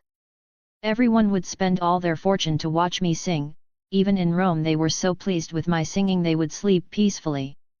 Nero said instantly with excitement when remembering Rome. I think they were unconscious, Leo said with a blank face, but Nero was immersed in her story rather than listening to him. However, she suddenly flinched before returning to normal, but Leo sighed as she extended his hand and tapped her forehead. Don't work yourself too much, those headaches will only get worse, Leo said as he used his mana to ease Nero's headache from her skill, migraine. Migraine is a curse inherited from one's previous life. Due to suffering from chronic headaches, it is hard for Nero to perfectly demonstrate her valuable talent for fine arts, which include her other skills. But don't I have you? Nero tilted her head, which made Leo tap her head again before saying, I don't want to waste my time curing others. It's too precious to waste like this. I see, I'm very precious than your time, you say, Nero said with a smile as Leo's eyebrow was twitching before he said, no, you're overthinking it. No. I understand clearly and your feelings. Ouch. Nero wanted to start another speech, but Leo chopped her to the head with his hand. Ritsuka and Rin glanced to this side to see this interaction, which further destroyed Satan's name in Rin's head, and Ritsuka didn't know what to say. Leo saw that Nero didn't stop even if he did that, which made him sigh before returning to what he was doing. What are you doing? Nero felt the mana around Leo moving as she asked. Process of elimination, that's what I'm doing, Leo said as he was manipulating his mana in different directions. Elimination of what? Ritsuko listened to them as she asked before Leo waved with his hand and showed a map of Fuyuki made by mana. My clairvoyance is blocked by a lot of things in this world, Leo said as he showed shadowy places on the map. And those things in this city are the most likely to be enemies or goals, so by eliminating everything that I can see, I can just go and check what I can't see. Leo said this simple and casual, but effective plan. In this world, Leo's clairvoyance weakened a lot because of the numerous guys that can block and nullify it. However, if he ignores the vast world and focuses on Fuyuki, he can mark the thing he can see or not, which allows him to pick the places to check. This is a loophole in the system of clairvoyance, but even so, there's some risk because you won't know what awaits you like a trap. However, this is better than not knowing what to do for Leo, so he's ready to invite himself to some parties. Just how strong is that clairvoyance? Rin was startled by the range and the amount of power to do such a feat. For her, clairvoyance users need to focus on something before looking at it, but Leo can scan the whole planet while focusing on other things because of his huge calculation power and his mind that left the human categories a long time ago. I see, then are we going to check them? Ritsuko looked at the places on the map as she focused on the Ryuado temple, which was the closest to this place. Yet. No, Leo said with a lone tone before he rejected the idea. Why? This was Ritsuka's turn to be surprised by this decision. Because I'm waiting for Merlin to get in trouble. That's more effective than using my way, Leo said with a straight face as it made Ritsuka sigh. Nero nodded at this while Rin didn't understand the principle behind that thinking. Oh? Here he is. After waiting for a while, Leo received a call from Merlin. The call was a small message. How to say this, in your words, he didn't die when he was killed. PFFFF. What? Leo stood up from the table in the shocked eyes of everyone before he said he broke his own rules. Hey, Archer, this can wait, we need to go now. Leo said to Archer as he grabbed Rongominiad. What happened? Archer was focusing on the battle with the octopus chef as he said without turning his eyes away. He's still alive after being killed. Leo said as the knife dropped from Archer's hand before he screamed, what? How can he not die after being killed? Then Nero, Rin, and Ritsuka watched Leo and Archer's shocked expressions while there was a very simple question in their heads. Who didn't die when he was killed? Chapter 92, Weird. The sun was shining in Fuyuki City in the morning. It gave some warmth after a whole night of snow falling. The weather became slightly better as the snowstorm stopped slightly, which allowed the accumulated snow in the surrounding to melt a little.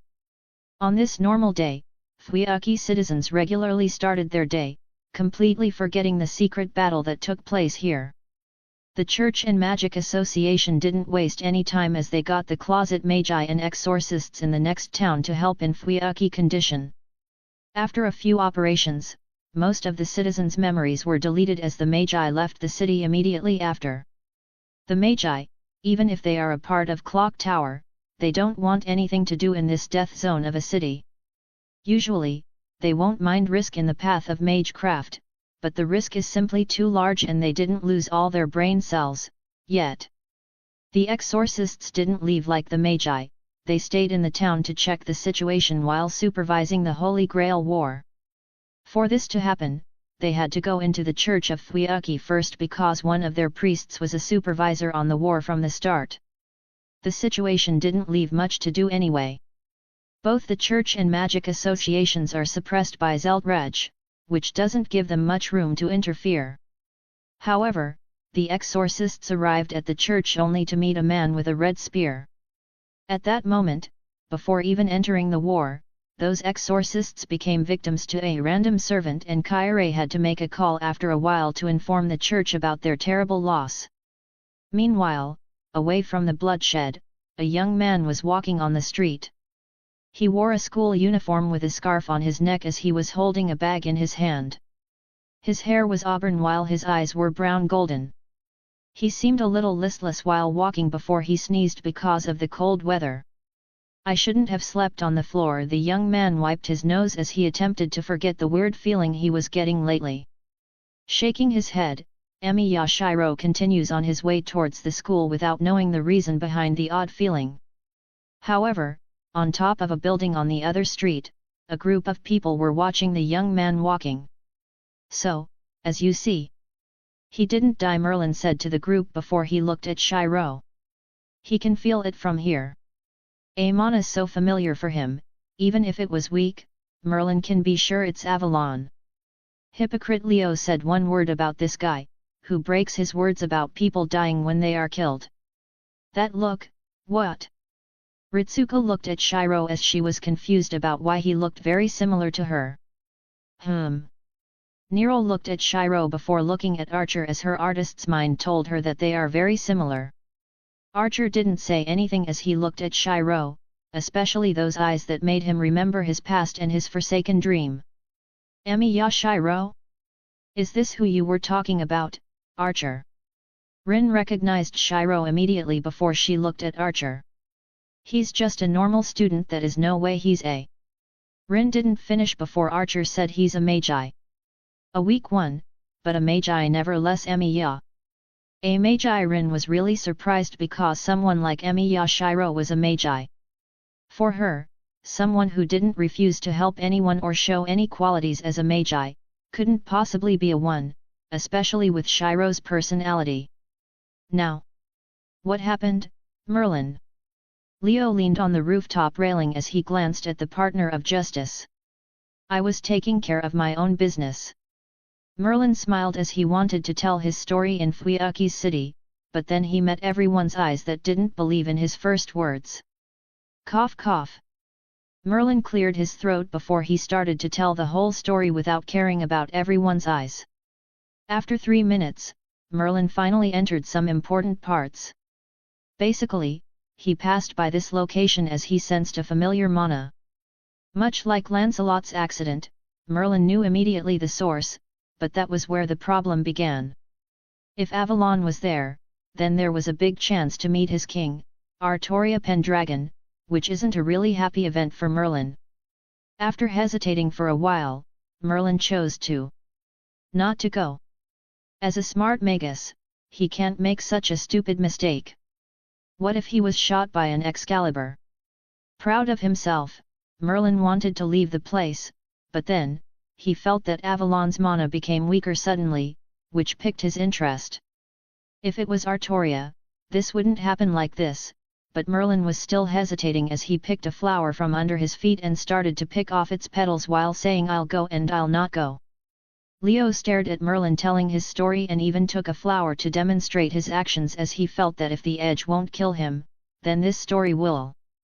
Archer and Rin were in the same condition as they even forgot what they were talking about. Their expression became of disgust when Merlin spoke about the couples he saw in the night. Ritsuko was speechless while holding Fu, who wanted to rush and kick Merlin. Only Nero was impressed by Merlin, not his story, but the flower garden under his feet. She felt this was very impressive and she should make something like a Rose's version of it. Then Merlin talked about sneaking into Shiro's house with utmost care before he saw the young man lying on the floor with a hole in his shirt. There was no wound, but Merlin saw some blood nearby, so as the great magus he is. He didn't waste time checking the scene, but he went straight into Shiro's dream and got the information he wanted. Apparently, he was killed by a bullet to the chest before he fell down. The only thing he remembered was someone putting something in his body before losing consciousness. Pudding. Leo noticed this as he put his hand on his chin and started to think about something, but then, Merlin's story took a turn. He started to talk about the couples he found at night, which made everyone looked at him again. Ritsuka held Fu as she was in the same condition before she saw something on her side. She didn't even have time to ask before she panicked. Leo, who had enough of this story, raised his left hand as green lights manifested on it.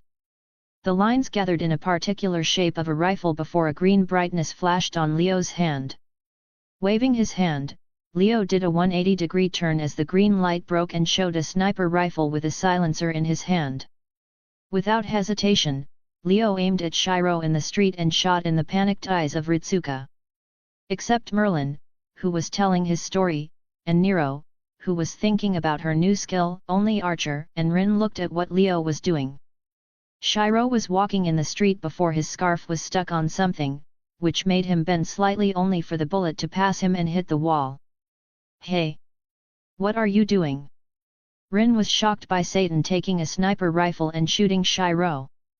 However, she was interpreted by Archer as she looked at Shiro's location. The wall where Leo shot didn't have a bullet mark, but there was a text that said people die when they are killed. Ha! Rin raised her voice in confusion as Ritsuka also didn't know what to say about this. "I missed?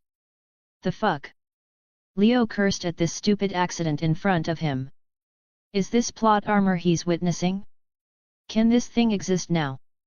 If so, then how did he got shot before? He specifically made this rifle to write words when the bullet hit something. The bullet is completely silent and nobody will feel it, but Shiro dodged his own wisdom, memes. Aiming again, Leo took 2 other shots at Shiro. The first one hit a cat that jumped from a wall and the other one hit the forehead of a man passing by. Ritsuka looked at the cat with "just because you're correct doesn't mean you're right," and the man with "when you have a birthday, you celebrate being born" on his forehead. Shiro just passed normally even if he felt something weird, especially about the man with a phrase on his forehead, but he doesn't like to judge people's hobbies. "I swear to the roots, if it was you Root, then I'll just fix this world only to blow it up later." Leo fed up with missing as he said a very confusing way of swearing. Don't you think it's better to focus?" Ritsuka chose not to comment on Leo's actions while looking at Merlin, who kept telling his story. "I can multitask, you know," Leo said without lifting his head. He was half listening to Merlin's story while ignoring all the other nonsense he's saying. "I see," Ritsuka said with a wry smile before she noticed something. It was something about his clothes. For an angle and the devil, his clothes were surprisingly modern, even when she summoned him. He even took a sniper rifle now, which made Ritsuka ask, "Don't you have other clothes, Lucifer?" "I have a lot in the mansion, but why do you ask?" Leo looked at Ritsuka with puzzlement. "I didn't mean that." Ritsuka shook her head before she said something like an armor or servant battle outfit. "Oh, that? I have one, but I won't wear it." Leo waved his arm as he rejected the idea immediately. He does have a servant outfit and Venom can become it at any moment. Although it doesn't have even a fashion buff, except looking cool, but also edgy. "Is it a black and red robe?" Ritsuka couldn't help but to ask because she saw something in her dream. Leo raised his eyebrow as the sniper rifle in his hands disappeared into light spots before he said, "It seems you saw something interesting, hey?" "Yes, I did." Ritsuka pondered for a moment before admitting it directly, which left Leo speechless. "At least try to act mysteriously." Leo felt that Ritsuka is breaking other rules like Shiro, who had the same hair color as her. "Sai, just say what you want before I knock Merlin and make him stop talking about the couples he saw at night." Leo shuddered as Merlin was saying poems about love or something like that. Only Nero seemed to be interested in those poems. Ugh! Ritsuka looked at Merlin before she remembered something and said, "What are the 7 ropes and the 7 knots? You even saw that, hey?" Leo shook his head because things started to take a turn he didn't expect at all. Something is weird about this master of his. And he doesn't mean chaos or something like that, but now, Ritsuka seemed to be, even if it was weak, more pleasing in his eyes. She even saw some of his memories in this world, which made Leo very suspicious of Root's actions. Was she fixing her world or giving her protagonist a charisma buff? Looking at Ritsuka that was waiting for his answer, Leo sighed and said, 7 sins tying knots on 7 ropes of virtues. Raising his arm, Leo caught the air around him before a thin green thread appeared between his finger as he said, "Carrying a debt from the past, what comes and goes. Ritsuka said as Leo smiled helplessly before he repeated the same phrase, what comes and goes him. Suddenly, Leo felt something as he glanced at the sky, but he didn't see anything, which made him frown before looking at Merlin. Okay, stop with this nonsense. Leo finished his talk with Ritsuka as he had enough of Merlin talking about couples. But I'm almost at the good part. Merlin said immediately as he refused to stop. Omu. This part is important. Nero said as she was very interested in hearing Merlin's story. Leo took a deep breath while rubbing his temples because of the headaches he suddenly got. What's wrong with them, Archer? Rin couldn't understand what was going on and why historical figures were acting like this. Just go with it. Archer didn't have an explanation either. You said he put something, which assumes it's Avalon, so does he have Avalon now? Or did he even have it before he was killed? Leo didn't find a better way to phrase it. No. Merlin pondered for a moment before he said from the mana and his magic circuits, he had Avalon in the past, but it was taken from him, then it was recovered shortly at that night before it was taken again. Is this some sort of trap? Using Emi Yashiro as a trap to attract others? Leo started to think about the possibilities of having Shiro as a bait.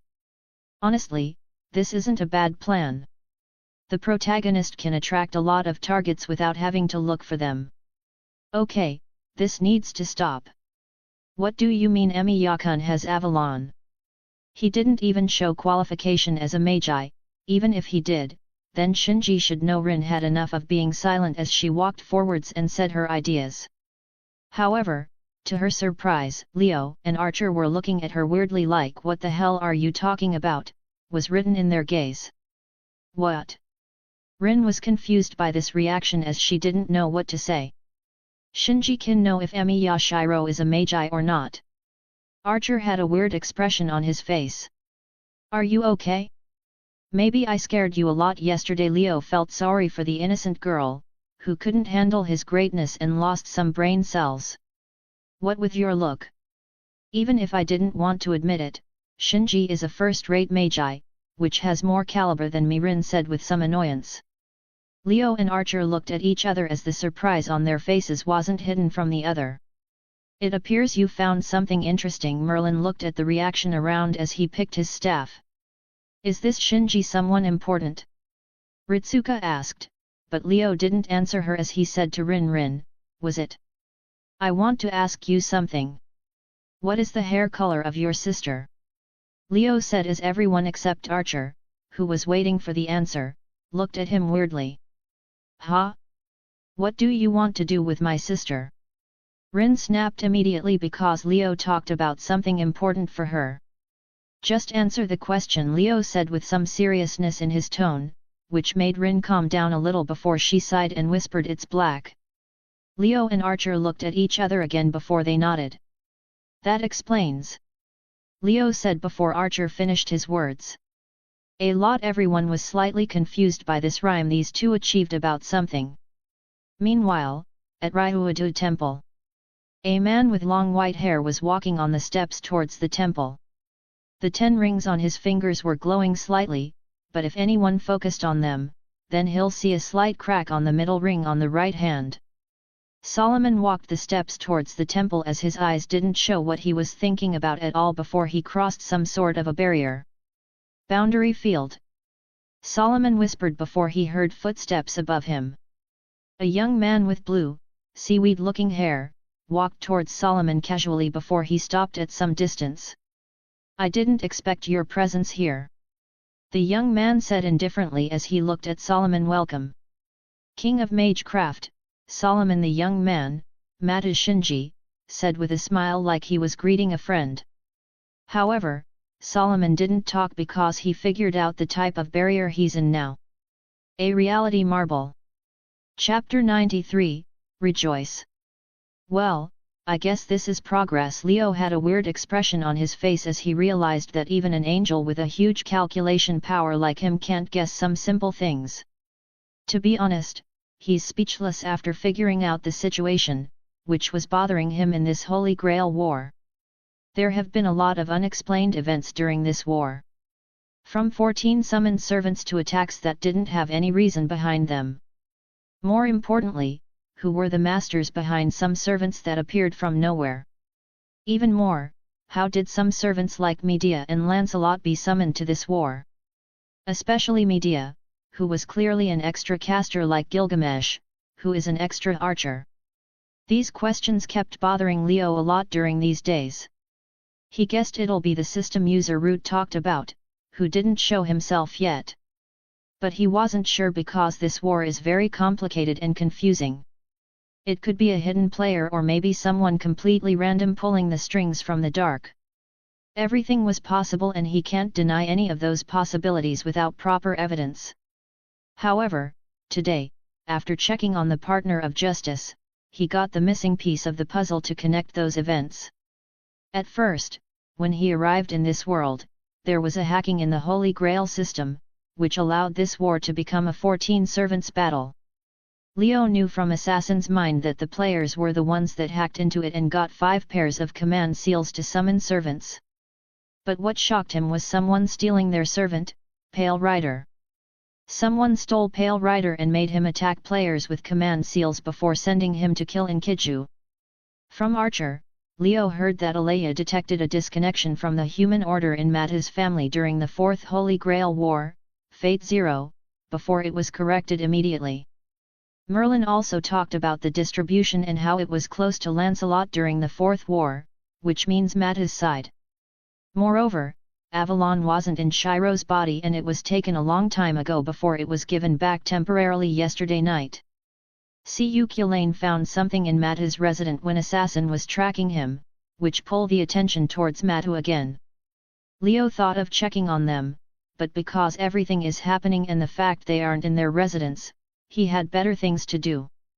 Now, Rin said that Mata's Shinji, who is a waste of a magi, became a first-rate one. Not to forget her sister, whose hair is supposed to be purple, became black. Mata's Shinji, who is incapable of performing sorcery because of Mata bloodline training, isn't even a magi in the first place. Mata Sakura, Rin's sister, was supposed to be adopted by Mata's family, which transformed her element affinity to water via a painful and hellish process of insect's magecraft, so her hair color changed from black to purple. Well, it's one of the unfortunate events that happened in this dark world. Leo as Satan and Beast 6, can tell you now that what happened to Sakura isn't the worst thing in this world. There's a ton of things worst, even far worse happened to people in this world, and you say why he doesn't like the current humanity at all. To be honest, Leo thought of a lot of possibilities. Like a system user to traverse into this world and join Mata's house, save Sakura, kill Zukin, summon a servant, etc. A lot of things that every reincarnator does in this world, but Shinji? Traversing into Shinji's body? He has to admit that he didn't think of that one. Note to self, expect more unexpected in the unexpected. Don't think outside the box, but shoot it into space and think from there. Leo gave himself a small reminder for the future. This Shinji is really something, Archer said as he was also surprised by this development. For someone to fool Alea in the aspect of humanity. He doesn't know if he even should call him Shinji anymore. Indeed, 10 years hidden system user Leo frowned because this was one of the worst developments possible. A system is a trump card that can create trump cards. He can't imagine how many cards Shinji has in his sleeves. Then Medea should also be the caster from the Fourth Holy Grail War, and survive until now like Gilgamesh. Leo looked at Merlin because he knows that he has some of Medea's mana, which can be used to track her. Do you want to track her? I need to be at a certain distance to work, Merlin said, which made Leo shake his head before he said, I was thinking, do you have any idea why this Shinji actions are all over the place? Sending Pale Rider to kill Inkiju during his battle with Gilgamesh, Medea, and Lancelot to steal Cu, and giving Emiya Shiro Avalon back to save him before taking it again. Is this a high-level IQ play or something completely stupid, which he can't see through? Maybe he wants something with his actions. But most of them are vague or he's just doing things randomly. Merlin shook his head as he was also thinking about the current events. Eliminating servants? Obviously that the first goal of every master in this war. Nero raised her eyebrow as she stated some obvious things. If he wants to do that, he can just gather his servants and get the advantage of number. Archer shook his head as he denied these casual attempts from someone hidden in this dark world for more than 10 years. Maybe it has something to do with the chain of heaven. Ritsuka said, because Inkiju's abilities can be fatal on certain enemies and it might pose a threat to this newly discovered enemy. The group was thinking about why the new Shinji is throwing his servants around while forgetting someone. Rin was bewildered while looking at everyone discussing Shinji's subject like he was a final boss or something.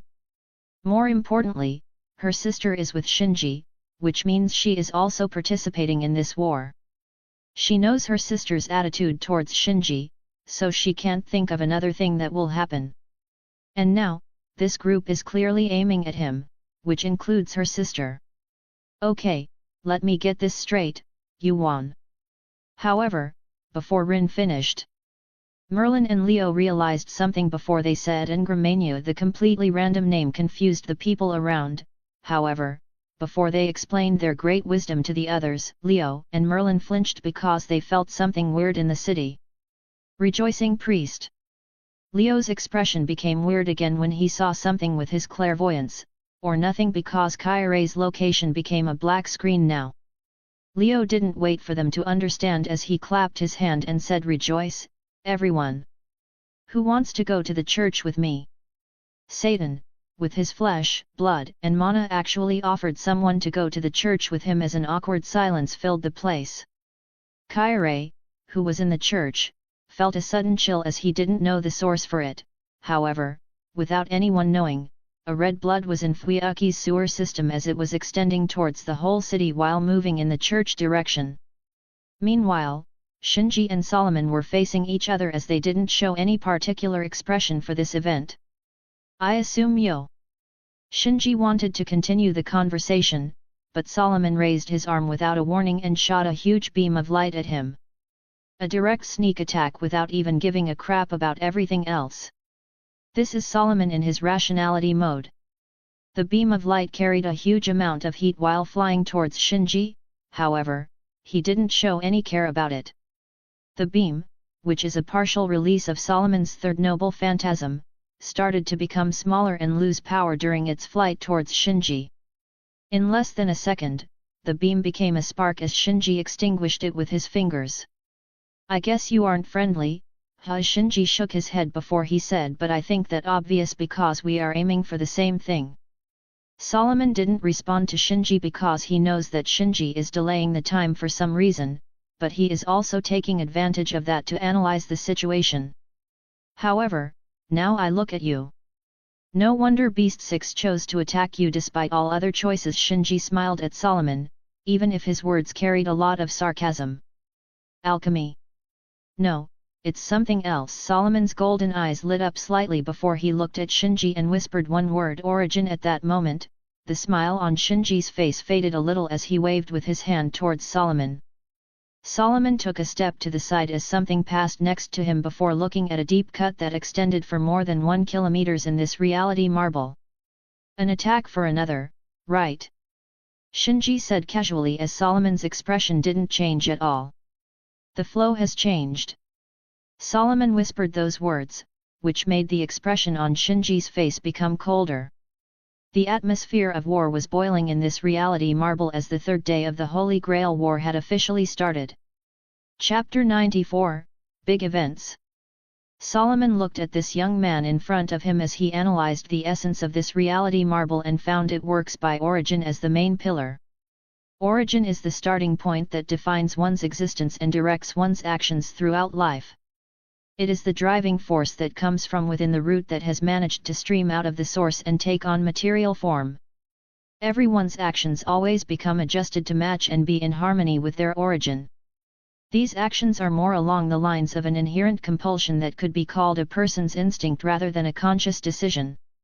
If a person becomes awakened to their origin, it becomes nearly impossible to stray from their origin if it's even possible in the first place. Under the system of magecraft, origins are used to describe precise details about a magus, while elemental affinity indicates one's general alignment.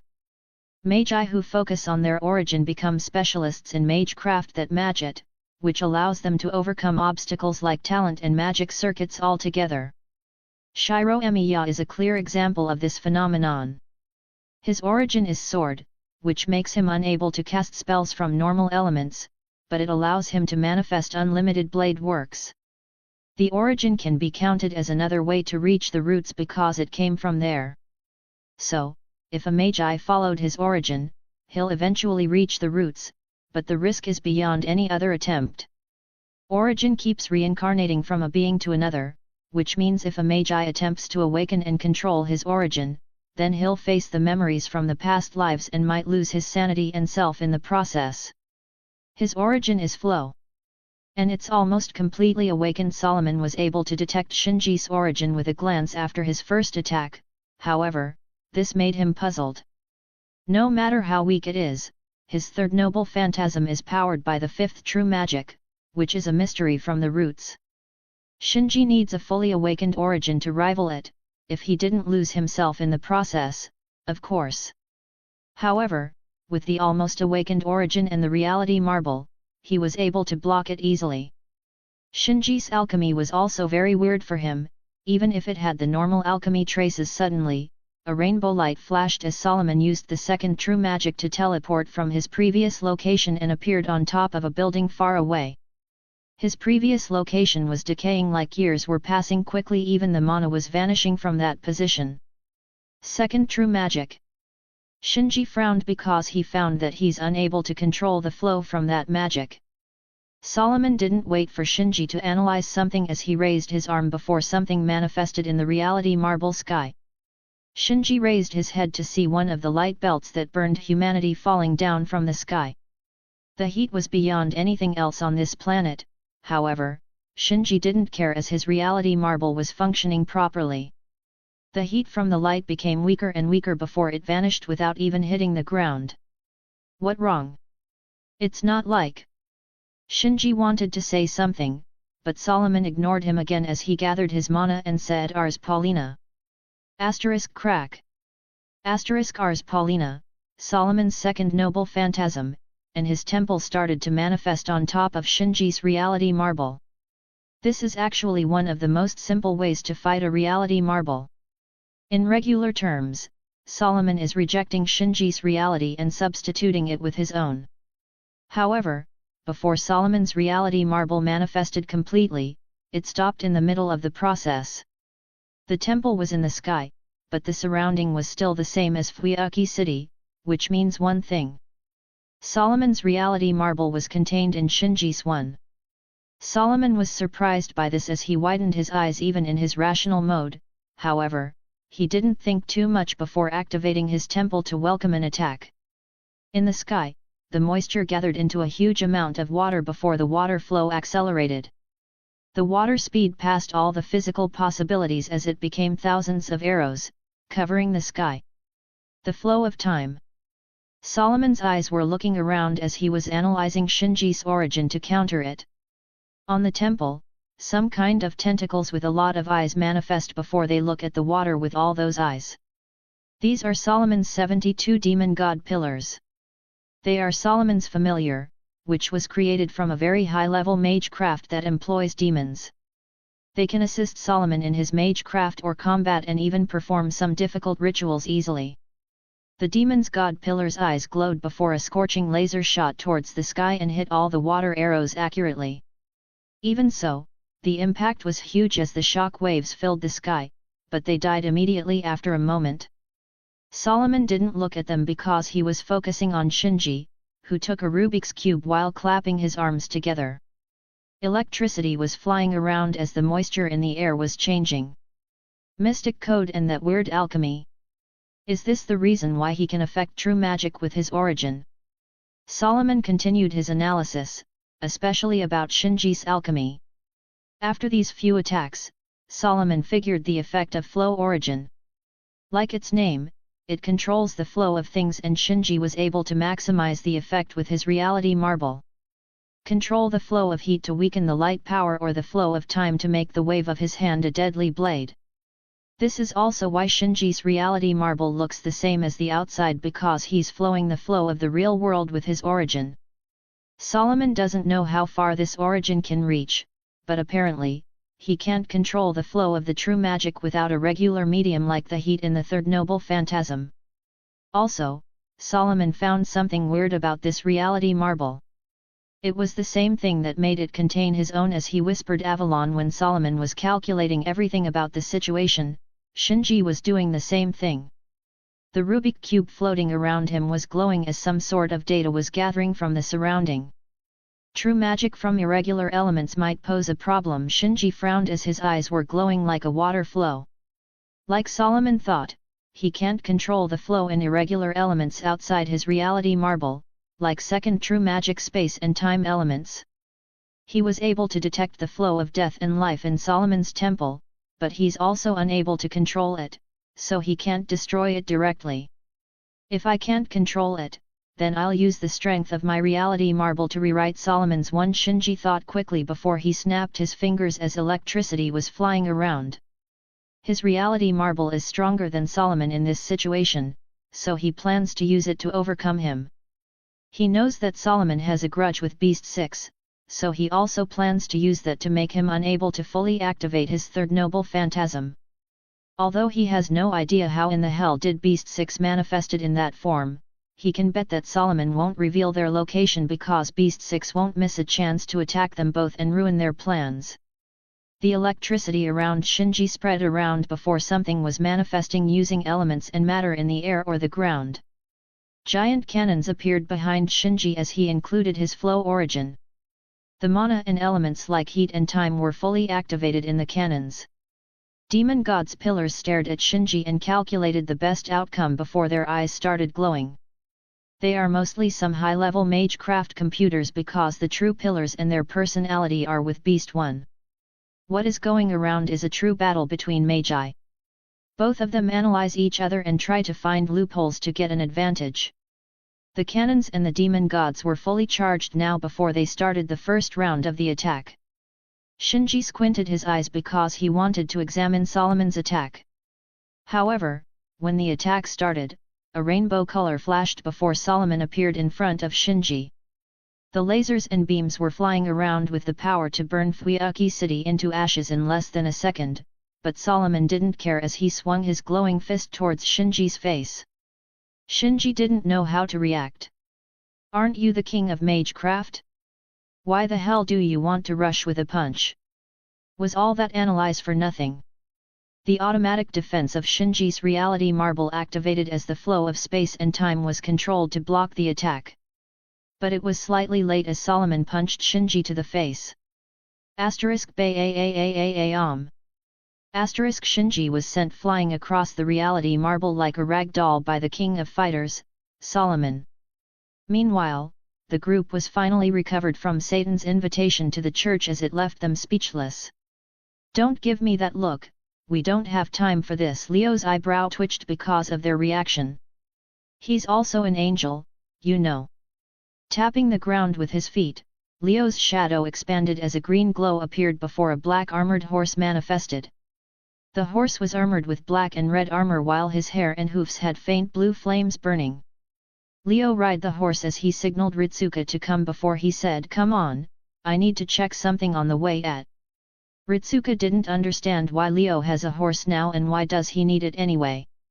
"Merlin, you check the left and I'll take care of the right," Leo said as Marin didn't have a problem before he nodded and disappeared with a storm of petals. Leo looked at Merlin disappearing before he saw Ritsuka was still in confusion as he sighed and drove the horse towards her. "What?" To Ritsuka's surprise, Leo picked her up and made her sit behind him before he rushed with the horse. "Hey! This isn't fair." Nero looked at Leo taking Ritsuka before she rushed behind them. Archer picked Rin before he jumped and followed the group to the right side of Fuiuki City. "What are you doing, Lucifer?" Ritsuka couldn't open her eyes straight or talk properly because of the wind around. The horse was running on the air as he crossed a long distance easily, but Leo didn't seem to want to go fast because he was checking something around. Leo glanced at Ritsuka before a small cat appeared on top of the horse's head and waved its paw. The wind calmed down as Ritsuka finally could look again. Checking on something, Leo said while he changed direction and landed on top of a building while looking at the streets, especially the manhole on them. I mean the horse and this. Ritsuka didn't understand the surprise rush from Merlin and Leo because these clairvoyance bastards don't explain anything. I said that I wanted to become a writer. Leo didn't know what was confusing about his words before a red shadow flashed and Nero landed next to them. This is unacceptable. That was the first word Nero said while she looked at Leo and Ritsuka on the horse. Ha! Leo looked at Nero before looking at Ritsuka as he realized something and said, "Are you serious?" "Of course, I am." Nero didn't back down. "This is a rare chance, so she should be the one sitting from the behind." At that moment, Archer and Rin landed on the rooftop. Rin jumped from Archer's arms and walked towards Leo. "Before you say anything, I heard you want to save this city from getting blown to oblivion. Did you include its citizens too?" Leo said as Rin stopped in her place. After a second, Rin's face became slightly pale before she calmed herself and said, "What happened? Her problems can wait a little because there seems to be something important happening now. A full network of a magical ritual is spreading into the city," Leo said as he got a report from Merlin that he found the same thing. Red blood is moving in Fuyuki City sewers and reaching every corner from it while drawing the ritual formula. "I don't have time to analyze it completely, but I'll assume that it isn't good for your city," Leo said while looking at a red blood leaking from the manhole on the street. "Do you know the source?" Rin asked. "The source, which is the cornerstone of the ritual that can be used to crack it." "No, it is constantly changing, but I know the destination," Leo said, "because the blood is the ritual and it keeps moving around." "The church." Archer realized something. He felt that the priest was the goal of this ritual, but why? Except for the command seals, the only thing he has is the connection with Ngramenu. "Rin, ask questions later, we have to go." Archer, in the surprised eyes of Rin, picked her up again and rushed towards the church. He doesn't want another fire to happen in this city. Did I trigger his flashbacks? Leo looked at Archer leaving the place before he raised the horse reins and wanted to follow, but then he saw Nero in the way. "Look here, we only met for less than 3 days, don't you think you're taking things too far?" Leo stared with a blank face at Nero. Nero looked at Ritsuka, who raised her hand because she is innocent. "You know she's weak," Leo said as he caused some damage to Ritsuka behind him without knowing. "I know, but this is a rare chance." Nero refused to back down, which made Leo sigh. Rushing with the horse, Leo picked Nero by her hand and made her sit in front of him before the horse kicked the ground and rushed towards the church. "Oh!" Nero let out a voice of surprise when she looked at the surrounding changing quickly. "Listen you two, if this ritual is what I think, then I need both of you to act quickly. Whoever did this can't stay in the war." Leo looked at the ritual becoming bigger and bigger as he accelerated. "Doing big things, then you plan to run away? Do you think this is a game?" Leo's expression darkened because these bastards that keep attacking and running away. "Omu. Count on me." Nero leaned her back on Leo's chest as it made his eyebrow twitch. Nero realized that Ritsuka is actually a good person, who helped her. She should reward her later. Ritsuka, who took a good person card without knowing, looked at her command seals before she nodded. "However, does this horse have a name?" Nero looked at the horse that was running in the sky as she couldn't help but ask. "Yeah, it's Made in Hell," Leo said, a name that made Ritsuka widen her eyes. Her mood went from confident into scared in an instant as she didn't know if it's the correct choice to ride this horse. Chapter 95, Human Order Correction Ritual. After finishing his attack, Solomon didn't even bother to look at Shinji before he gathered mana on his feet and chased after him. All the lasers and beams exploded behind him and created a huge flame flower in the air. The sparks and the light particles were flying behind Solomon as they made a shadow on his face. Despite the intense explosion, he only made a simple mana shield on his back before using the explosion strength to push himself further. His speed broke the sound barrier easily as sonic booms filled the area before eyeing Shinji, who was flying away, and rushing towards him. Although teleportation is an available option, Solomon knows that it takes a split of a second to work and his opponent might be already ready to face it. Shinji was flying at a very fast speed in the sky. The wind was blowing around him as its roar affected his hearing a little, but he quickly adjusted himself and opened his eyes. His forehead was stinging because of Solomon's punch. That punch wasn't a joke because it was aimed at his brain. Presuming that he didn't use space and time to slow it down, he'll probably end up with a cracked skull if he was lucky. Shinji moved his body in midair to stabilize his position. His speed decreased after a moment before the gleam in his eyes intensified. The eyes that looked like a flowing river, glowed before the flow around Shinji started to change. Using his flow and reality marble, the wind became a platform on his feet like a flowing river, which allowed him to glide away before opening his hand and making a claw shape. He didn't need to look in front to see Solomon, who was rushing with a burning fist, because the flow of his reality marble could detect him if he used mana or other attacks. The wind moved around Shinji's fingers like a serpent before he waved his hand in a vertical motion quickly. Whoosh. The flow of wind and time activated instantly as the calm and peaceful wind became terrifying blades like claws, rushing towards Solomon. This attack can cut any physical material in its path because the time of the wind is different. The clouds and buildings in the claw's way were severed cleanly while rushing towards Solomon. Solomon didn't bother to look at the blades. His two fists glowed with an intense heat before moving quickly, yet accurately, and punching forward. Solomon used a straight punch to crush two wind blades before he did a spin in the air. Using the momentum from the rotation, he backhanded blocked a wind blade before using another straight punch to crush the last one. Everything happened in a split of a second before the aftermath affected the area. Bayam. Bayam. Bayam. Every collision between the fists and the blades did a huge shockwave which cleared the area. The upper half of the building raised up in the air before they were pushed away like dominoes and started falling. However, Solomon passed through the wind without reducing his power. His actions were like he knew the correct path to pass without even looking forward. Suddenly, the wind direction changed, which made Solomon's speed decrease. The buildings that were falling, raised again because of a hurricane that swiftly appeared. Shinji, who launched the wind blades, didn't wait to see the result. Gliding back using the wind, he waved his hand in a circular motion. The wind around started to flow with Shinji's hand as it made a tornado. With each moment, the wind speed increased and the tornado grew up larger until it covered Solomon's vision. The destructive vortex of violent winds advanced towards Solomon while clearing everything in its path.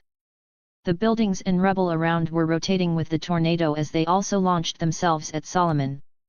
Solomon stared at the hurricane in front of him as he rushed without slowing down. His actions followed a clear path in the air, a path that made the violent wind become a breeze and allow him to pass easily. However, that didn't last long before Solomon glanced at his surroundings. Without knowing when, small water droplets were flying in the tornado. Each droplet had a different time axis, which makes it equivalent to a deadly bullet like those wind blades. Shinji stepped on the wind as he shot himself upwards while electricity was flying around him and his Rubik cube. The cube was rotating and changing its formation like solving a puzzle before a magic circle was made on one of its surfaces. When that happened, the water droplets changed their direction immediately and attacked Solomon. The wind was roaring and howling. The violent wind was enough to destroy a city easily, which was obvious by the buildings that were actually flying with it. Solomon was in a tight situation as the water droplets accelerated towards him, but this didn't stop him. At Solomon's temple, the demon god pillars destroyed Shinji's cannons before they looked at the tornado in front of Solomon. Their eyes started glowing before hundreds of lasers were shot at the droplets around Solomon. The lasers crossed the sky all the way from Mount Endo, making the sky filled with red arcs of scorching heat. Reaching the tornado, each laser hit a water droplet accurately as numerous explosions appeared in the tornado. Solomon's balance was broken slightly because the tornado was losing its form. Solomon wanted to use this chance to teleport towards Shinji, but then, the tornado formation changed. All the wind started to gather at one point in front of Solomon. The violent wind became some sort of a cage, which was dragging Solomon towards the center that was heating up because of the friction between the wind. Shinji in the sky gathered his palms together as the tornado started to close on its own, blocking all Solomon's escape paths. Without a moment of waiting, Shinji activated his flow and accelerated time on the wind. The already violent wind became berserk as its speed passed the possible limits. The friction in the air began to generate heat, especially at the center. The wind was compressed fiercely at the center as Solomon saw a glow of light, which shows that wind started to turn into plasma. In the air, Shinji raised his arm as the wind began to compress before it became plasma. Like throwing a spear, Shinji shot the plasma at Solomon, who was trapped in the wind cage, blocking all his escape routes while putting him in a very dangerous position. Solomon didn't gaze at the plasma for long before he clenched his two fists. His body started glowing before a blinding light was released from him. The heat of the light destroyed the formation of the wind and broke it down before a huge explosion hit the area. Boom. A terrifying explosion demolished everything around it. The wave of heat melted all the buildings that were floating, even the plasma vanished. Shinji, who was in the sky, saw the whole area burning. Like a sweeping motion, most of Fuyaki City in his reality marble burned as the black soot filled the sky. Covering his face, Shinji felt the terrifying heat. He couldn't help but sweat a little. If his reality marble automatic defense didn't block the heat, then he'll become a burned corpse by now. However, he didn't have the luxury to think because the attack wasn't over. From the black clouds of ashes, lasers shot towards Shinji from the demon god pillars. Shinji wanted to meet the attack, but then, his eyes became pinpoint before he desperately waved his hand.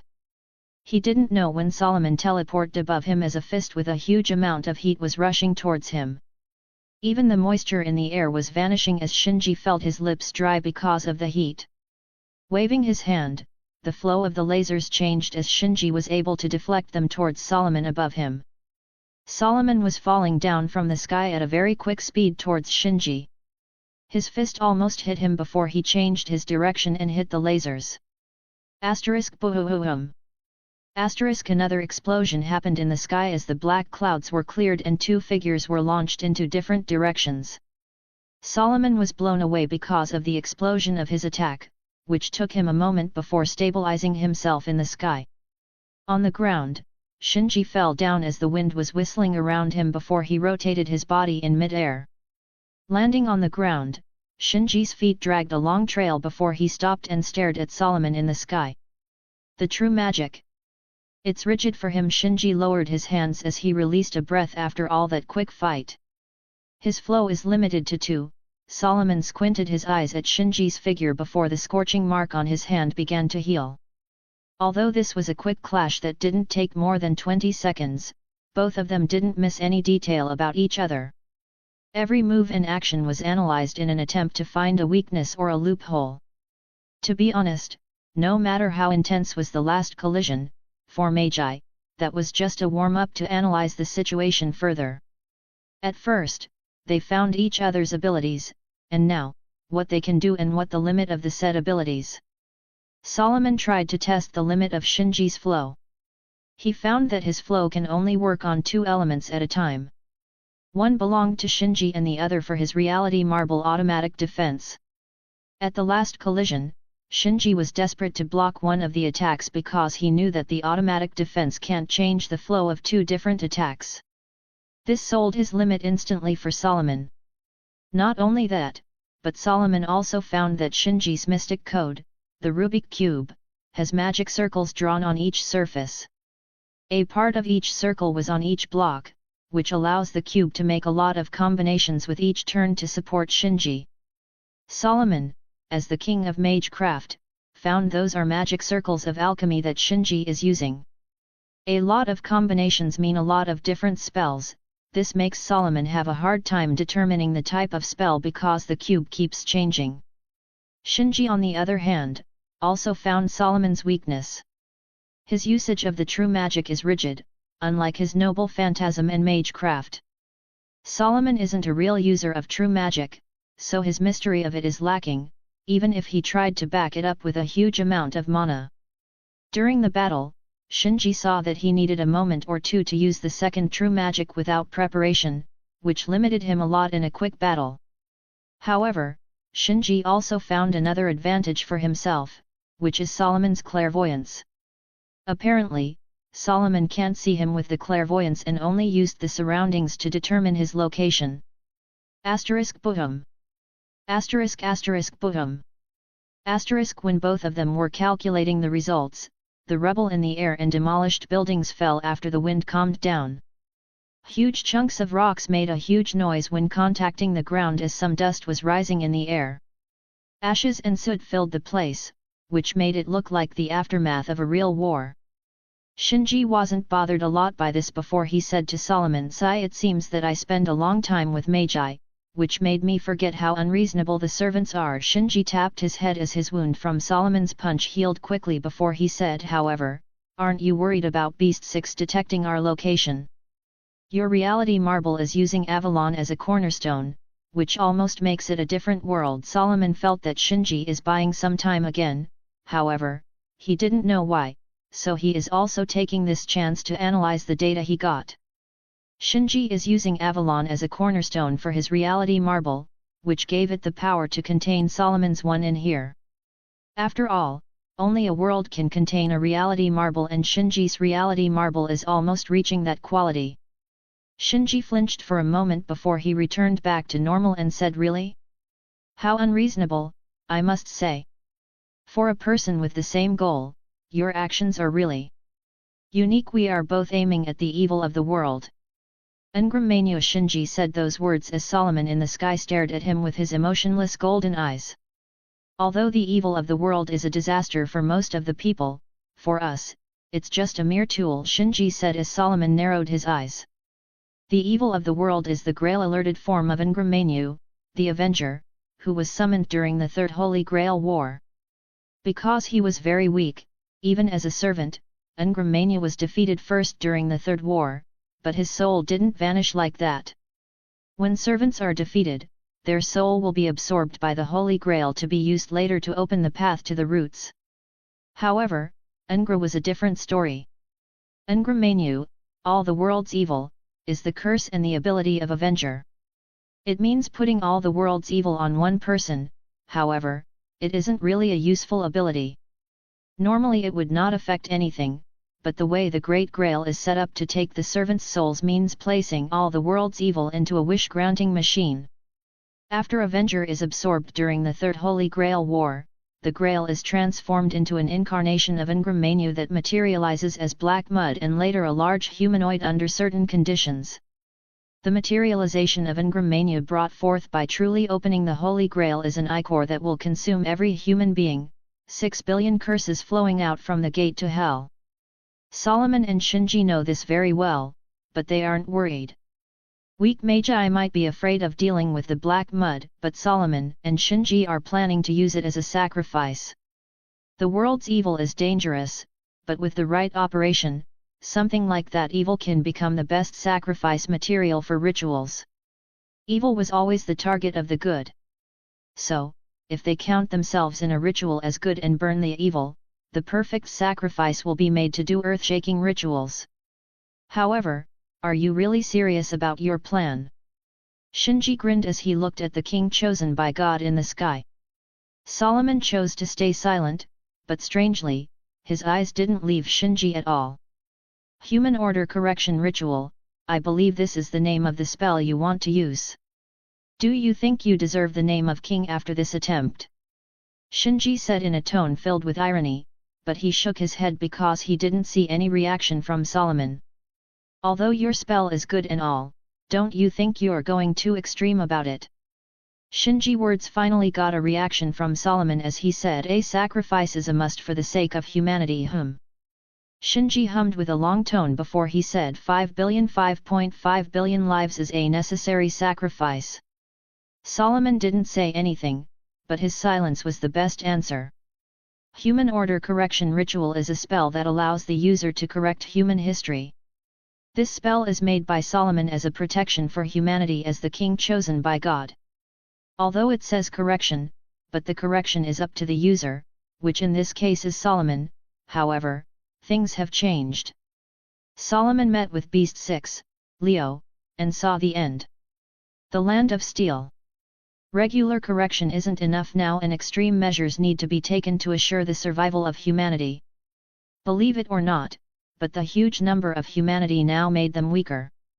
The world operates with mystery and humans who became common as rocks on the ground have lost a huge amount of that mystery, especially with the advance of science. This made the humans lose a lot of Alaya, human order, essence inside of them, which weakened the overall strength of humanity by a lot. Solomon, who saw the Land of Steel from Leo's third noble phantasm, began to think about the future and how humanity is going to survive the attack of types. A small number of humans is necessary. In the Land of Steel, the small amount of humanity at that time was able to counter the types and even kill some of them, which show the power of humans if Alaya essence was concentrated in a small group rather than billions of them. Also, a small number means less pollution and destruction to Gaia, the planet, which gives humanity more time to prepare. Solomon isn't only preparing to fix the world, but he'll also lower the number of humans to give them a better chance against the Land of Steel, which is an inescapable future. To be honest, people like Shinji, Gilgamesh, Merlin, even Leo, don't see a problem in this plan. This is the best solution, even if it was just delaying the inevitable. A beast won't get mad at you for killing humanity. The heck? They won't even care about what will happen, but you, in a way, angered a beast. Shinji grinned as Solomon looked at him deeply. I'm getting a reaction here. Shinji was normal from the outside, but on the inside, he was surprised because Solomon changed his expression. This is the second effect of your ritual, Mr. Puppet. Who the hell do you think you are to determine other humans' choices? Shinji said as Solomon flinched for a moment. Original sin removal, correcting humanity's shortcomings, and leading them towards your position. This is the true form of your spell, right? Shinji said as Solomon lowered his eyes for some reason. Like God is guiding Solomon's action from his crowning day, the ritual has the same principle. Allowing Solomon to guide the humans according to his perfection, which is the king chosen by God. In Leo's words, let them become puppets like Solomon. Humanity has its flaws, and those are its sins, original sins, if you prefer to call them.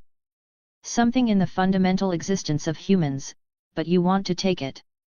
Geez, you're lucky this world doesn't allow Beast 6 to chase after you like a maniac. Shinji waved with his hand as Solomon clenched his fist while his rings were glowing, except the cracked one. Leo, as Beast 6, saw through Solomon's ritual essence and plan directly, which made him don't care about any plan and attack him directly. Sins are humanity's flaws, which bring the worst in it, but at the same time, it's something that made them evolve and grow. Leo represents these sins as Beast 6, which can attribute to the evil of humanity, but funny enough, and even if it was ridiculous, it also means freedom. Sins made the humans have their thoughts, desires, goals, even life, and a soul. Every human is different from the other because of that. Taking those away from them will make them literally inhuman. The best example of that is the man standing in front of Shinji, Solomon. He doesn't have free will because he follows divine guidance like a puppet, and now, he plans to make the whole humanity like him. At that time, Leo snapped immediately as Beast 6 because of that. His thoughts were, who the hell do you think yourself? God. Even if it's a curse, but it's also a freedom given by God. For something that was allowed to exist by God, something that represents Beast 6, yet Solomon wants to deny it. This triggered Beast 6 beyond the limits of rage. Shinji can understand that the battle of yesterday wasn't for any gain, but it was a battle between order and chaos, or rather say, restrain, and freedom. Tisk, tisk, you didn't only step on a landmine, but on the whole field. Shinji shook his head as Solomon raised his head and looked at him again. Not to mention what you did when you were Romani Archman, Shinji said as Solomon clenched his fist. The cause of burning humanity, that's what happened, Shinji said with a grin before he heard a cold voice that made him widen his eyes. Shut up!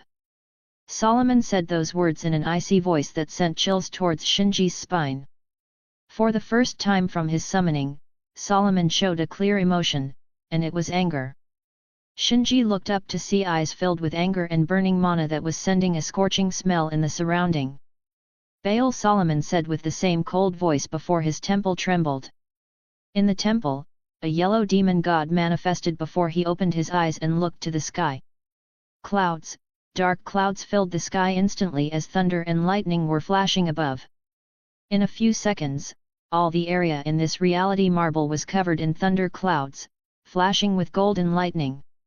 Shinji didn't hesitate for a second before he raised his arm and controlled the flow of time and space to block the attack. At that moment, the judgment from heaven fell.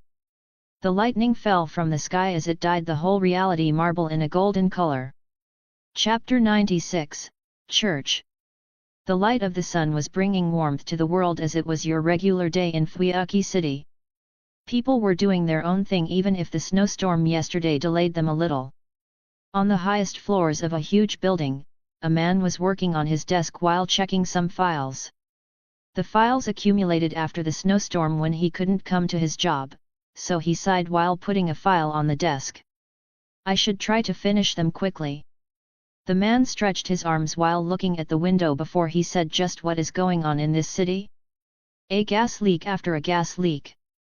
The man couldn't help but to complain at these gas leak accidents that Fuyuki City has seen in the past days. Shaking his head, the man wanted to go back to his job, but then he widened his eyes. For a moment, the man can swear he saw a horse flying in the air with 3 people on it. A woman raising her sword like announcing the charge for the attack, a man, who had an angry expression for reason, and a girl, who was scared while looking at the horse. The horse left a trail of blue sparks in its way before it vanished instantly from the man's vision. Whipping his eyes, the man looked again to see the empty clear sky and no flying horses. However, before the man started to question his sanity, he saw a few blue sparks in the air, which came from the flames on the horse hoofs. Looking down at the ground for a moment, the man stood up slowly from his desk while walking towards the door.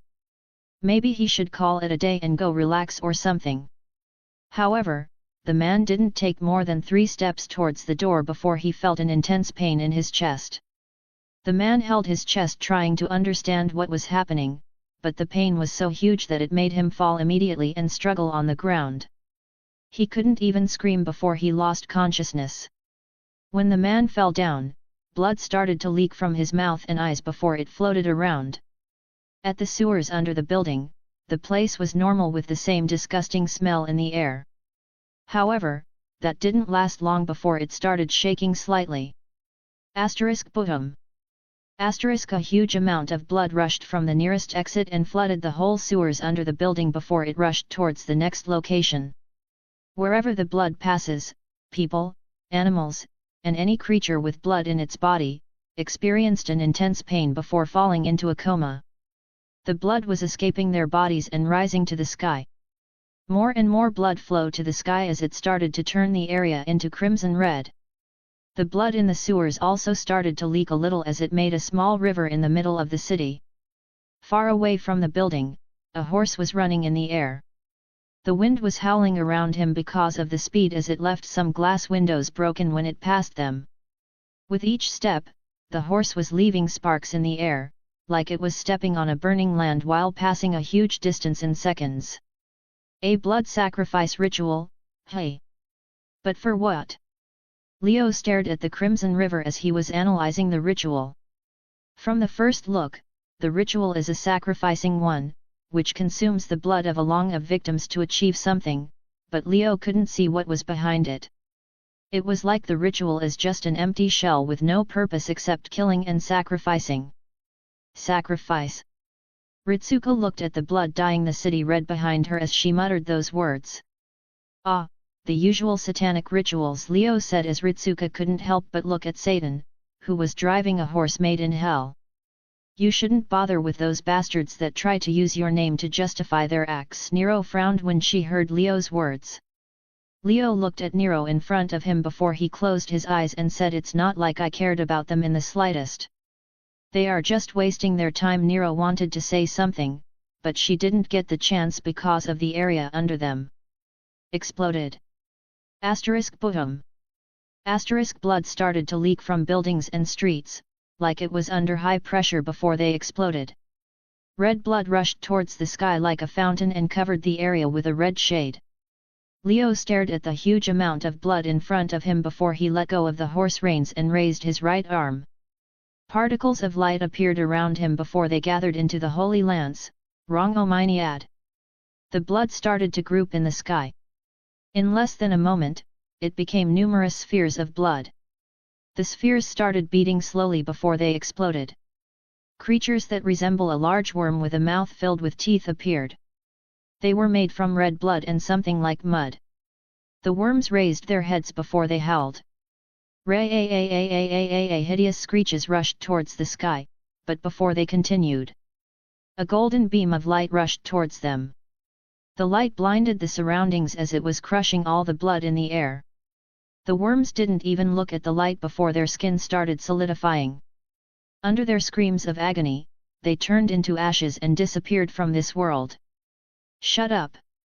Leo said while waving the holy lance in his hand. Honestly, their screams were so annoying that it gave Leo a headache.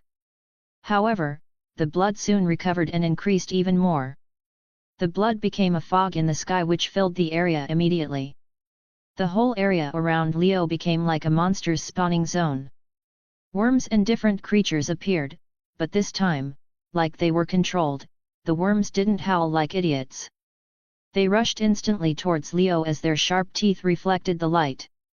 Nero, Leo said in a quiet voice before Nero nodded and jumped from the horse towards the sky. Leo pulled the reins of Made in Hell before the horse kicked the area behind him. The kick was so strong that it made the air vibrate while knocking the monsters away. However, that wasn't all. What? The kick made Ritsuko, who was in the back, fly away from the horse. She did a few flips in the air before she was caught by Nero. At this moment, the blood on the ground became a small river before something was manifesting on it. A huge tiger that reached 50 meters high appeared from the river as his body was flashing with electricity. Nero, who was in the air, raised her sword before injecting a huge amount of mana in it. The sword ignited on flames before Nero waved in a circular motion. A wave of fire burned all the monsters around her before she used them as a platform and jumped higher into the sky with Ritsuko. The lightning tiger on the ground opened his mouth before shooting a huge column of electricity at Leo. Leo didn't even glance at this attack before Made in Hell kicked the lightning and crushed it into sparks, which left a shock wave in the air. Humph! Looking at monsters around him, Leo raised the lance slightly. The light on the lance defied the physics laws and started to spin. The light became a spiral around the lance as a buzzing sound was heard because of the speed. Suddenly, Leo's sleeve, who is Venom, moved a little before some runes joined the spiral and began to turn around the lance. Uraz means the Aruk, a wild ox, physical strength and speed. Sawalo means the sun, success, power, elemental force, and cleansing fire. These two runes forming a link can increase the purifying power of the light and heat while strengthening the power and speed of attacks.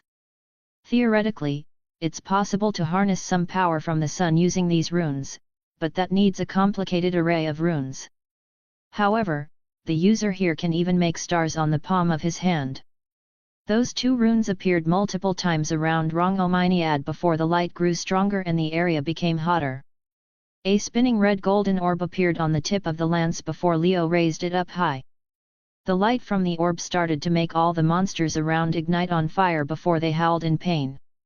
The orb grew into the size of 2 meters as it revealed its true form. A miniature sun. When the sun appeared, the bloody fog was purified instantly and left the monsters scream in agony. The close ones turned into ashes while the far ones didn't have the power to fly. The area color became golden red because of the miniature sun as it covered Leo's face with a shadow. His golden and blue eyes were glancing at the tiger and river of blood on the ground before he waved the lance gently. Burn! With those words, the miniature sun was shot from the lance and rushed towards the ground. The sun grew larger in the air while burning all the monsters around it before it reached the tiger. Its speed and power were strengthened because of the Ura's rune, which made it smash the tiger body into sludge before the area exploded with light. A wave of heat and flames rushed to the surroundings as the whole area was smoking. The river of blood wasn't spared as it began to evaporate instantly. The monsters and river of blood vanished instantly under the heat of the sun, leaving a smoking street filled with the smell of charcoal. Leo pulled Made in Hell's reins again before he rushed towards the two girls in the sky. Nero and Ritsuka fell from the air before Nero changed her flight direction and landed on the horse. When everyone sat down again, Made in Hell kicked the air and rushed in the church's direction. He easily broke the sound barrier and left the area with a few sonic booms. How was the flight? Leo asked with a grin, which made Ritsuka, who had a few spins in the air, roll her eyes. Ha ha ha. Leo laughed at this reaction while Made in Hell finally left the business area of the city. A cemetery appeared from afar, which means the church is just around the corner. Is that the church? Nero asked as Leo nodded at her words. It was an old building surrounded by a lot of trees.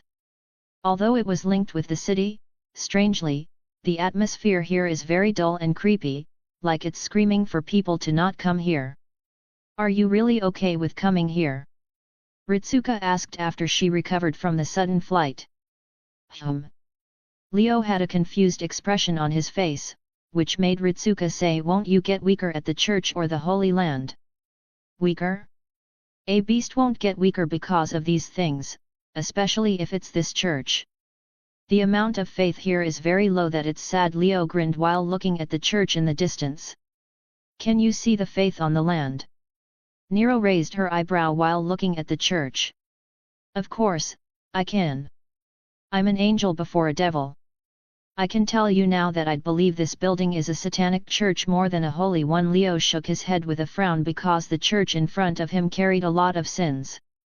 You seem to know a lot about the faith of God. Ritsuka couldn't help but be surprised by this development. Like I said, I'm an angel and these are just the basics.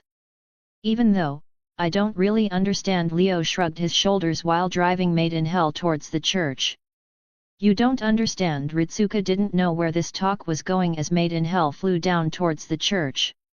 You can say, I really don't understand the reason behind God's judgment. I know God is the wisest and all his actions have wisdom behind them, but I really can't understand. Leo closed his eyes slightly before he said, and I'll probably disagree with them, even if I understand. Ritsuka blinked her eyes while looking at Leo. Why does she have a feeling that Satan is more of a believer of God than most people in the world? Your next line is, then what do you think about God? Leo grinned and said those words before Ritsuka said, then what do I? What? I still got it. Leo nodded with satisfaction before he said, for you question, God is God. Oh.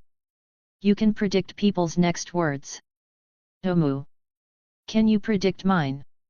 Nero provoked Leo into a challenge. Ritsuka stared at Leo, who was in a challenge against Nero, with a blank face because she received the same answer as yesterday. If Kazuma or Kagaya were here, they'd nod at this floor made out of the floor type of answer. Reaching the area above the church, Leo raised his eyebrow because he sensed a battle going around. Looking at the church back, Leo, Nero, and Ritsuka saw Kaire, who was hanged on the wall with an arrow on his shoulder. The arrow had a few sparks of electricity that made his body numb. Rin was holding her gems to guard against any sudden move from Kaire, and Archer, who was fighting Cu as their weapons kept clashing. Archer launched a sneak attack at Kaire, but he was able to dodge before using a command seal to order Lancer to fight. Leo analyzed the situation in a split of a second. How rude! You didn't even invite me to the party, Leo said as his words got the attention of the two fighters, but in fact, it was the ground that was trembling behind him. Boom. The street next to the church exploded with blood as it was rushing towards everyone like a huge tsunami while floating everything in the surroundings. Chapter 97, Blood.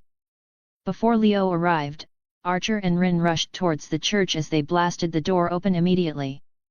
Kyrie, who was slightly surprised, yet delightful by the city condition, turned around to see Archer aiming at his head. Taking a second to recognize Rin and why these people are attacking the Holy Grail War Supervisor. He thought that was his own thing. Throwing those ideas away, Kyrie jumped away from Archer's arrow, but then, he met Rin's gem magecraft. That didn't end because Archer started detonating his arrow. Taking a few black keys, which are the common weapons of the church, Kyrie throws them at the gems before an explosion devoured the interior of the church. Boom. Because the gems and the arrow were close, Kyrie broke through the window and was knocked away towards the church back. Rushing from the smoke, Archer did a flip in the air before he projected arrows on his bow and shot them at Kyrie. Kyrie grabbed his black keys while trying to summon Cu, however, Rin came with Gandra spells as she shot black beams at him. Kyrie was in a tough situation, which made him jump back to avoid most of the arrows while deflecting some of them with his black keys. Embracing himself, Kyrie turned and threw his black keys at Rin's Gandras. That got him an arrow to the shoulder, which pushed him towards the wall. However, he succeeded because he raised his hand with the command spells and summoned Cu, which made the battle between him and Archer start. Rin tried to threaten Kyrie, but of course, that was useless as Kyrie didn't care about her threats at all. He was even thinking if he should tell her that he killed her father to see the look on her face. After those events, Leo reached the place before the blood exploded. Crimson was the only color in front of the church as the blood flood was crushing everything in its path. If one looks hard enough, he can see different types of monsters in the blood biting anything close to them like they were on a rampage. This stopped looking like a ritual and became more like a natural disaster as the blood filled the street and tore the trees around the church while moving forward, drowning everything in its way. If this was in the sea, then everyone here will think this is a tsunami hitting the city. Archer and Lancer stopped fighting and jumped away in two different directions. Archer picked Rin and evacuated while Cu didn't care about Kyrie at all if he didn't order him with command seals. Leo looked at the blood rushing towards the church before he raised his palm, facing the raging blood. His finger wrote on the air at a very quick speed before several runes appeared. Algiz means elk, protection, a shield. The protective urge to shelter oneself or others. Defense, warding off of evil, shield, and guardian. 7 of this rune appeared in a circular manner, all pointing outwards, with the bottom all ending at the same point before they glowed pink. Pushing his hand gently, the runes flew to the front before the pink space power from Pakia manifested on them and turned into a circular shield around the church. *Bayaam. The blood wave collided with the barrier as a loud sound echoed in the surrounding. More and more waves arrived as the impacts continued, but they were unable to affect the barrier as the blood moved around it. Some of the monsters in the blood tried to bite the shield, but they got knocked away with their teeth broken. Leo, who saw this, nodded because his idea was correct. Except Pakia, who is a divine beast according to this world, his beasts are also under the judgment of Type Moon's rules to use their powers. From that night of battle, he saw that his beasts are kinda getting stronger because of the link with him. He wanted to do some experiments, but the situation in this world doesn't allow him at all, so he tried using Pakia with runes now and it was a very successful attempt. Maybe he'll find some very interesting combinations that can even be used to mess with Odin if he dares to possess the runes again. He blocked all this area because of a simple, yet unbelievable thing that he never thought he'll do in his life. Protecting Kyrie. Yes, you heard that right. The final target of the blood was Kyrie and the link between him and Ingram Manu. Although he still doesn't know the reason behind the ritual, Leo won't just sit still while these guys open up Alea's dumpster, Holy Grail / World's Evil, and fill the area with the black mud. While Leo was thinking about his devilish plans against the poor Odin, Cuculain looked at the runes before he frowned and muttered primordial runes. A big one, God / divine being, appeared, but who is this guy? Cu recognized the primordial runes instantly because he's also a user of them, but he couldn't recall anyone from the Norse like Leo in front of him. Even the divinity wasn't from the Norse at all, so who is this guy, who is using runes as a servant? Shaking his head to forget the devilish plans, Leo looked at the people below before he said rejoice. Now, what happened and why did it happen? I'm fighting, can't you see that? Archer stared at Leo with a blank look while pointing at Cu. Sorry, but I only see you wasting time. You should have used your reality marble and pushed the advantages already, Leo replied with the same blank look at Archer. You have a reality marble? Are you really an archer? Rin was surprised by this as she was annoyed by the huge amount of secrets her servant had. She already denied the possibility that he forgot his memories because of her ritual. Oi! You were holding back.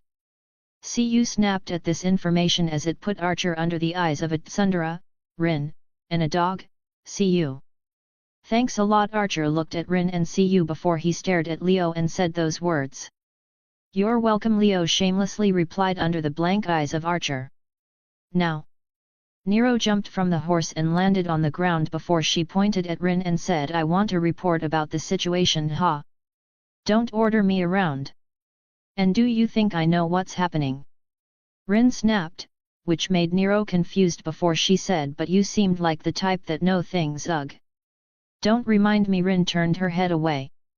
She thought that after these years, she became a very knowledgeable magi, but this war, this crazy complicated war, showed her how wrong she was. They have these clairvoyance users that play multiverse 5D chess with each other while they, the mortals, don't understand anything. However, they apparently forgot about someone. With my command seals, Lancer, use your noble phantasm on everyone here. Kyrie, who was hanging from the wall, said those words while raising his arm as it flashed with a red glow. You! Damn! Cu's body started to move against his own will as a great amount of mana entered his body from the command seal. This amount of mana made him able to activate his noble phantasm immediately as his spear glowed red before he jumped towards the sky. Gi-Balg became like a red torch in Cu's hand while doing a throwing position in the air. Gi-Balg.